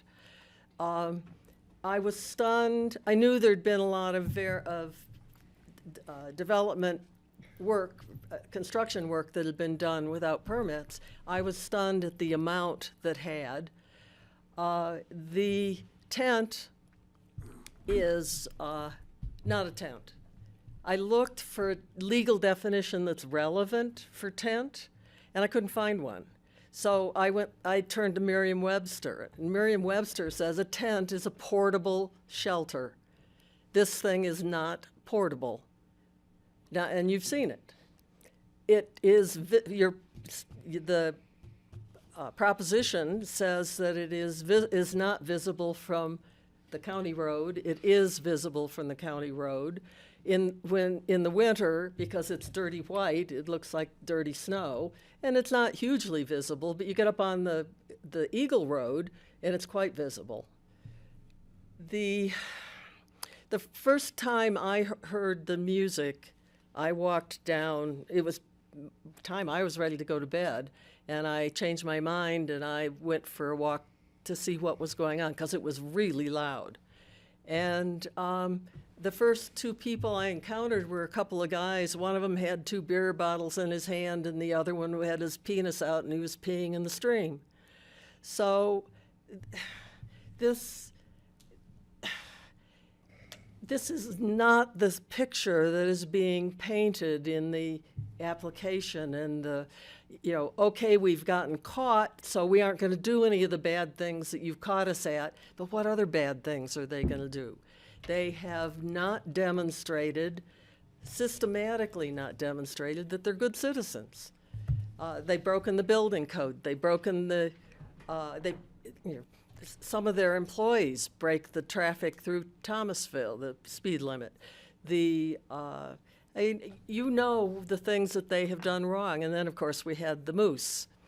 So there's a sense that the laws don't matter unless we get caught, and then we'll promise we won't do it. But, and we did a secret shopper recently, and they have promised that they made promises in the secret shopper exercise that they are telling us today they aren't doing. So I didn't record it.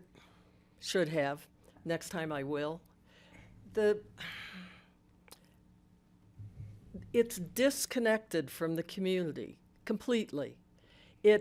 There is nothing that they offer that isn't available down here between Aspen and Carbondale. Absolutely nothing, with one exception, and that's easy to park and no tourists. And that's it. So, and the final thing that I wanted to point out, when Tommy Stewart bought it for $1.4 million, he had to subsidize it all the way. He put a lot of money into renovating. A lot of it, you can't see what he did, but they also did a lot of cosmetic. They bought it for almost $3 million. If you take the $2.9 million that they bought it for and want a 6% return, that means they need to get a net of $174,000 a year, and that's after the owners who are getting paid. So we're over 6 minutes. And they I'm have gonna ask you to wrap up. sweat those assets substantially. They knew when they bought it. I'm a businesswoman. They knew when they bought it that it would not pay for itself. And they are now here. We can't make our business a success without the tent that's not a tent. Thank you. Thank I you. appreciate all of your input. Thank you. And the arithmetic errors that are in here, would somebody like to know about them? Sure. Well, I'm not going to give you this, but I will sit down with you. Please. Okay. I appreciate that. Okay, is there any other public comment on the Bayou application? Seeing none, I'm going to bring it back to the board for discussion. Okay, board, I have a list. Do you have a list? I have a list as well.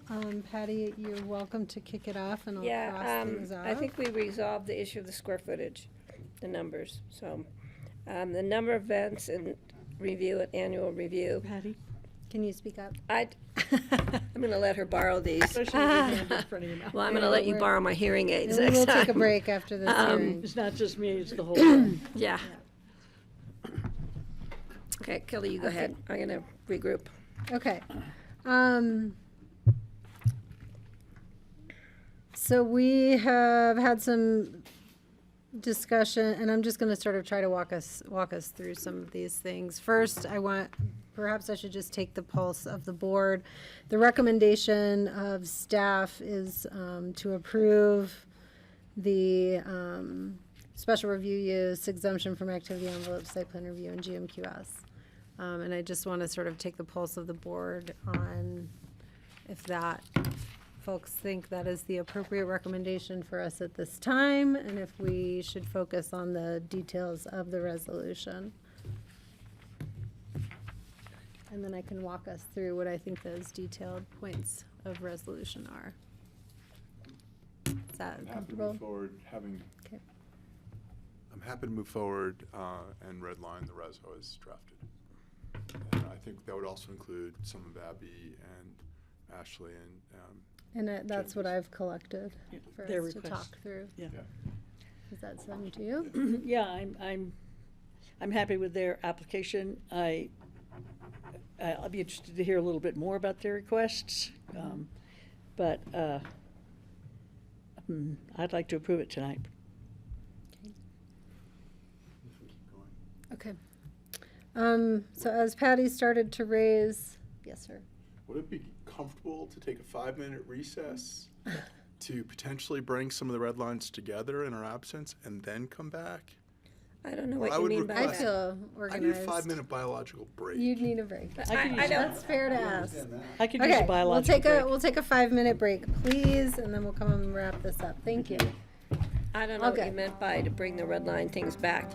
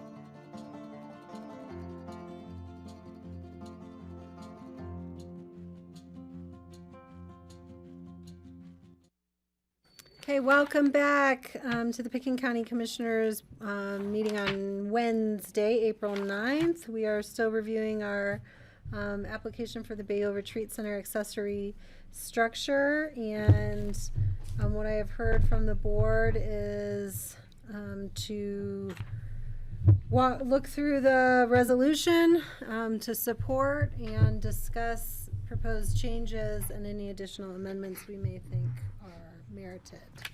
And so I'll start with a conversation around square footage. And Leslie, oh, what happened to my Just screen? making sure Suzanne Wolf is still plugged in. Okay.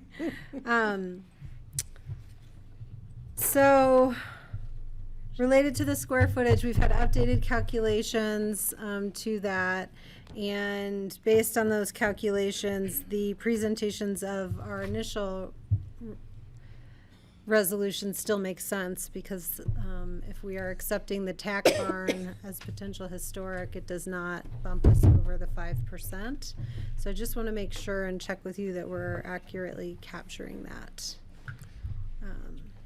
I think there is support among the board to retain the tack barn and not require the applicants to demolish it. I'm seeing head nods. I'm also assuming that structure, the tack barn structure isn't inhabitable or really even usable. It looks like it's about to collapse, which is part of its charm. You could stabilize it, but you can't have people spending any time in there.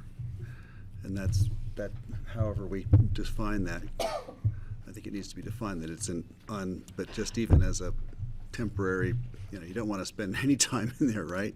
It's, do you need to block the door off or something, or, just so it really shouldn't be used. If it did collapse, you don't want it hurting animals or people. It's currently being used for storage. So it's just storage, yeah. Even that makes me a little nervous. It is fenced in, so nobody can. You can't get into it. You can't access it. Yeah, nobody can get to it. No one has access to it. And what is the condition of that roof beam that looks like it's collapsing? It's collapsing? It's collapsing. Yeah. So maybe that has to be stabilized if you're going to try to keep it it's such a cool building. It'd be great if you could freeze it in amber, Realizing we need a dangerous do not enter sign on the fence regardless, like tomorrow. Let's do that. Okay. Okay, thank you. Thank you. So specifically, I'm looking at our recital, I think 21, if we want to walk through this, that we talk about, it's amended 21. Where is it? Recital 21? Yes, because it says, sorry, it's where we call out what the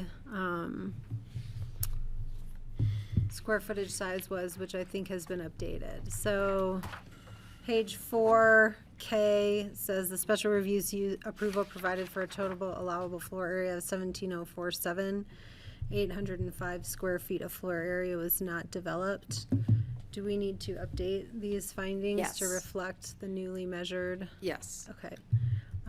Because that's not what the numbers My are. presentation to you included the new numbers, not the resolution or the memo, because that went to you last week. Okay. So, So we're relying on the Outpost Studio findings. as the two of us get on the same page with each other. Okay. Yes. Okay. Yes. Um, And we could bring in a third party too, Okay. to help with that, yes. So anywhere where it says the applicant shall remove a tack shed, we're striking that language as well. We we've can already looked through that. strike it, but we also have to make sure that it's rendered safe, whatever that means, and secure and off limits. Okay. I'm going to move on from that point unless there's other questions. The next point was a discussion relative to their use. So 20 days at 88 to 120 guests and 10 days to 121 to 150 guests.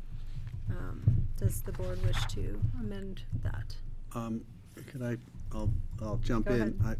When you think about that, that does mean you're going to have more than 87, more than your regular capacity virtually every weekend, every Saturday at least, for several months.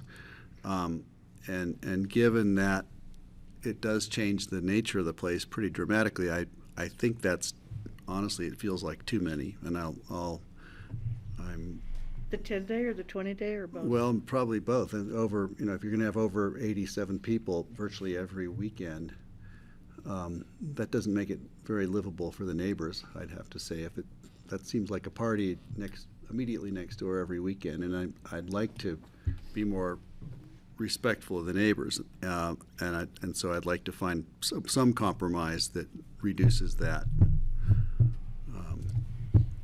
to something perhaps a bit more reasonable for the valley. I can ask a question about that. Go ahead, So Nancy. if it's 20 under 120 and 10 under 150-ish, and there's basically 5 months, probably October too, so 6 months of your season, how many months do you count on for your season? We're year round. Well, I know you have Christmas things and New Year's and stuff too, but I was thinking probably most of your weddings, or I don't know, maybe you have winter weddings. We do at least one winter wedding a year. Sometimes we've done more. Okay. So we've in the past we've had like a December and a January. And then your other events that aren't weddings, or they tend to be scattered throughout the year, or are they pretty much in the summer?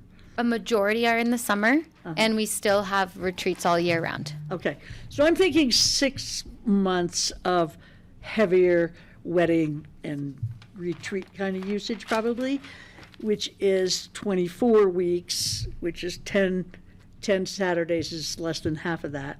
And then the 20, so that would be, it could be a wedding, it could be anything, right? The 120 people thing, so, but that's 30 days. So, yeah, I don't know how many of those would be scattered through the winter.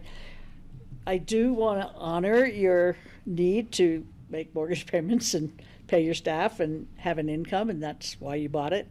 I mean, I completely agree that you have interest besides money in the property, and I'm not skeptical about that at all, but I do recognize your need to have events there, and plus that's what you do.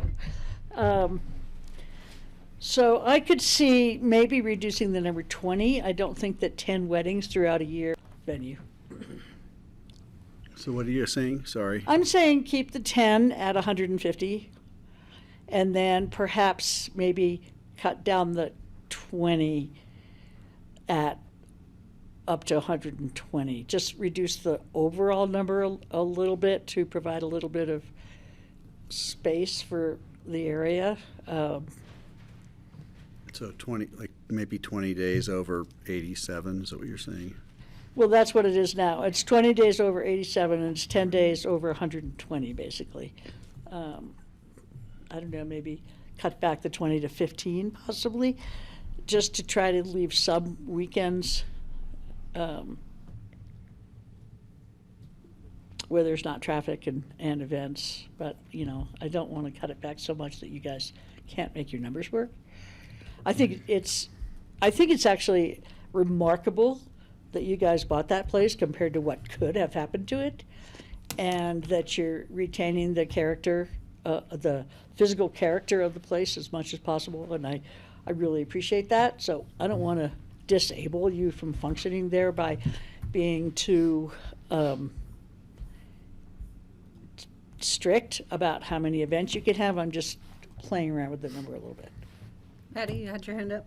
Yeah, I'm just saying that because it's year-round, we can't say if you cut it to 15, they could have all 15 in the summer, where if we allowed 20 year-round, they may take 5 of those or whatever and do them during the, September to April time frame, or November to, in the off-season of the on-season. So unless we say you can only have 3 in July and 4 in August, what difference are we really making? Can't really change it, I yeah. would rather, and I know you guys have to count on being able to do reservations in advance for your events, for your space.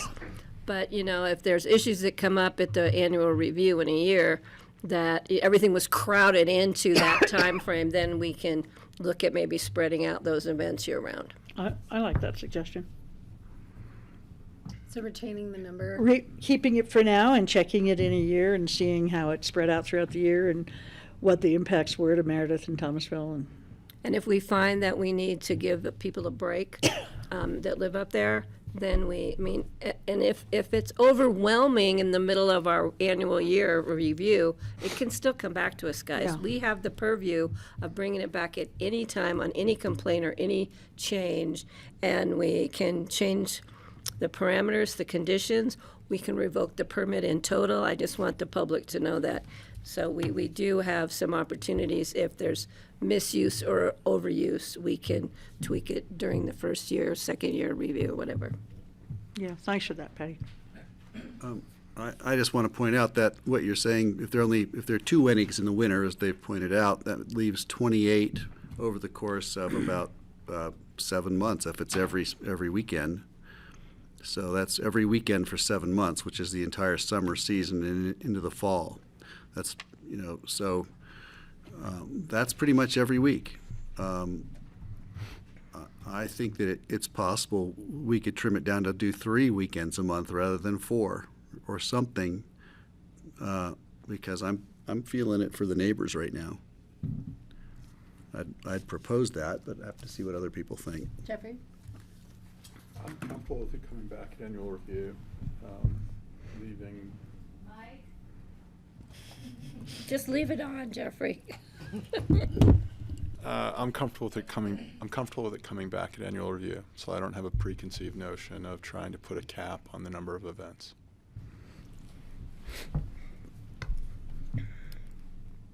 What about you? Right, because one of the events could be a yoga retreat and silent meditation. Host more than one.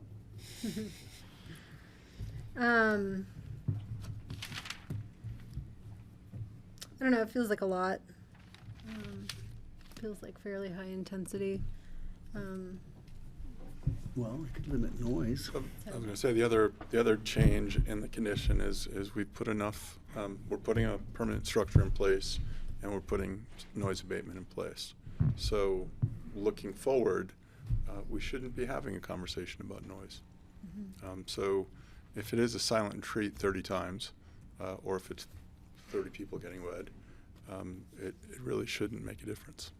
Kelly? Yes. We're also asking, or they've committed to doing a community event, at least one a year, which could be one of those big events during the summer.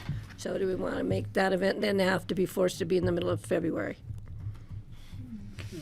Go ahead, Greg. I would just weigh in on that. One a year, it's nice. It's a good start. Doesn't seem like much. I'm not talking about a free event. You don't have to host the Valley for free or anything. I'm just thinking, is there some way we could create a scenario where maybe there's something that happens once a month up there for people in the Valley who would love to go check the place out. It would only build your cred and your goodwill and your community.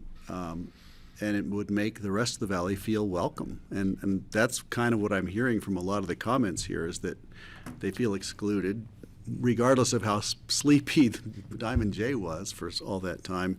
It seemed like they remember the times when they did get to go and do things there. And being part of the community requires being available. And I can't help but think, one a year, whatever you thought about that, fine. I'm not expecting anything for free. Minimum of one a year. Well, minimum of one a year, could be one a year. So I'm just wondering, maybe there's some other way you can create something that really, Maybe I'll connects speak on you. the one and then you can jump in. The piece I just want to speak on the one is we were thinking of that like legally, that is like a minimum, and it's not just us. How we've been thinking of the resolution is like this becomes the law. For future. And it's not just like we were wanting to put that in of if this can't survive and we have to sell, whoever it is has to legally do one a year too. And so like thinking of it as like a forever thing that we want to start the commitment with, but then I'll let you kind of go into the other part. Yeah, so the way we were conceiving of it, and really open to feedback here, is that the one a year would be free and would be for the Frying Pan Valley community. Probably not limiting it to the upper, because just because you arbitrarily live right above or below the dam feels You kind won't of fill it, right? but open to feedback. And that would probably mean it's a potluck with like a guided hike and for yoga class and things like that. Maybe, you know, we could be a bluegrass jam session around the campfire, unamplified, if there's musicians who want to come or something like that. I don't know. A neighborly get together, right? And I think we'd be happy to commit to that being in the nice weather season, especially because a lot of folks are up there in the summer. A Sunday would be good for us for that. A lot of our yoga retreats and weddings and others leave on, and many weekends it's just people book one of the 22 rooms or cabins and come up and stay. Like people come with their families. They're not part of a group. Those folks usually leave on Sunday morning. So Sunday afternoons are good for that kind of thing. We would like to continue opening select retreat programming to day participants.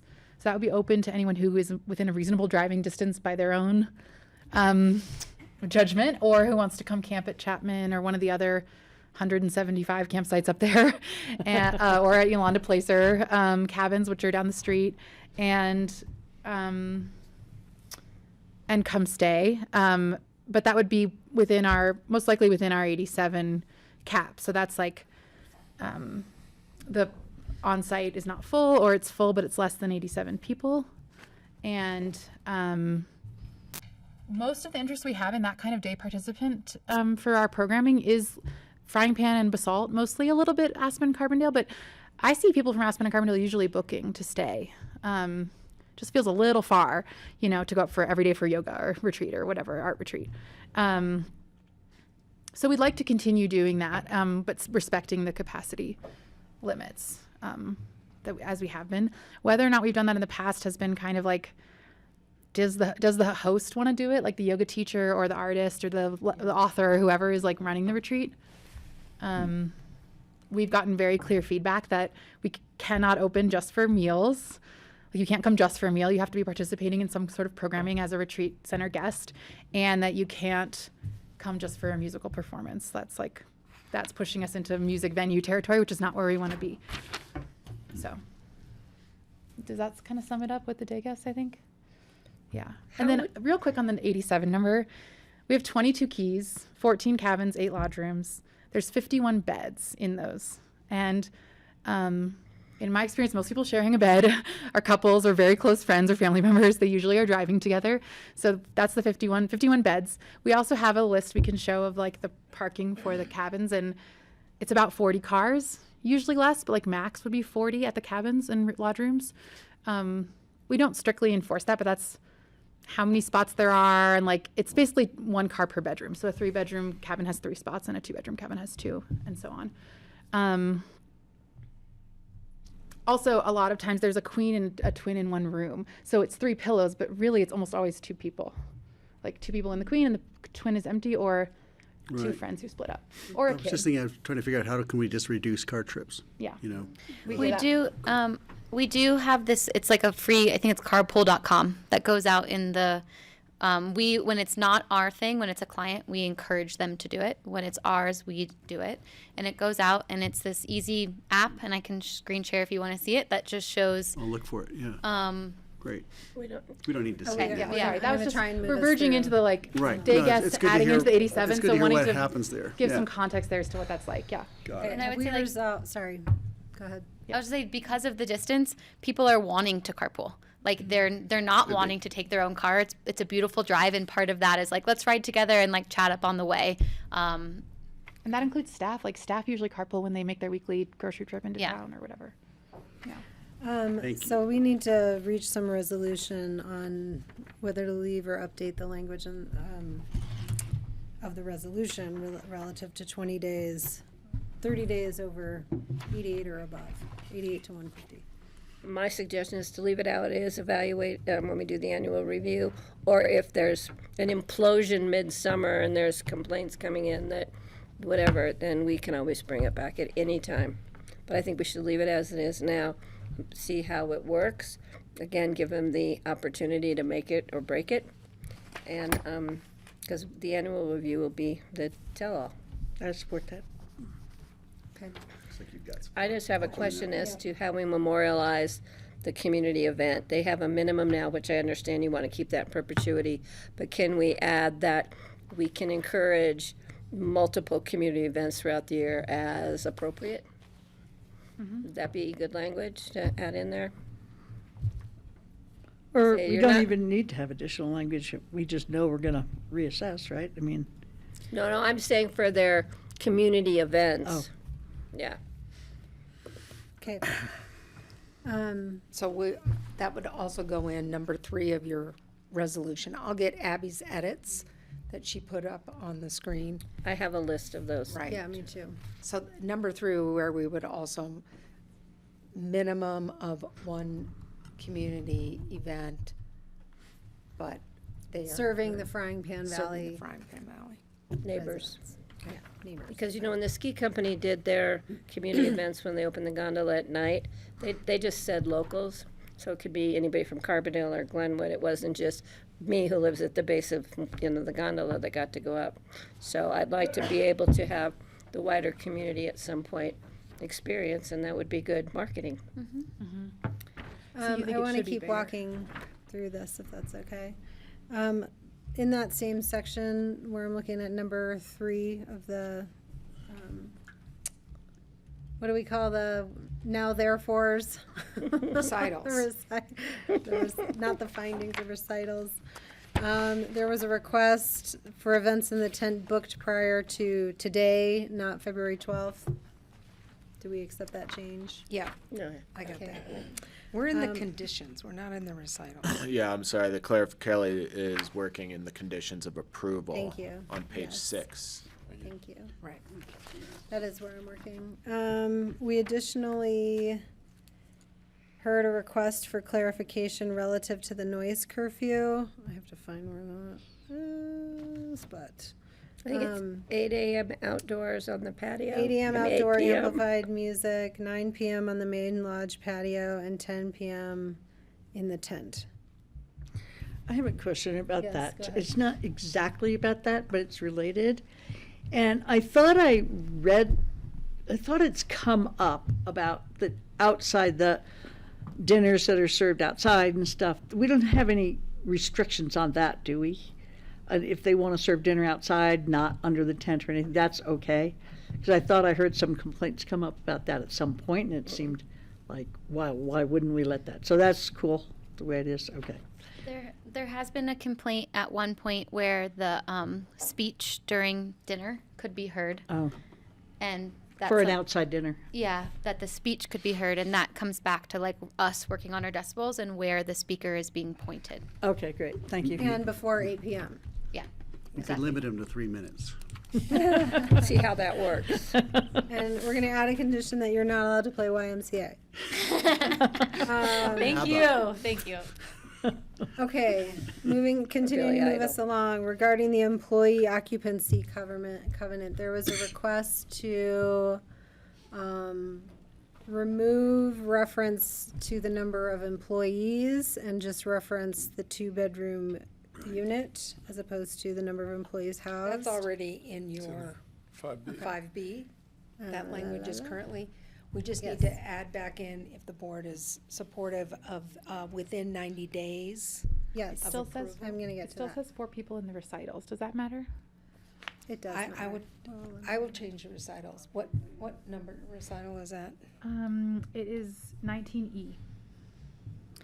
There's also a request to amend the language of the covenant, instead of it being prior to the issuance of the 180-day tent permit, they're requesting that they record the covenant within 90 days of the building permit within the 90 days prior of the issuance of the building permit for the permanent structure. I think that makes sense Me because too. sometimes it takes a little while to get a covenanted. Okay. I think I made that word up. There was additionally a request to amend the language relative to the dry hydrant. There was some timing relative to weather permitting. There should be one, and I'm comfortable with those changes. There should be other, So For the permanent building. for the permanent building, which is when we go down to number 7 on page 540. So we it's might be ref- going straight to that, basically. Yeah. You're gonna- That would make the most sense to just dig Yeah, it up and and given Melanie's comments and distance from Thomasville, Station 43. Yeah. Yeah, so. And that's already in here, so. Under 6A still says number 7. 2,500. Right. So I'm, They're requiring 2,500 just for the tent. For the but they new want us to temporary expand structure. For 10,000 for the whole property. as per Chief Stott's note. Yep. Okay. So there was language that we were adding to 6A. As soon as Related- weather permits. yes. And Chiefs. work can be complete, yeah. Okay. Additionally, to go back to the square footage, I think I had asked maybe you and Rye to figure out some additional language relative to the allowance in the code to not count the tack barn. Or Is this whatever we related to need condition to. of approval 9 Condition of on page 7 of the application, or of the resolution? I Yeah, believe that's where we the need to tax shed is. delete that, because it says prior to the submittal of any permits for the permanent accessory structure, the tax shed shall be removed. So we'll Correct. delete that. Yeah, I had a question about that, and I'm happy to answer it now, or ask it now. Okay, ask it now, because Um, that was the last thing. I had wasn't to- sure if on that my was list to resolve. intended to be in the alternative, meaning, and this would be a question for Leslie, have the requirements for the tax shed to be designated as a historic structure been met? Meaning, is it a historic structure? Like, has, No, Susanna Reed said that having looked at the tax shed, she believes that the tax It shed could be. could be. Okay, We've so- not had a chance to dive into a bigger preservation package and what that means. Okay, understood. So I would suggest that it be drafted in the alternative, meaning that, in the way I've drafted it right now, is the applicant shall designate the tax shed as a historic structure and record any necessary development covenants associated with that pursuant to 63060, or shall remove the tax shed. So, Yeah. being that they have the opportunity to do one or the other. Okay, because 63060 allows us to not count the square footage Correct. towards the, okay. Correct. Is that acceptable? Yeah. And on that same vein, I will want to craft a recital Yes. that reflects that the board wants to keep the tax shed and the board is approving the overall square footage as part of the special review, and plug in the correct number. Thank you. Yeah, and I've got that in 21M is where that needs to happen. 21 recital or conditional approval? No. Recital. Recital Good, 21M. okay. So we'll work on that I've made a language. corresponding adjustment, so you and I can work on that. Great. Those were all my notes. Patty, did you have additional, or did I No, catch you them pretty all? much checked my list off, thank you. Anyone else? Did I catch them I just all, have or did comments you to have make at a others that you certain wanted point. to have the board address? Leslie? Did I catch them all, as far as you know? And Abby needs to send me her edits, so I make sure that I get those in correctly. So can we move on this tonight with mention, and do we have to specifically mention each item? We When can make just a say motion? as No, amended. yeah. We can And just we say don't have as to amended? review it. We don't, it doesn't have to come back to us. Would you like a motion? Well, I think there was a little more discussion. Patty, did you? I just have some comments I'd like to make before. Do you want me to do them real quick? Sure. Okay, before a motion. I just want to say that I understand the safety concerns for the use of that road. I've been on the board for quite a while. We've been dealing with speeding through that neighborhood way before anything happened with Bayou.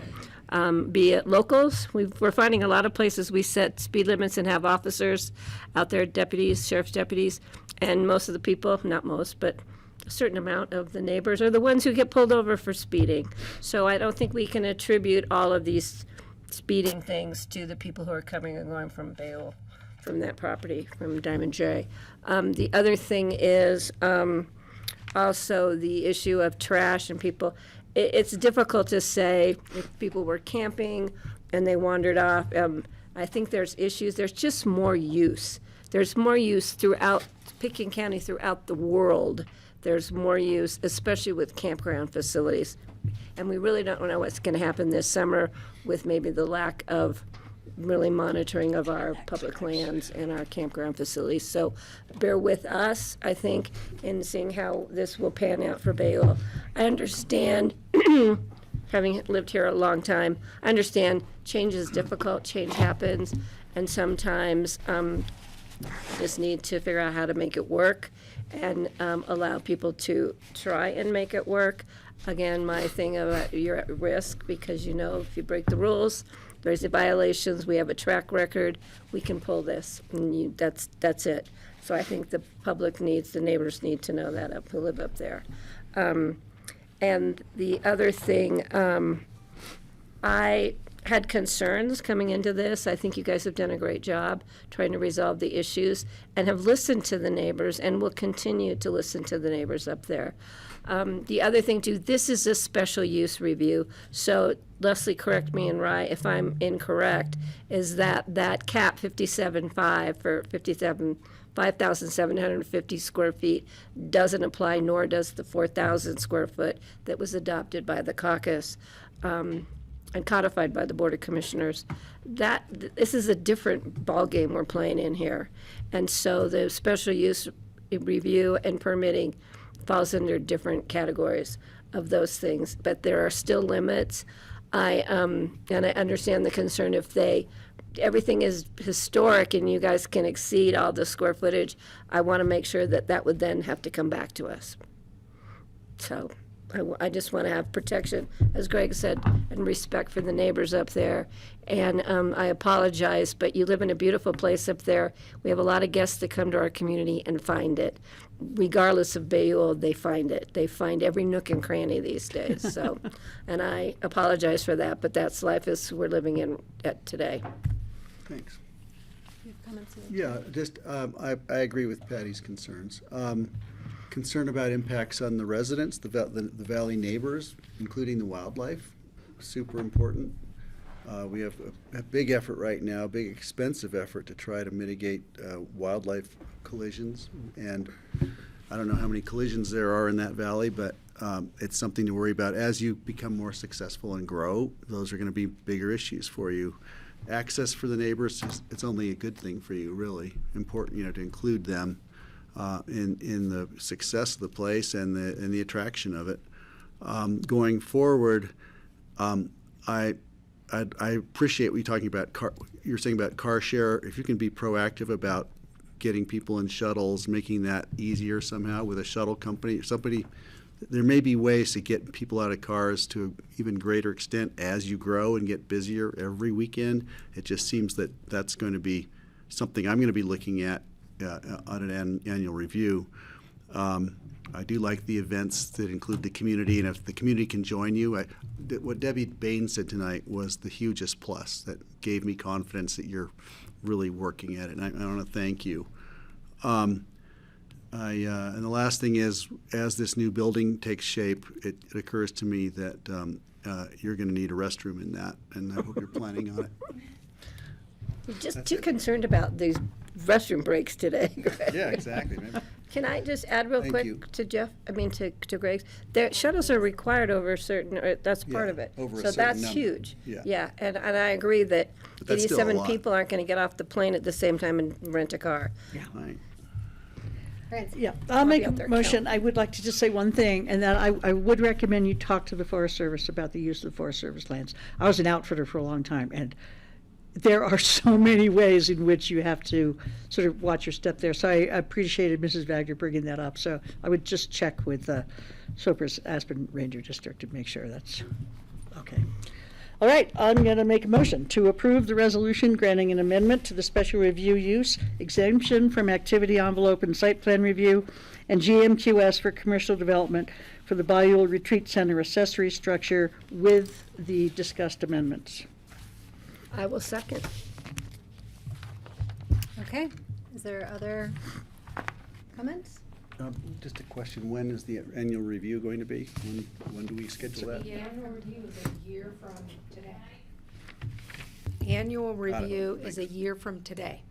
Okay. And we would, we request the report 90 days before the annual review. Excellent. And it comes to the BoCC this first time, and then we can make a Yes. decision whether it comes to us in the future. It'll see you until you decide not to see it. It'll see me not for that long. Okay. And one Yes. last We thing like is these just, guys, though. We might never decide not to see it. The outreach to the immediate neighbors, so important that you get along with them and they feel appreciated and respected. Absolutely. Thank you. Touches my heart. That was the best line of the day. All right. Happy to support you guys. I'm going to call the question. All in favor, please say aye. Aye. Aye. Thank you. We got a second, right? First, second? I seconded. That's right. And how's your Okay, arm? thank you all. No, I know it's- Let's Thank you, guys. Good luck. keep Thank you very moving. much for your time. Do you need some time to set up, Tammy? Okay, come on up then. Did she say no? No, said she no. said no. Oh, she's like my new favorite staff person. Leslie, you're always my Leslie. favorite staff person. You can go home now, Leslie. But your husband left. Yeah, Lance left, he abandoned you. Say hi to Lance. And he's a numbers guy. You handing out cookie? cookies? Are these from still sometime have, this I week? think, some chocolate When did beans these, over there sitting in the when window. have the, how, when? They're at least a week old. Oh, well, I'll, They're good. I don't need any more cookies. I don't need a cookie, but thank you. Rye, do you want the cookies? Rye'll eat them. Rye's I'll eat a looking, Rye's looking at them. Rye'll eat them. It's Mikey. Mikey'll eat it. How does sugar go bad? Come on. It doesn't. Yeah. It lasts for 1,000 years. Flour and for fat go bad. Thank you. Bye. Thank you. Good to see you. Good luck. Thanks. Okay, Cute pregnant lady. we are moving on to our last public land use hearing of the day. Star Sky Holdings LLC appeals, which we began on February 26th. And I will just say the process at that time was these are very formal hearings where we set the quasi judicial board and allowed for the appellants and the dissenters to present and rebut, and the board to ask questions. At that time, we gave direction for staff to come back with a resolution representing our findings, and that is what we are here to review and discuss today. We will not be reconducting the formal hearing that we had. However, on the 26th of February, we did continue the public hearing. And so there will be an opportunity after we hear staff presentation and ask any questions of the attorneys and staff to open the public hearing. And if any of the participants in this appeal wish to address the board, that would be the time to do so. And we'll follow our standard public hearing, public comment protocol for 3 minutes-ish. So with that, I'll turn it over to Tammy. Okay, thanks for that. I don't really have much new to add, so I'll just do a quick summary. The purpose, as Kelly said, of this meeting is to bring back the resolution to the board based on the findings and actions of that February 26th meeting, at which the board considered the 4 appeals to the Star Sky Holdings LLC land use application.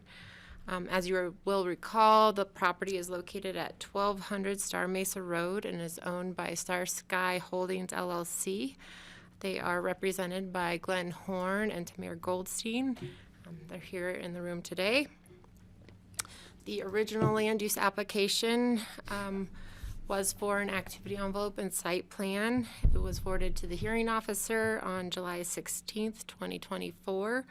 And at that hearing officer meeting, the hearing officer approved the application pursuant to hearing officer determination number 2-2024. That determination was subsequently appealed to the BoCC by 4 separate entities. 1, the Star Mesa HOA, represented by Jonah Hunt. 2, David Gerstenhaber, represented by Kristen Decker. 3, Neil and Jacqueline Shear, represented by Daniel Sullivan. And 4, Sankesh Abid, represented by Justin Nyberg. The BoCC considered these appeals on February 26, 2025, and found that the hearing officer made a clear and demonstrable error and that he did not consider Section 720.120E regarding the rural character guidelines for building location. In addition to that finding, the board found that there is a legal dispute regarding the approval needed from the various owners within Star Mesa to establish the activity envelope that is located within the proposed application, and that dispute must be resolved by a court or by a mutual agreement between the applicant and the homeowners or the HOA members, and not by Pickens County. Therefore, the BoCC found that prior to the application being remanded to the hearing officer, that the Star Mesa HOA and the applicant resolve the dispute of the location of the activity envelope. So staff has provided a draft resolution in the packet reflecting all these findings. I'll note that 2 letters were submitted by Tamir Goldstein recently that have been included in the public record, and I'll let Tamir and Rai answer any questions about those letters. And with that, staff is recommending the board approve the resolution as drafted. Okay, questions for Tammy or Rai? I see Patty, then Francie. Status of the issue the dispute that must be resolved by a court or whatever before we can before we can actually, the hearing officer can actually hear the remanded back to him issue. What's the status of that? I'm happy to get into that. If Mr. Goldstein wants to make his public, it's Goldstein, correct? All right. Yes, Sorry thank you. about that. I'll just put I my wanted to question make up. sure and then I can address. I'm sure he'll Okay. go into that on his Great. own to begin with. Perfect. Good afternoon. Good evening. Yeah, so I should open the public hearing then. If that is the Let me board's- just double check that there aren't more questions. I think Francie had some questions either for staff or Rai. I was just going to have you remind me, I was a nay vote on that, right? I did not vote with everybody else. Do you have a record of that? Is that correct? That is correct. Okay, thank you. Just reminding myself. I will confirm. But is he considered public comment, or he's the It would be, I believe, according to the chair's direction right now, she's going to open up public comment and give an opportunity for representatives of either the applicant or the objectors to provide On all public sides will comment. be On all sides, as opposed to reopening the entire hearing process, which. yeah, I thought that, but I thought, okay, I'm good. Okay. But I know that Justin just And snuck in I the back did door. seek Rai's guidance on how to conduct our meeting here today, and so I'm following that guidance right now. I'm interfering with that guidance. Okay, let me just double check from any other board members, are there any questions for Tammy or Rai at this point? Okay, I'm gonna open the public hearing. I'm gonna invite Mr. Goldstein to go ahead and I'll be a little generous I with our 3 appreciate that. minutes. Does everybody have a copy of the letters? I brought them. I'm happy to take a copy for Me the too. public record if you'd like. Do we get like a 15-minute break to read it? We can. Thank you. I would appreciate it. I mean, I Did you? He'd love it. We need to give a copy. If we don't have enough, you can have mine. Because I need. Thanks, Rai.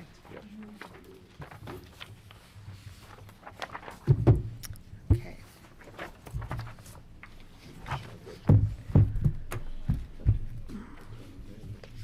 Well, this is just from yesterday. one of them's from yesterday and one was from the 24th of March. Thank you. And I'm happy to. I'll explain the difference between.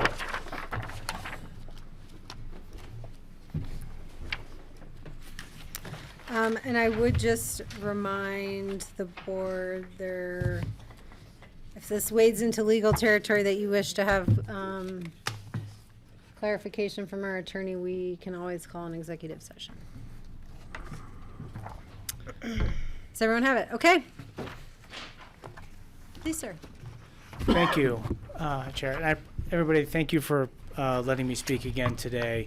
My goal here is not to rehash everything that we did on February 26th, right? It's to address the two specific issues that I've kind of identified in my letters, but the two specific issues that the board has identified in the proposed resolution.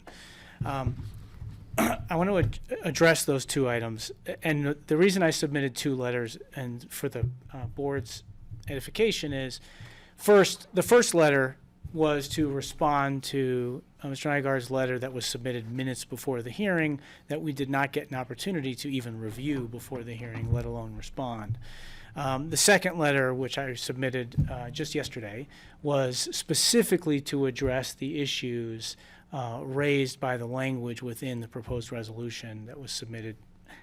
I received it on Saturday. I don't know when it was actually submitted. So we, as promptly as we could, reviewed it and provided comment to it so the board would have an opportunity to consider that in advance of today. So there's two issues I want to briefly talk about, and I understand I only have a little bit of time, so let me try to address them, but I think they're important. One is the issue that was first submitted in the letter that was submitted right before the hearing. We called it the Abbey letter, so right before the hearing, and it improperly raises new issues in violation of the Land Use Code. The Land Use Code section 220-180D does not permit new issues, new arguments, new evidence to be raised at the hearing.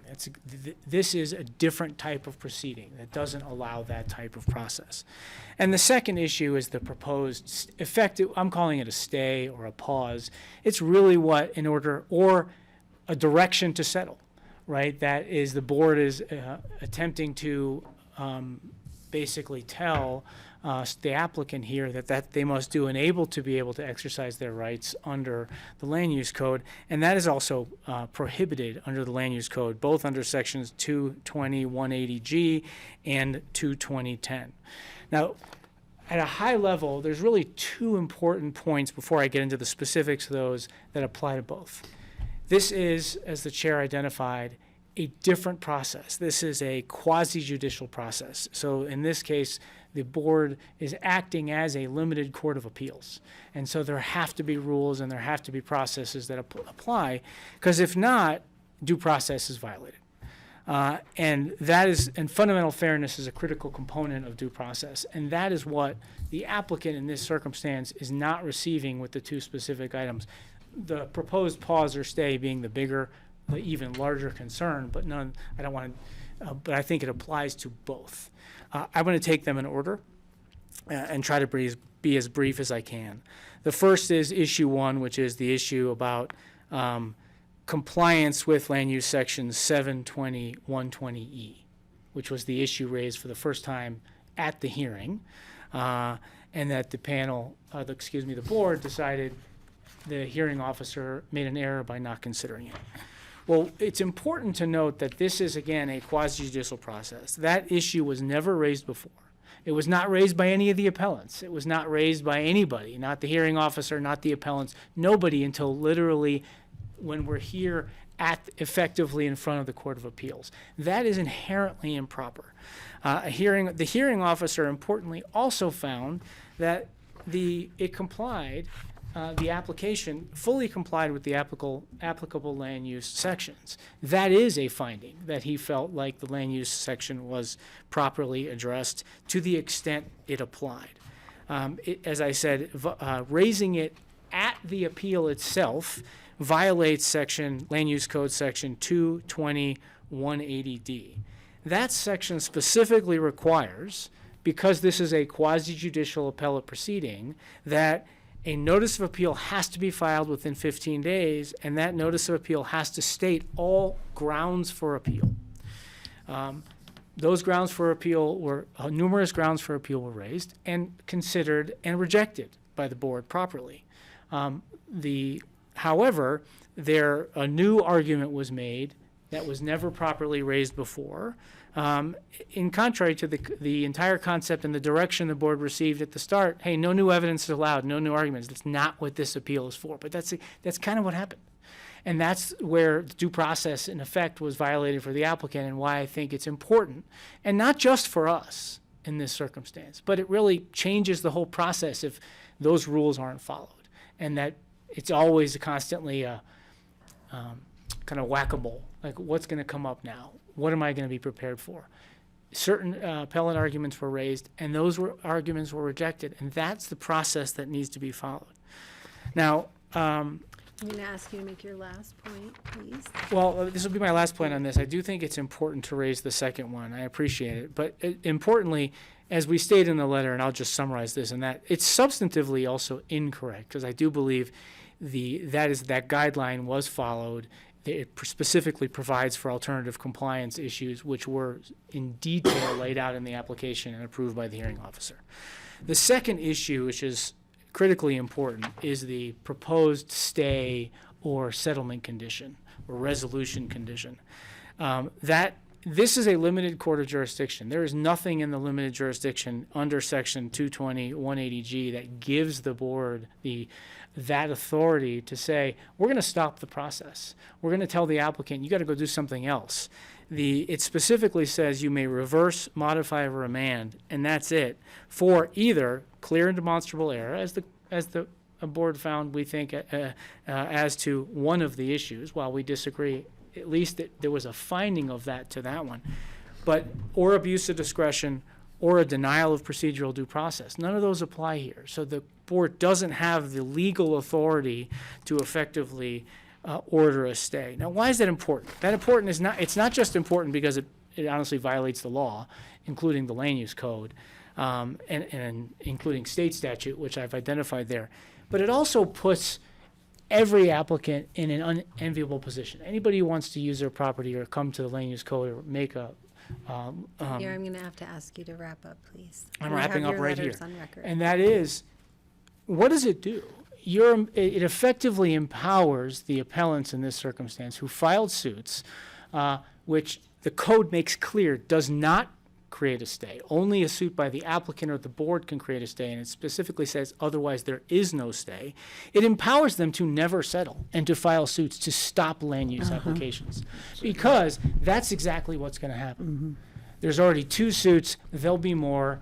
They will be emboldened and empowered to make sure this goes on forever, and that an applicant, either us or any other applicant, can never proceed with their land use applications. Thank you. With that, thank you. Appreciate it. Thank you.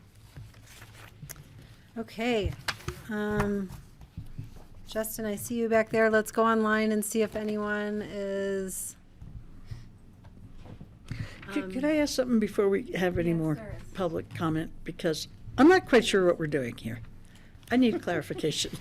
So we are reviewing the resolution that is before us based on the direction we gave after the formal hearing, which is remanding the decision back to the hearing officer to consider things that we don't feel the hearing officer properly considered in the course of reviewing this appeal. And instead of sort of writing that resolution kind of fly by night at the time, we had asked for staff to draft it so we can formally review it at this time and vote on it. And at the time, we also continued the public hearing. Okay, If you remember, we had a full hearing where we heard Oh, yeah. from representatives. They had their period of time. There was rebuttal. And then we opened the public hearing where we heard from the neighborhood So residents. all this resolution does is send this back to the hearing officer. Right. It doesn't talk about the fact that they have to get together as neighbors and have a Yeah, it bourbon does and in solve their number 12 problems. of the I'm resolution. sorry, what? And I'll Yeah, let I didn't I'll even ask finish it. Rye to jump in and answer the questions relative to the clarity that you need about the resolution. Yeah, If Rye would like to do that. You want me to answer that now? please. Yes. To your specific point, it does more than just remand it back to the hearing officer. It does also impose, as Mr. Goldstein relayed to you, a pause or a stay on further processing of the application pending resolution of the litigation that is now in effect regarding the very subject of the land use approval that is now in front of you. And so if we approve this resolution, then it'll go back to the hearing officer and the neighbors have to get together. If we don't approve it, what happens? If you don't approve it, you can, I'm sorry, If you don't approve it, meaning you would affirm the hearing officer decision, meaning you would approve the land use application. Okay, thank you. Yep. That's what I needed. Thank you. Got it. But can I clarify? Please, But Patty. if we approve it as written, it also has to have the issue of the covenant between the property owners up there resolved before it goes to the hearing officer, which is That is the number way it's 12. drafted right now, and Related based, to the covenant, which BoCC, my understanding, BoCC does not have purview over homeowners' covenants. It's out of our realm. that is generally correct. And I would, once public comment's done, I would likely submit some additional Okay. Clarification on it. clarification Okay. on that point. Thank you for that, you. Kelly. That's and an so, I'm critical- sorry, sir. Oh, I'm sorry. Thank you. Justin, I see that you came in late. Hopefully you've caught up based on what I described, but you'll have an opportunity to make public comment if you wish. We hold that to sort of our same public comment standards. I gave Mr. Tamir about double the time, and I'll do the same for others too. Mr. Goldstein, sorry. So let me go to Mike Rollin, whose hand is up online. Sir, go ahead. I will ask you to keep your comments brief, please. They will be very brief. Thanks very much. Thank you for the opportunity to be heard. My name is Mike Rollin. I'm an attorney. I represent the owner of the Westcliff parcel within Star Mesa, which is Mr. Gerstenhofer. And I just want to respond briefly to Mr. Goldstein's comments. First of all, I would like to point out that I don't believe any of us, I don't believe anybody other than perhaps the board has received copies of the letters that he submitted. I think would have been helpful if interested parties also could have had access to his correspondence and an opportunity to respond to it. But beyond that, I'd point out only that I think the board in the draft resolution is acting prudently as a public body. There are threshold contractual issues among the parties both in the covenants and with respect to the 1984 settlement agreement between the Board of County Commissioners and the owners of the parcel at the time. And those are threshold because whatever the land use decision may be, though that issue will still have to be resolved, which brings me to my point about why the board is acting prudently in deferring its decision. The board ought not be making decisions that may ultimately be mooted. They're either premature or ultimately unnecessary because of the outcome of those contractual disputes. And I think it would be appropriate to resolve those issues first, and then there will be a clear path for the board to make its decision on this particular application. I also note that Mr. Goldstein's concern about the lack of due process is entirely contrary to the process that's underway right now. There are lawsuits currently in the courts in which the court will decide the contractual issues among these parties unless it is otherwise settled. And in court, there is an abundance of due process. And parties interested on both sides will have every opportunity to avail themselves of all of the rules of civil procedure and all the rules of evidence and a hearing by an impartial judge to make these very threshold decisions. And so there'd be no absence of due process by following a more streamlined procedure in which a threshold issue is resolved and then this application is resolved. My last comment is with respect to the question of the board's authority to require the resolution of the threshold issue, the threshold contractual issue first. I don't agree. I think the board can use its discretion to act prudently and efficiently with its time and resources. But based on what Mr. Goldstein said, I think he would have no objection, or at least no opposition to the legal proposition that the board could also simply reverse the hearing officer and terminate the application unless and until the contractual issues are resolved in the threshold way that I suggest is prudent. Thank you. Thank you. I would not agree Okay, to that. are there other individuals online or in the room who wish to make public comment? If you're online, please raise your hand, or Justin, come on up.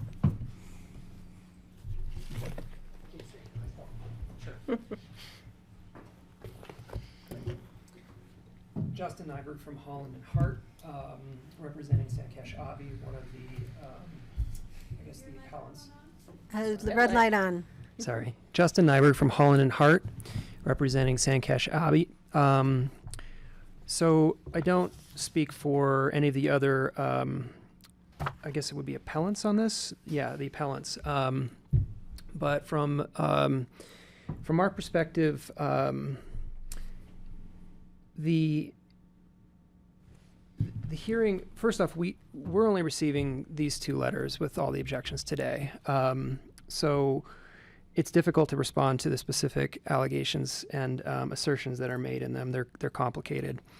The board had plenty of time during the initial hearing to review this application and appeal in detail. There was extensive, voluminous record. And if Mr. Goldstein wants us to go back through that record and pinpoint every location of every assertion, we're going to be here for a long time. The general arguments that were raised that were successful was that the hearing officer made a manifest error by concluding that the application was satisfied all the land use code. And in numerous ways, direct and indirect, in the materials presented to the board and in testimony, we made a convincing case, and the board acted, that entire code section was ignored by the applicant.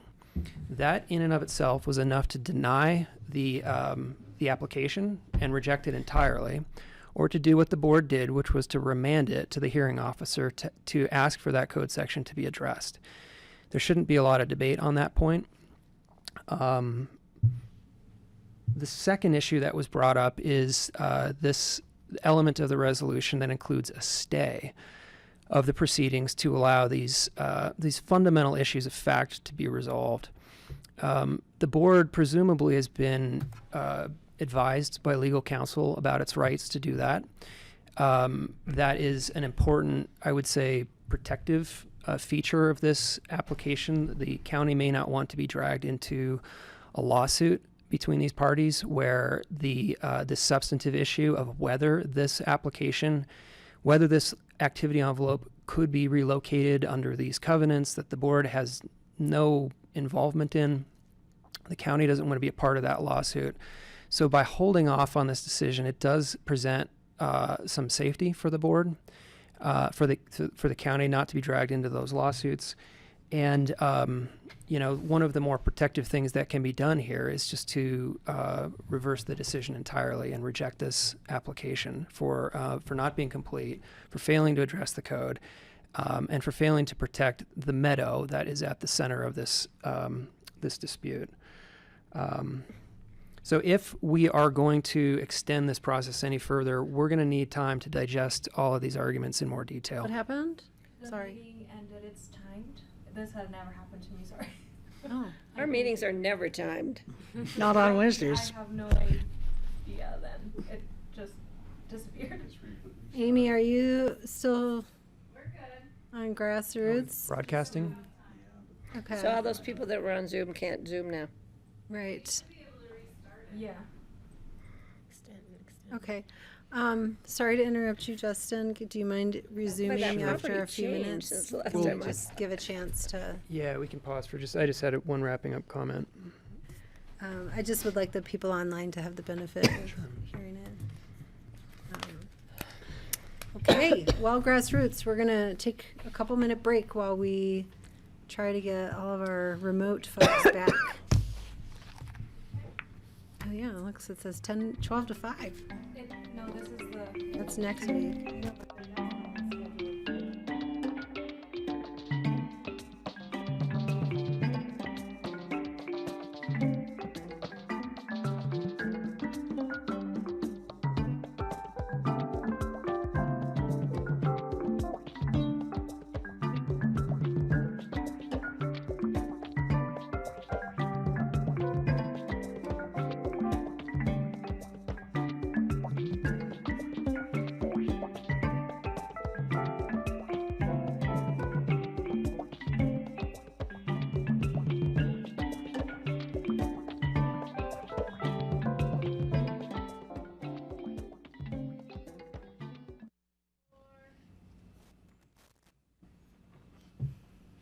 Okay, sorry, folks. We had a little technical difficulties here in our meeting room, but we're back to the Pickens County Board of County Commissioners regular meeting on Wednesday, April 9th. We were currently hearing public comment from Justin Nyberg relative to our Star Sky Holdings LLC appeal.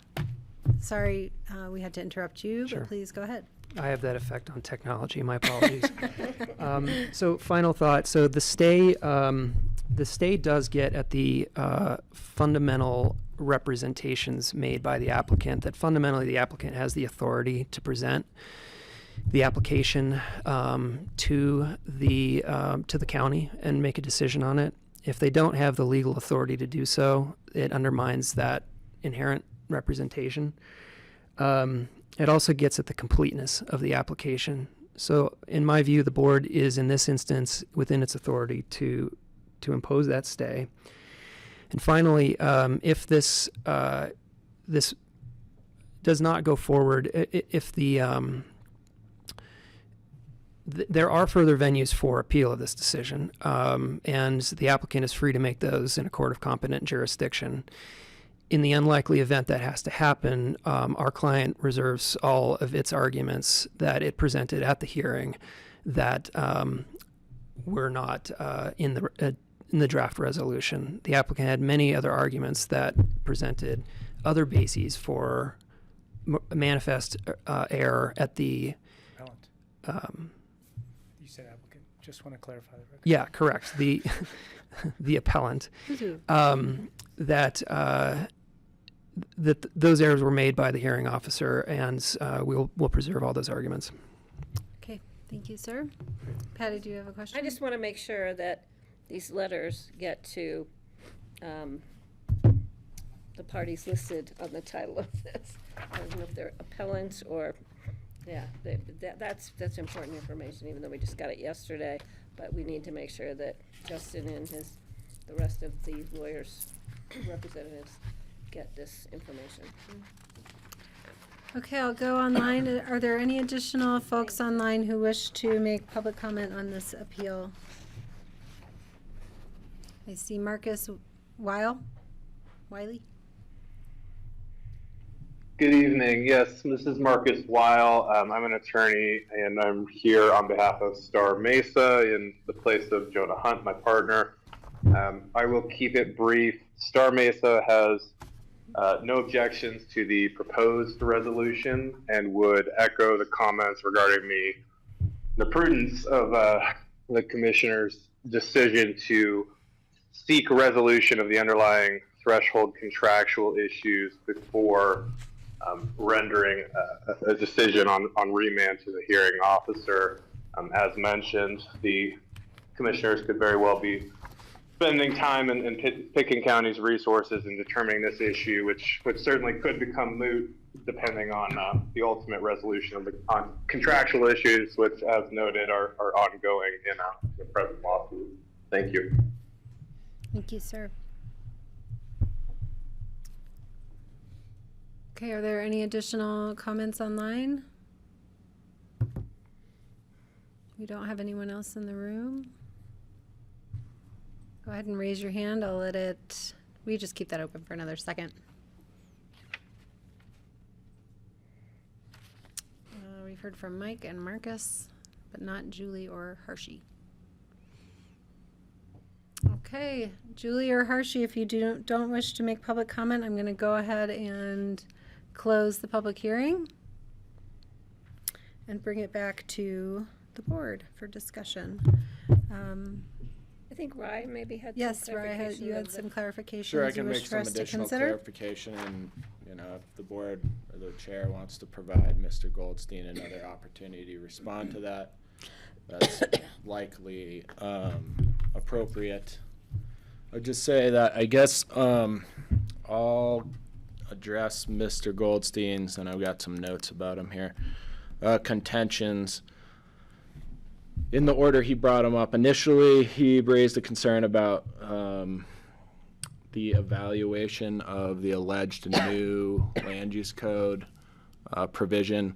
I do think, and that being a potential due process violation, I do think, and I agree with Mr. Nyberg, that The alleged error that was generally propounded by the appellants was that all the provisions of the Pitkin County Land Use Code were not complied with.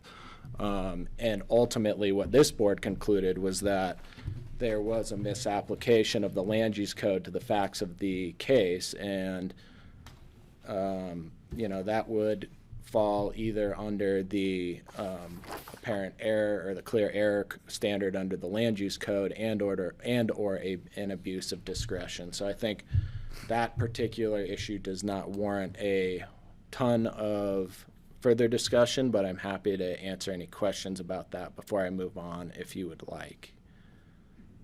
I have a question. So the reference that we made to the section of the land use code that we justified or defended our remanding it back holds true? I believe so. The hearing officer made a conclusion that all applicable standards in the land use code were complied with, and this board found that that was not the case. Thank you. With respect to the applicability of a stay in this instance, at the time of the last hearing, I was not aware of any pending litigation involving the applicant's property and or the larger HOA property as a whole. The land use code does include a provision that I believe is clearly applicable to the circumstance we're in now, which is section 2-20-10D, and that provision generally or specifically provides that as it relates to litigation brought or sustained by an individual or entity that is a property owner or has an ownership interest in the property that is the subject of the application, can and does operate as a stay on the processing of the application.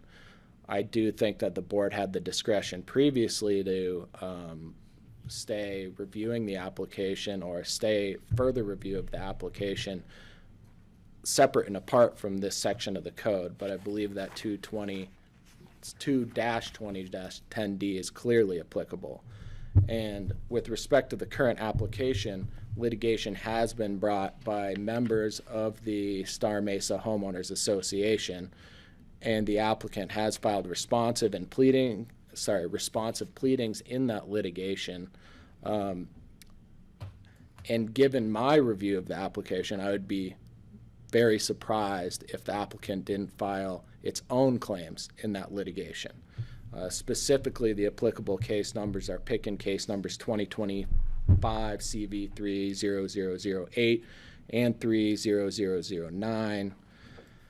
And the subject of that litigation is generally the declaration of covenants for the Star Mesa HOA. And specifically, I believe, and I may get the case number wrong, but in one of those cases, the exact restriction at issue in front of the board right now, which is whether the declaration of covenants and or the restrictive covenant related to the location of the activity envelope on the applicant's property was properly amended by the Homeowners Association. 2-20-10D is the intent of that provision is very clear as to what it is trying to do, which is specifically retain the court's jurisdiction for an issue like that and remove this board from making that decision, and or insulate this board from making that decision, which I believe is clearly not a decision for this board, meaning interpretation of the declaration of covenants for Star Mesa is not something this board generally does or should do. I do understand Mr. Goldstein's argument that the applicability of 2-20-10D really only comes into play if the applicant or the property owner of the property that's a subject of the application brings the litigation. I do not read the provision that narrowly. I believe that in circumstances like this, where there's a dispute over the applicability of a restrictive covenant contained in a declaration, that covenant, which on its face runs to the benefit of the members of the homeowners association, that covenant operates, or that real covenant operates and runs with the land for the property that is the subject of the application. So a restrictive covenant like the one in Star Mesa, in my opinion, does create a property interest in the members and the homeowners association itself, and or an ownership interest in that restrictive covenant that triggers 2-20-10D of the code.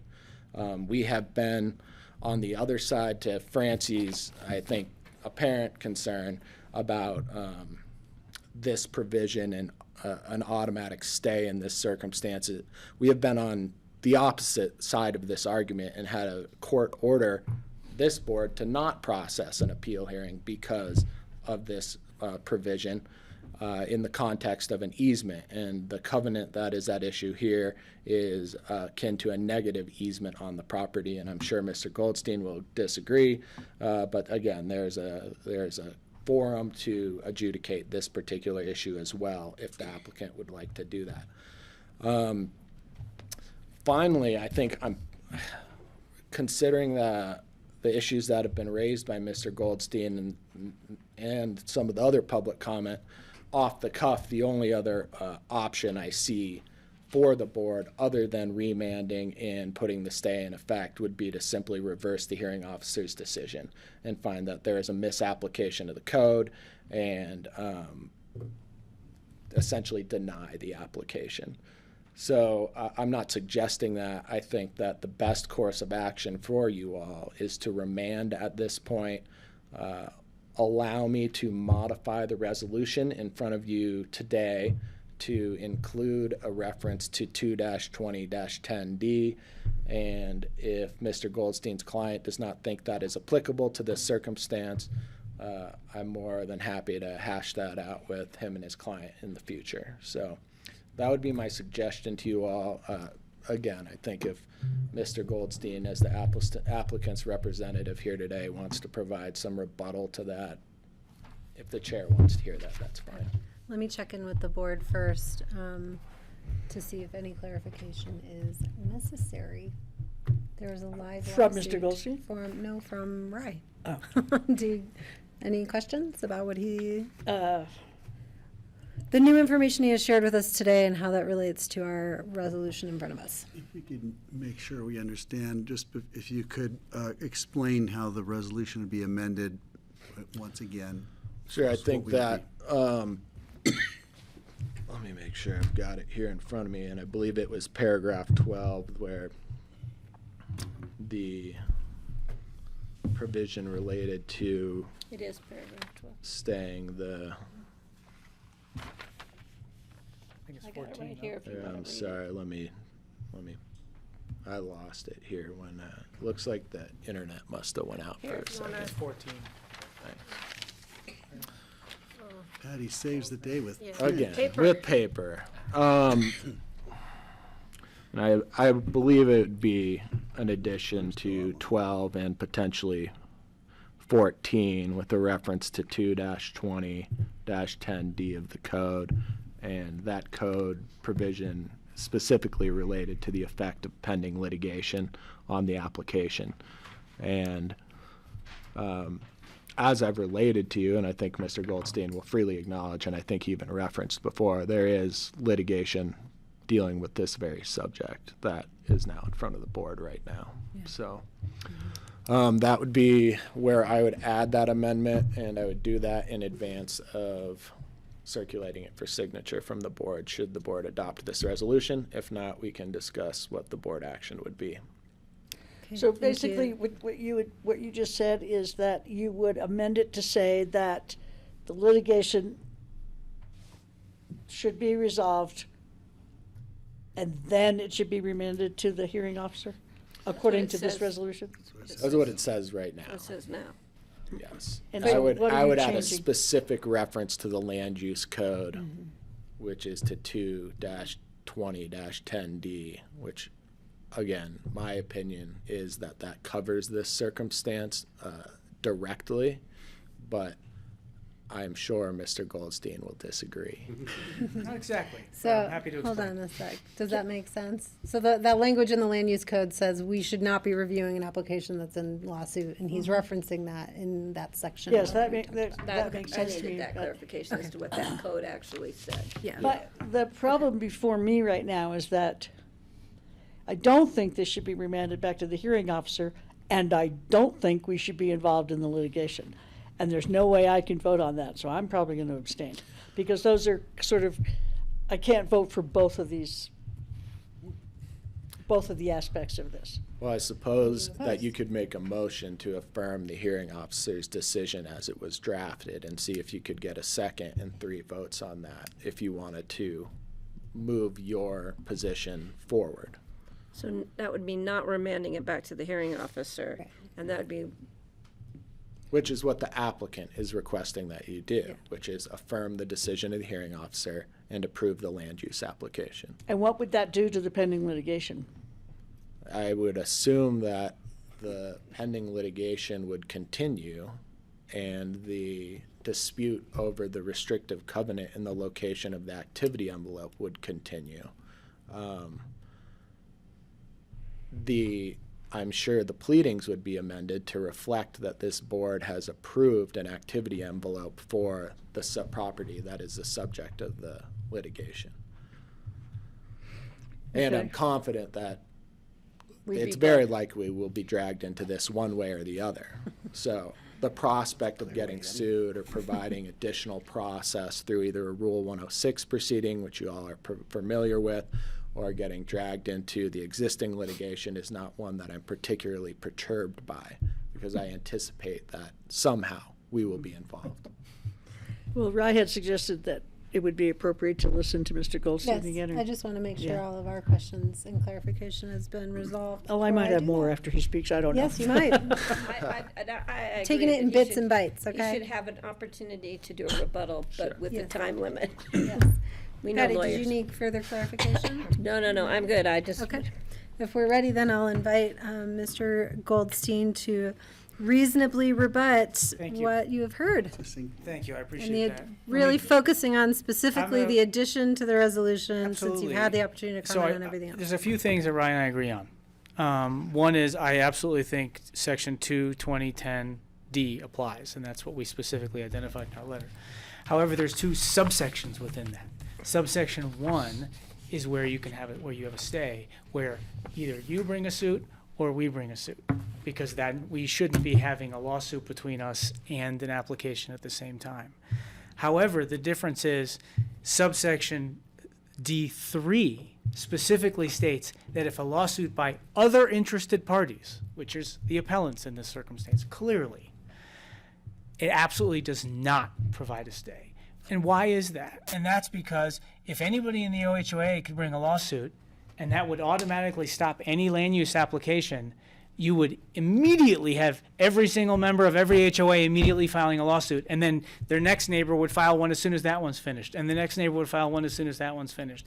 It cannot mean that if anybody in an HOA files a lawsuit, it stays. In fact, Colorado statute says no to that, and your land use code specifically says no.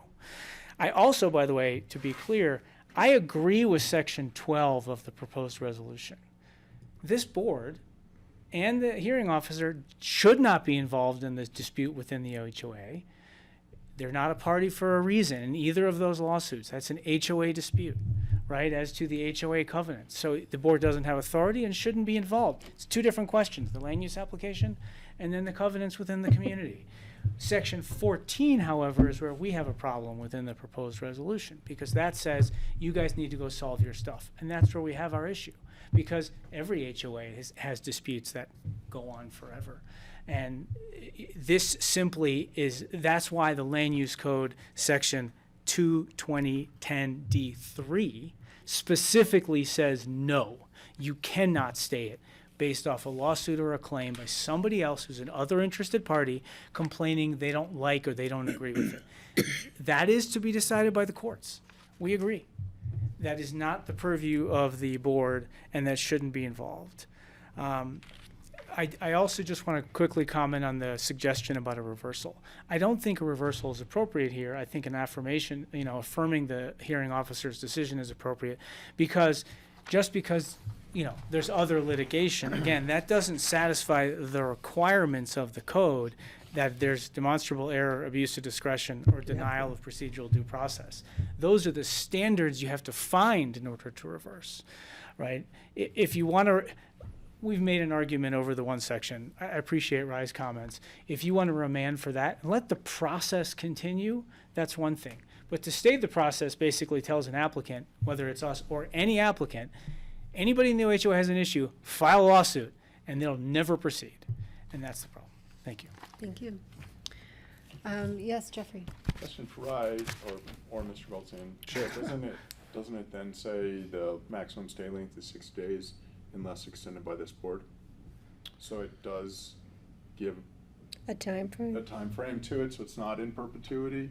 6 days? 66. Sorry, 60. I do not believe that's correct. And you guys can both correct me. So I didn't bring my computer up, No, so I would Yeah, need to pull it up. I believe that apologize. the page 15 that of chapter 2, section 4. did you say 51? I believe that Page 1.5 of chapter 2. So 22010D, number 4. Does it answer Mr. Goldstein's concern of the duration of the stay? You're saying D? 22010D. 22010D, American numeral 4. Off the top of my head, my recollection is that and I'm getting there. Yeah, page 15, second paragraph from the bottom. Let me look at it and then I'll get back. Don't you have a written copy of the code with you, Jeffrey? It's on my desk. It's in his head. On my desk. It's in his head. No, he's got a written copy on his desk that's highlighted in. Yeah. Why don't you read it? What to is, us? help me I don't- understand why the timing matters. I don't see anything in that provision that relates to a 60-day. There was a provision in the code previously that related to a 60-day. So what's on my screen says the stay under subsection D1 shall terminate on the date that is 60 days after a request is made by a party in interest under subsection D3 unless 60-day period is extended by the board after notice and a hearing for such specific period of time as the board finds it's required for good cause as described in findings made by the board. Yeah, I think you may have an old copy of the code. That's my recollection. Because it takes longer than 60 days just to get it on the docket next door.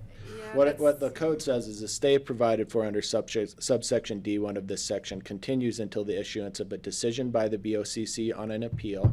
That's a circumstance where an appeal is being prosecuted, whereupon the stay will automatically expire.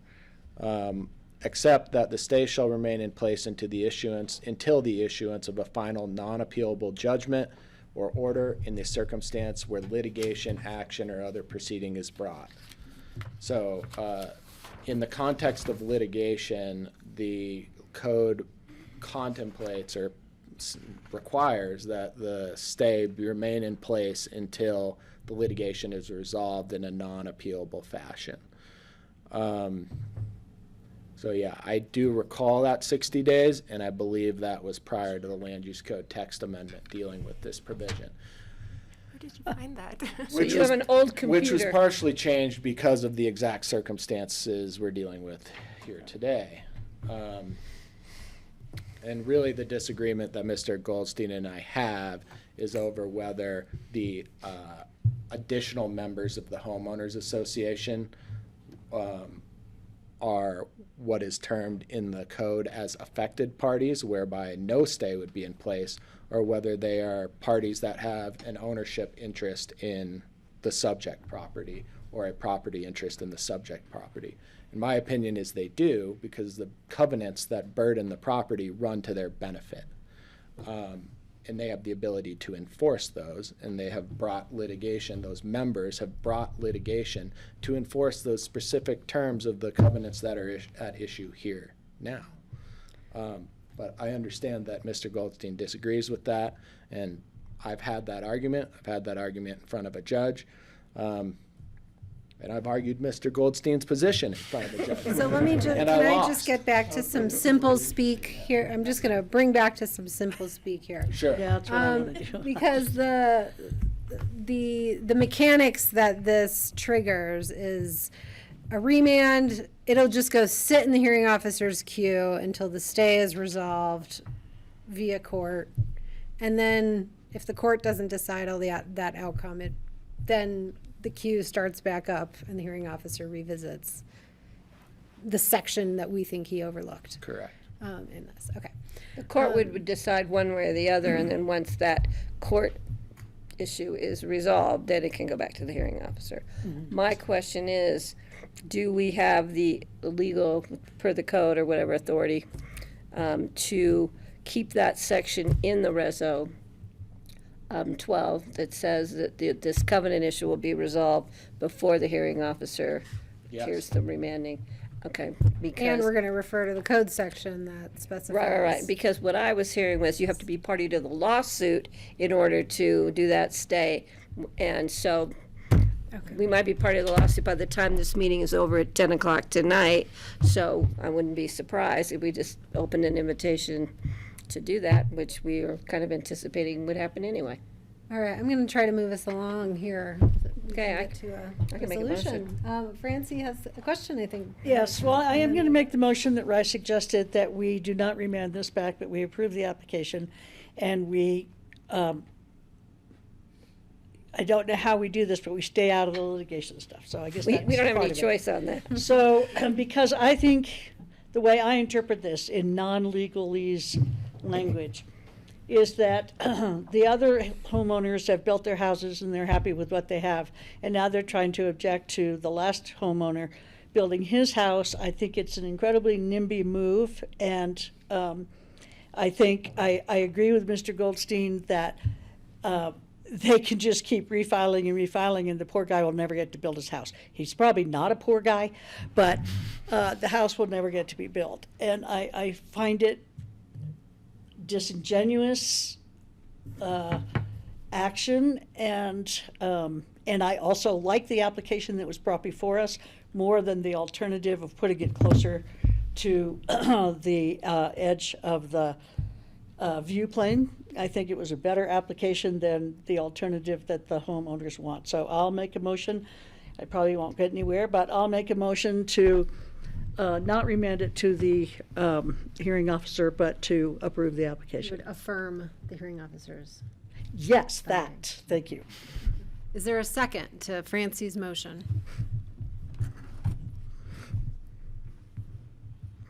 Just gonna let it hang in the air long enough. I appreciate The that. motion is not seconded and therefore dies on the desk. I'm sure there's a more formal parliamentarian term for that, but thank you, My Francie. paperwork.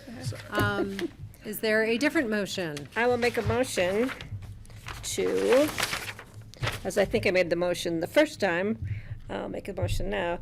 Resolution remanding the hearing officer's determination number 02-2025, parentheses, approving the Star Sky Holdings LLC activity envelope and site plan review to the hearing officer on appeal by Star Mesa Homeowners Association, Gerson, Haber, Shear, and Bob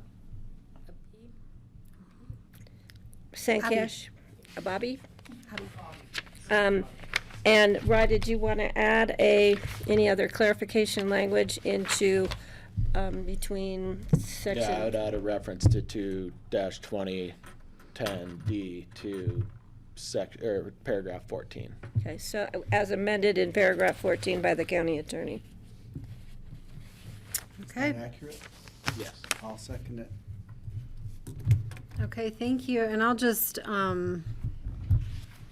comment that, you know, some of the merits of the application, I think,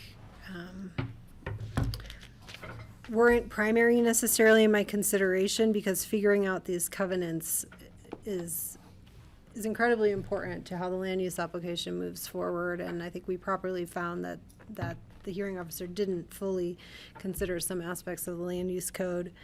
You know, the covenants will persist regardless of how the land use code changes. And so sorting out what those covenants say and allow, I think, is incredibly important. Any other comments? I have a quick comment, make sure that we get this information on to everybody who needs to see it. Would you like my copy? Believe it's in the record right now. Oh, if it's from you, you don't need a copy. I'm good, thank you.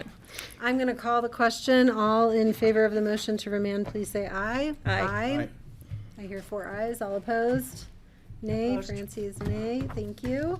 Thank you. Thank you. Thank you. Nice to see you, Glenn Horn, quiet in the back of the room. Diligence. Unusually Okay. quiet.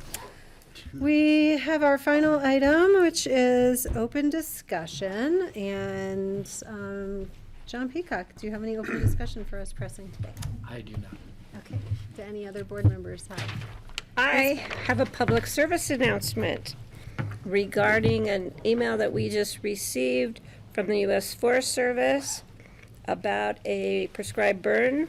I want the public to know that there's a prescribed burn being planned possibly there might be a window of opportunity at Sunnyside later this week.